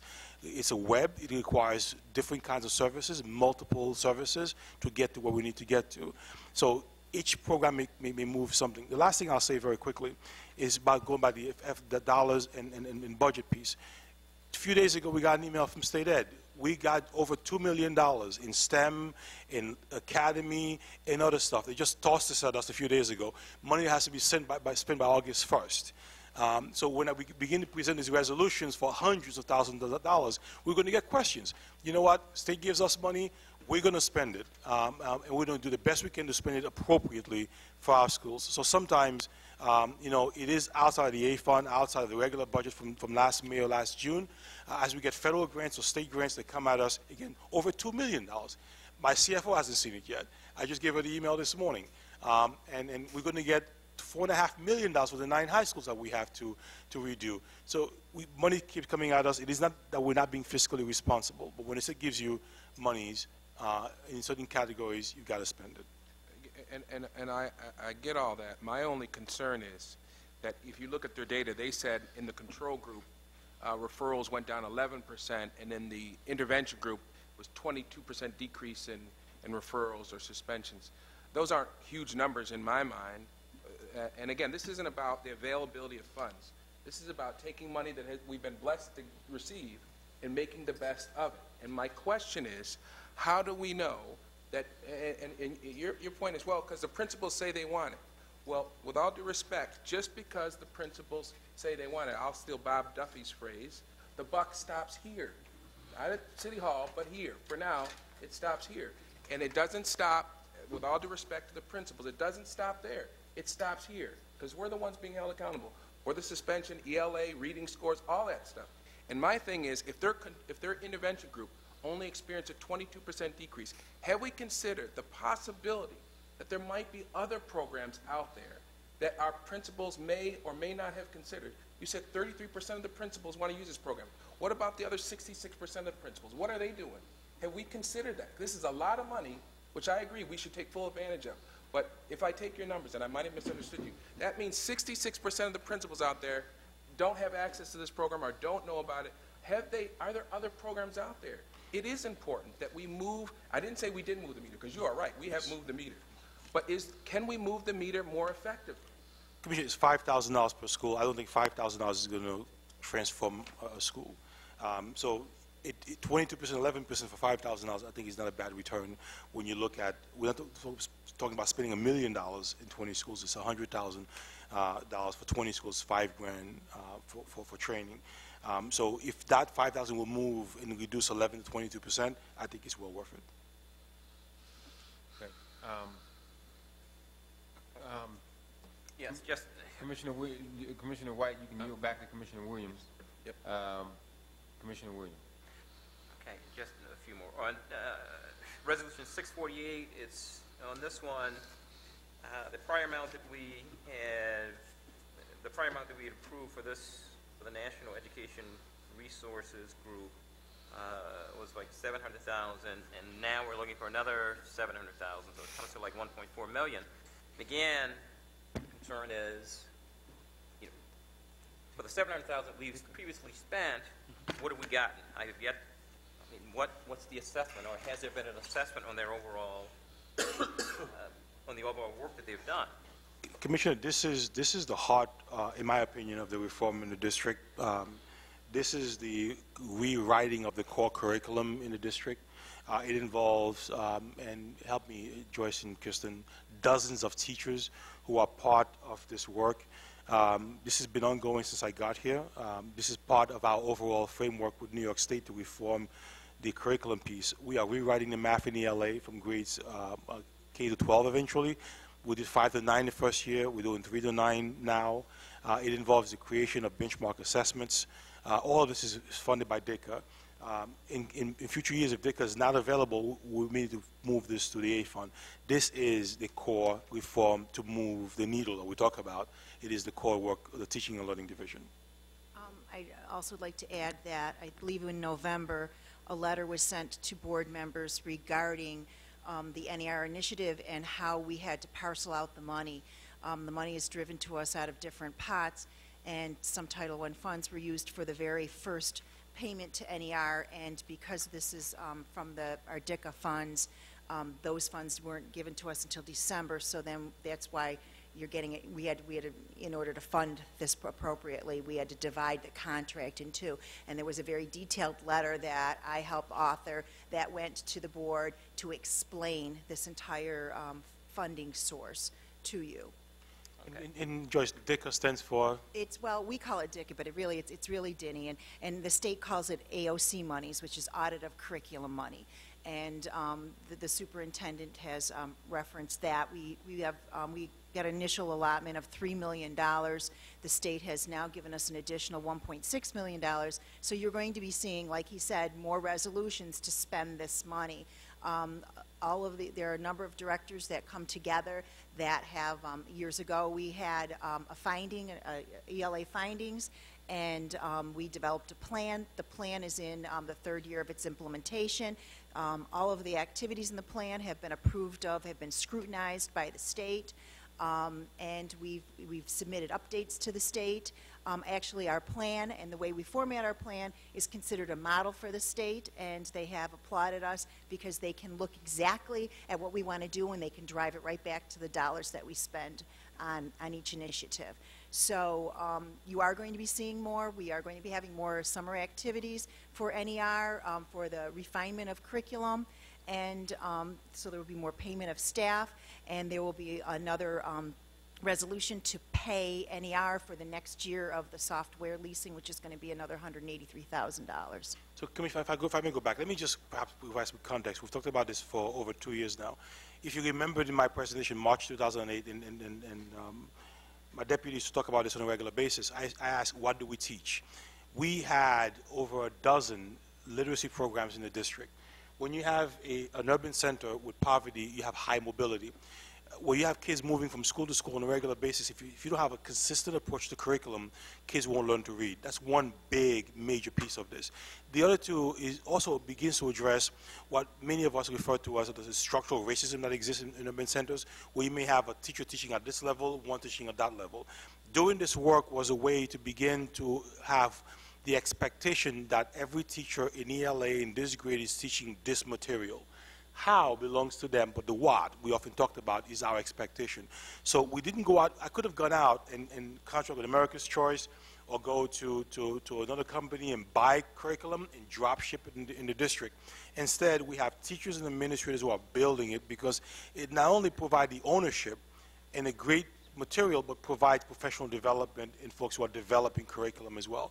So our teachers and administrators are actually building this curriculum, using NER as a guide. And by the way, the folks who are doing this with us, who represent NER, all former state ed assistant commissioners and deputy commissioners. The guy who helps write the assessment was the deputy commissioner in charge of assessment for New York State. So we actually are leveraging people who have the expertise to guide our people in rewriting the core math and literacy, and eventually you're going to see us push it for social studies and for science. I would just like to add, I understand on Saturday morning you'll be at Wilson Foundation for your budget conversations, and I would encourage you to stop in the library. Meeting is here. Oh, I'm sorry. We should go to Wilson. If you can go to Wilson Foundation on Saturday between 8:30 and 2:30, you can go to the library and see the curriculum teams writing. Yes. And you may have seen me talk about this, by the way. We have a team working with NIRE, making sure you have a cultural competence, which is part of the curriculum. We have folks from instructional technology looking at embedding media, multimedia in this. This is going to be a world-class, well, already is in some grades, world-class curriculum for our teachers. And the folks who are most excited about this are our teachers, I guess, much to my chagrin, because I want the administrators to actually be excited as well, too. But the folks who are building this are extremely excited. And perhaps maybe another retreat, we can go back and revisit our regional plan. If you take a look at our 5-year strategic plan, this is the centerpiece of the work for our district. Thank you. All right, I'll my voice. I'll leave that. I still have one more. Last question, Commissioner Williams. The last question. It has to do with Resolution 653. 653. 3.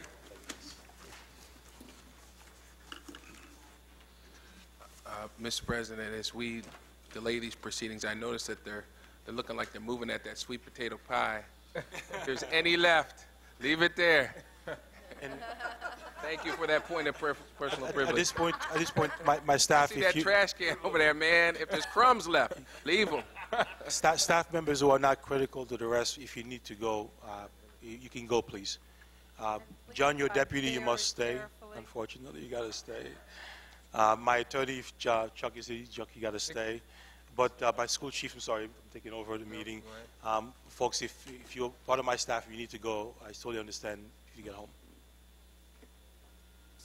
Please drive safely. 653, Commissioner Williams. 653, yes. And on this one here, well, to start with, there's more to it than just us approving the job titles.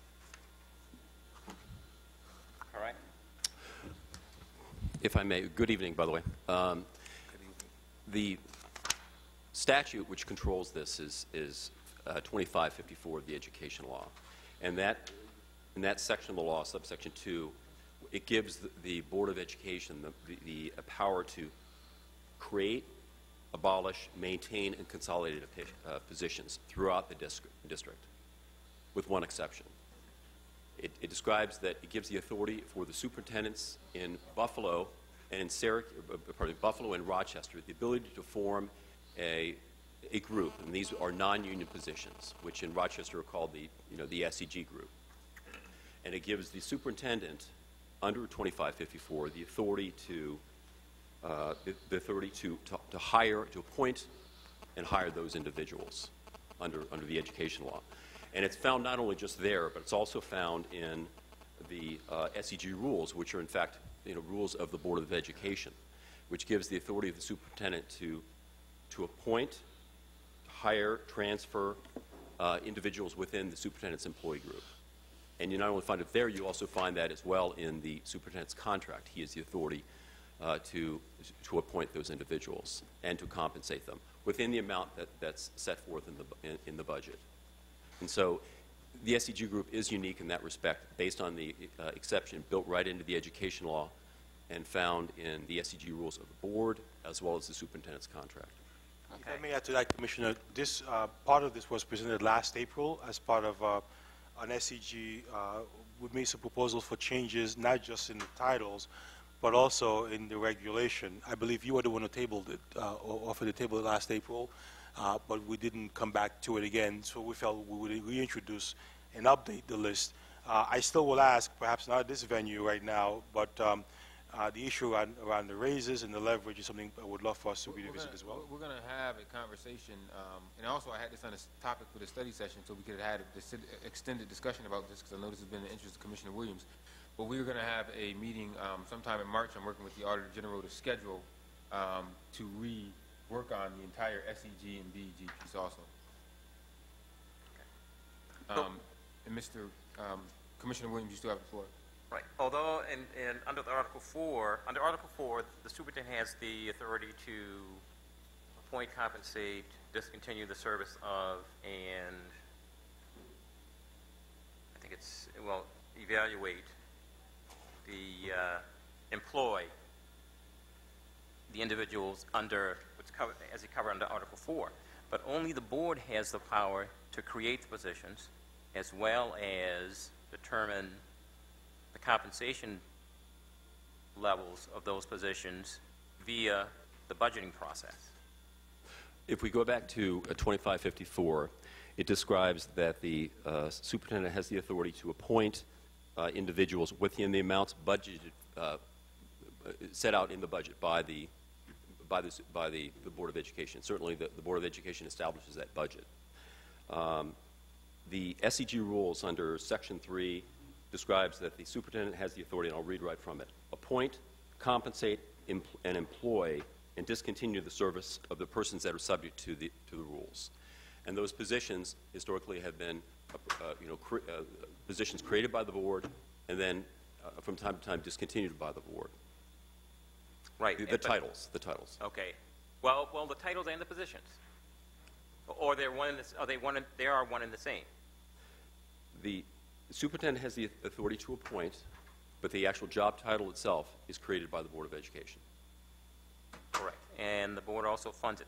The issue that I have is, for the most part, these, when I look at it, positions have been created, already in existence. They've already been funded, or the compensation levels of these various positions have been set, all without board approval. Well, a couple of things about that. First of all, as the superintendent mentioned, he had brought titles to the board as part of the amendments to the SEG group last April. They were not considered at that time. Historically, the superintendent appoints, and then the updating of positions in SEG have come after the fact. They've not come first, they have come after the fact. In fact, many of the positions you see here are people that are still within the organization. They're moving from one title to another. So, a number of these positions, there are changes in nomenclature. A chief human resources officer becomes chief of human capital initiatives, for example. There's a number of that are in that category. So, if you go back many, many years, when the last time the board actually acted on this, there was a chief human resources officer. So that's chief human capital. The same way there were, I believe, associate superintendents on the list. Now we have a deputy superintendent. So it's changing nomenclature. But like I said, Commissioner, we tried this last April. We're looking to clean this up. We're looking to catch up. We did offer this almost a year ago. It was tabled. Again, I believe you were the one who made the motion to table the resolution, looking to get outside counsel to look at the entire regulation to go deeper than perhaps we were looking to go. For us, we thought it was a quick win to begin to look at, one, getting vacation accrued as people went along versus front-loading, to also at the time give me leverage not to give a raise because of the economic situation. Fortunately, the CPI urban was 0 or below, so I didn't have to worry too much about that. But we made an attempt last year. So this is not an attempt to be to hide information. We tried this almost a year ago. We didn't. It was tabled and not acted on.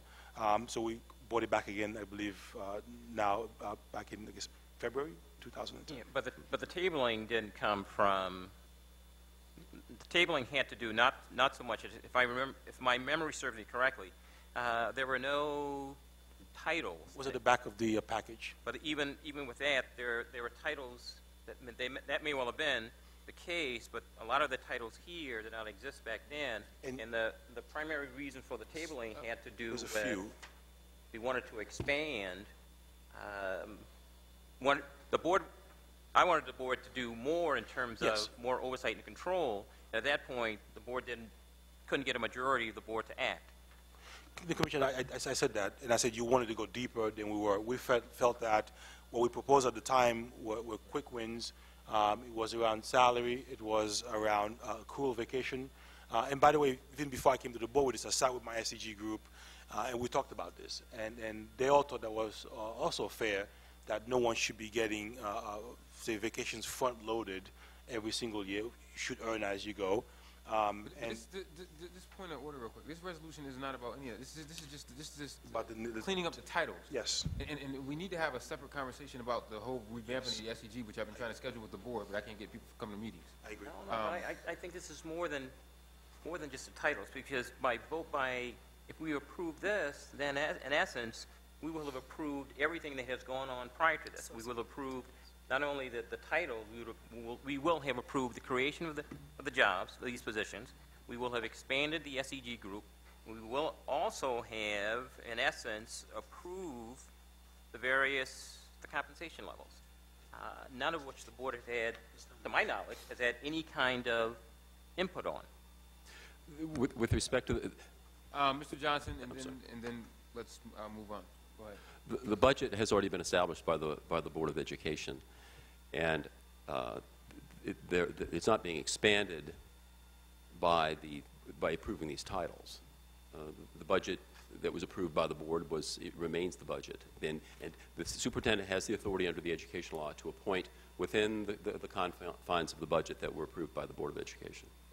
Yeah, correct, and I agree, appoint, but can't create a position.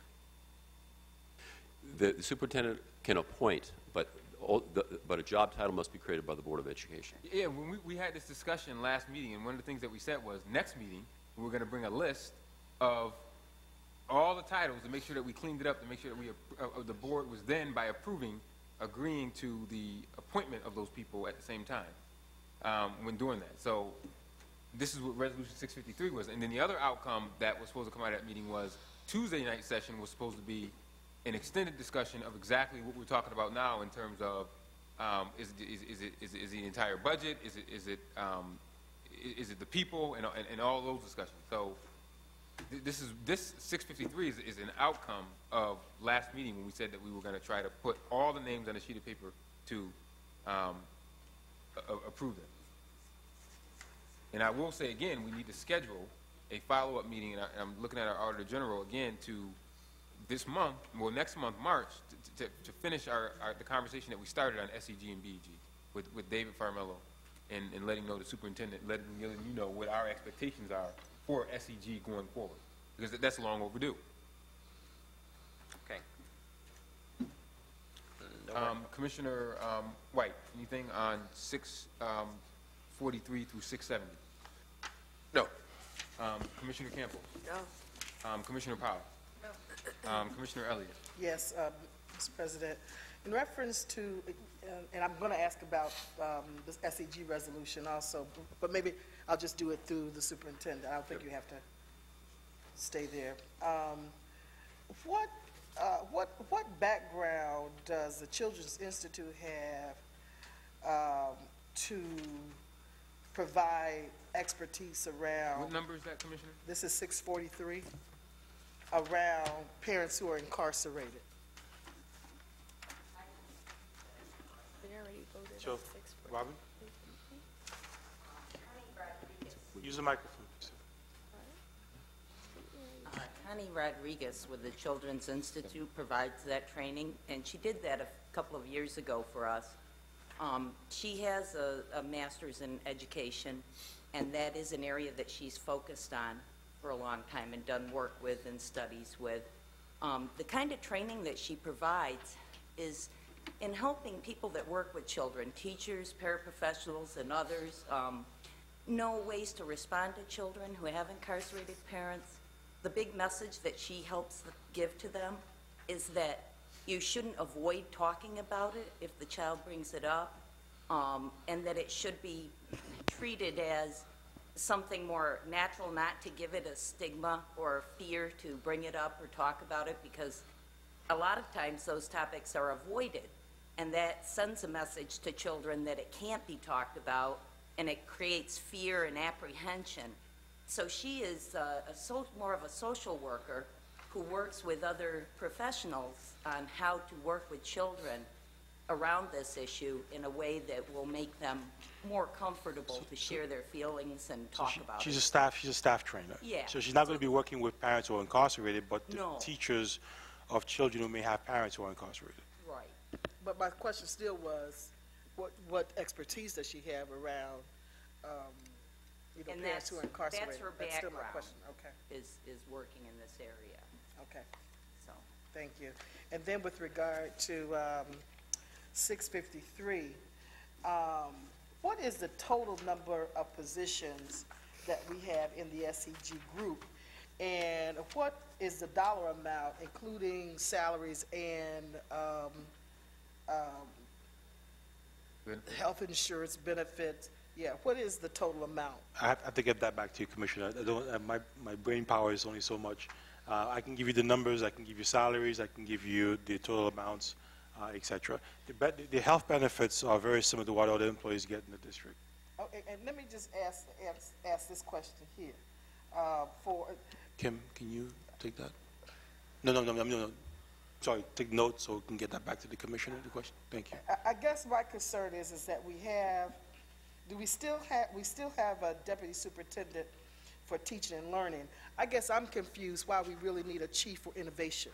Because if we have 3 chiefs who are responsible for the schools, then it would seem to me, now this is just me thinking, and me trying to save money, that we would not need a chief of innovation, but that the deputy superintendent for teaching and learning could do the kind of innovative work and proceed with the innovative work, and we could save that money for that position. I believe you mean the senior director for innovation, Commissioner, not the chief of innovation. Excuse me? It's a senior director for school innovation. You know what I'm talking about. Whatever. Absolutely. You know what I'm talking about. Commissioner, when you look at that position, when you look at what's been done in other urbans that have done this kind of work, you need an innovation office that is outside of the traditional structure of a school district to give them the leverage, to allow them room to innovate. If you take a look at all the new schools we've created, everything has been done around that has come from that office. It really is about someone looking forward and seeing what is happening other places to begin to recreate that in the district. Otherwise, they get caught up into the traditional buckets or silos that you have within organizations. Chicago has a similar office. In fact, Arnie Duncan, Obama just created one in the US DOE, being led by Jim Shelton. The race to the top, the changes you may see in the SEA is coming out of the Office of Innovation. So it is sort of your R&D that you may find in places like Kodak. It is the part of the organization that looks forward, looks around the corner, but looks to agitate the system to keep it moving. It is, by the way, one of the reasons why Franklin, Edison, and others failed in this district, because you did not have an outside group making sure that the vision, innovation did not get lost in the bureaucracy. So people whose sole job is to not just to create, but once they create, to make sure the vision doesn't get lost, by watching placement, watching budget, watching what is going on, and making sure the schools continue to flourish. I think if we had this sort of foresight in the past, schools like Franklin would not have been, in many ways, bastardized. The vision would have been bastardized, in other words. And if you take a look at places that have done well with this, Chicago, New York, and to name a few, they all have offices of innovation, including now the US DOE in Washington, D.C. Well, let me just argue the counterpoint to that. I don't think it is because we didn't have a chief of innovation. What I think is that central office, and I'm not saying you, Mr. Superintendent, but central office didn't provide the supports that were necessary to ensure that those schools made it. You just heard Charlie talk about the fact that there was a student who wanted to be in biosciences, I believe, and they put him in finance. So in terms of what needs to be done in central office to provide support to those schools, we haven't done that. So I would argue that we need a chief of innovation to do that, when in fact, if we would just dot our I's and cross our T's, the fundamentals, in my view, we would be able to see really what we need. I don't think that we can really tell whether or not we need a chief of innovation at this point, maybe sometime in the future, because we haven't done the fundamental work. So that's my argument. I would just argue that. You actually made my point for me. Excuse me? You actually made my point for me. Well, I still don't think you need a chief of innovation for that. Okay, I'd love to discuss that with you, but I believe you made my point for me. But and then on Resolution 646, I guess I'm just a little unclear. To evaluate the Enhanced Education Through Technology grant, you got to evaluate the grant itself? If I may, Tim, I think I may have the answer to this one. Most grants have come with an evaluation arm that has to be written into the grant. So, in other words, the program itself, not the grant. You're not talking about... Well, exactly. The program. Okay. Yes, the grant requires an outside evaluator. It is written into the grant. Thank you. That help you, Tim? Okay. Roll call vote on resolutions, starting with I'm sorry, Jose, anything on 643 through 670? No. Okay. Roll call vote on... Mr. President, yes. Just one comment, on 670. Yep, comment on 670. Commissioner, go ahead. And you have within 670, it includes all of the board committees, including audit. The only problem that I have is when the legislation was created, when it created the audit committee, it also set out the requirements for members of that committee. And those requirements are a lot broader than we have that's in this resolution. in the resolution here, it really narrows or makes it a lot more restrictive. Mr. President, that did come up in the policy committee, and I mentioned that specifically. The gathering applications, as it were, doesn't translate instantaneously into membership on that committee or liaisonship on that committee. I agree with your point, Commissioner Williams, that not just the legislation, but the committee's charter, and the audit committee is the only committee that has a charter, has a more elaborate process for an outside member. But that does, I think it's still, I don't have a problem with it being on here, because if it helps us identify another person who could potentially be an outside member, all it does is identify that person. It doesn't promise anybody a seat anywhere. Okay, I mean, as long as it doesn't conflict with state law, because if it did, it would render the resolution null and void. Okay. Okay, roll call vote. Commissioner Cruz on Resolution 643 through 670. Yes to all except for 651. I have to abstain. Okay, Commissioner Elliott. No to 645, 653, 647, 648, 650, 651, 653, 654. Okay, Commissioner Powell. Yes to all. Commissioner Campos. Yes. Commissioner White. Yes, no to 647, and I realize that I would like to reconcile my vote with respect to 611. I voted in favor of 611 because we hadn't had any discussion on 647. Okay. So I can keep that vote the way it was, 611, which was yes, but once can't you're change done, it. But my vote would be no on 647. Okay.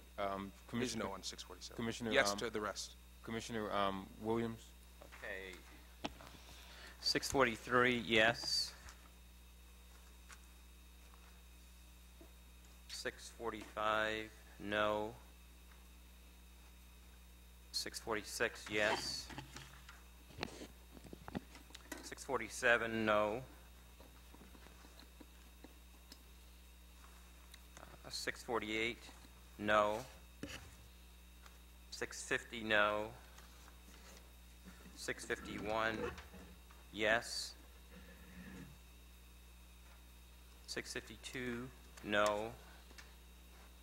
653, no. 654, I abstain. And yes to all of the others.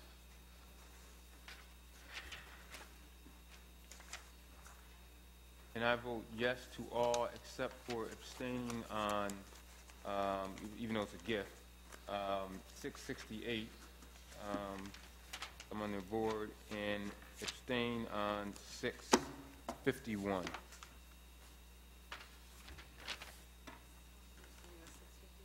Yes.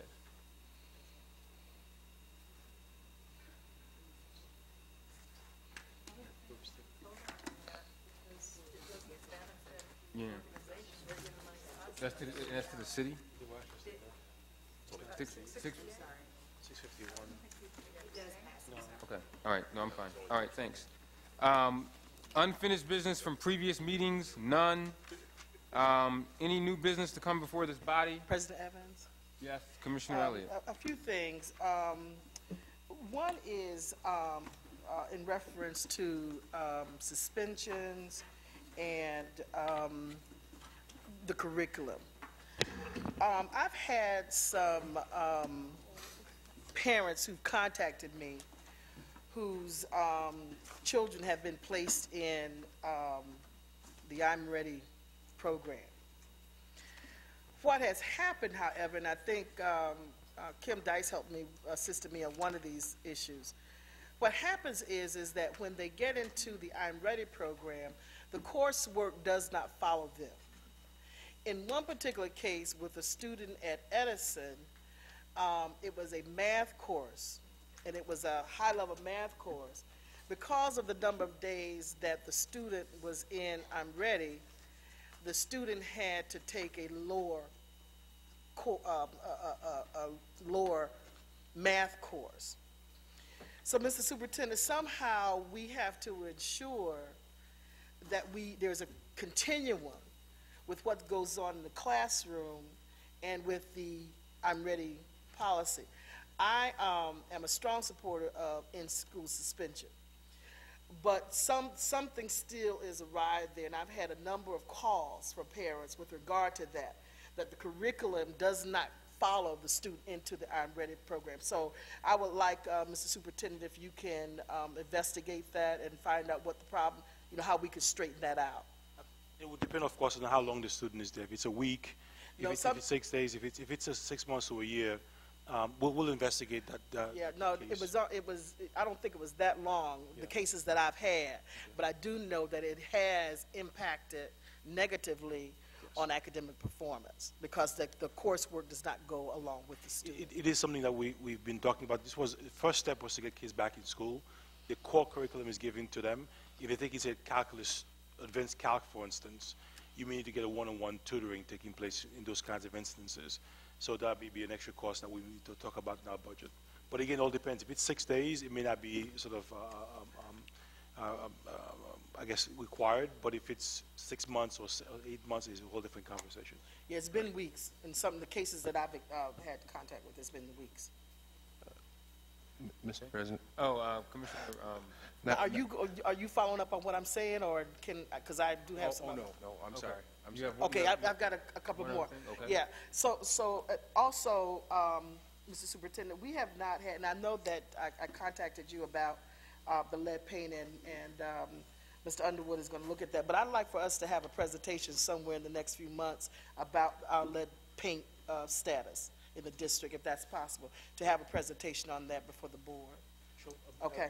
At the regular business meeting? I can schedule it for If we can schedule a study session if folks want to. Well, the reason that I don't want it necessarily the study session is because, people watch this program and they need to, our community you mean like needs to during know. the superintendent's report? Yeah, if that's okay. possible. All right, yeah. Yeah. So that the community knows where we are with this whole lead paint issue. We have not brought this up in a very long time You asked for a now. presentation on the Office of Accountability. I believe it's scheduled for March. Okay. So we can talk about maybe April, May, or June. That's fine. Okay. That's fine. And then I want to thank you, Mr. Superintendent, and Mr. Underwood for the report on the food service. And I'd also am going to be would like to take a visit over there to see just where we are with that, and I'll probably have some more questions with regard to it. I just appreciate the work that Mr. Underwood has done. We appreciate you with saying regard, thank you, Commissioner. To this. Well, I know how to whoop on you, but I also know how to give compliments when it's true compliments. So, when the work is being done. So I really do appreciate that. And then I'm also going to want to talk about the issue with regard to and bring policy up. And Mr. President, I'll talk to you about this another time. But the transportation policy for elementary students. You moved me from the chair as policy committee, and we did not finish that work. So we need to figure out how we want to proceed with regard to policy. Now, when I chaired it, we talked about the fact that if we strictly enforce the zones, that's a dollar amount versus if we don't. And so I'd like to be able to talk more about that very soon. I don't know if it's next meeting. I'll send an email around. But it's now budget time, and that's something that we can talk about of course, if we have time, in the board retreat. And then lastly, one of the things that concerns me with regard to, particularly with the audit that came out, is that we need to look at, as board members, to having a conflict of interest form to complete as board members. And I had Ms. Lee to contact the county office building. I'm sure that Commissioner Cruz, you may be familiar with that, and I do have a copy of it, but we need to look at a conflict of interest form that we complete as board members to ensure that there are no issues. Point of information, if I can sort Sure, of react absolutely. to that. We are talking exactly about that now. Okay. The staff, Chuck, is looking and doing some research on what a disclosure form would look like, and so we're on top of that for you. And also, Commissioner Cruz, I'm going to be sending to you, I think our Auditor General may have left, also along with that, a board code of conduct form that will be signed every year with that conflict of interest form. Absolutely. Can I add to that too as well? Because it was about maybe 6 months ago, Chuck, we talked about this, extending that perhaps to a policy even to my employees, because I have folks who leave me and then work for companies that make those who profit from their knowledge of the district. My former world in New York City, I could not do business with a company that profited from the city of New York for 1 year of leaving the district. So perhaps if you're looking at policy, that would even address my employees as well. Give too. an example of that. I'm missing. I mean, give you an example. When I left, if I were to go to work for McGraw-Hill, who did business with the city, I couldn't work for that branch of the company that had contracts directly. In other words, my intimate knowledge of the city of school district could not be used by a company for profit within a year of leaving the district. All right. Okay.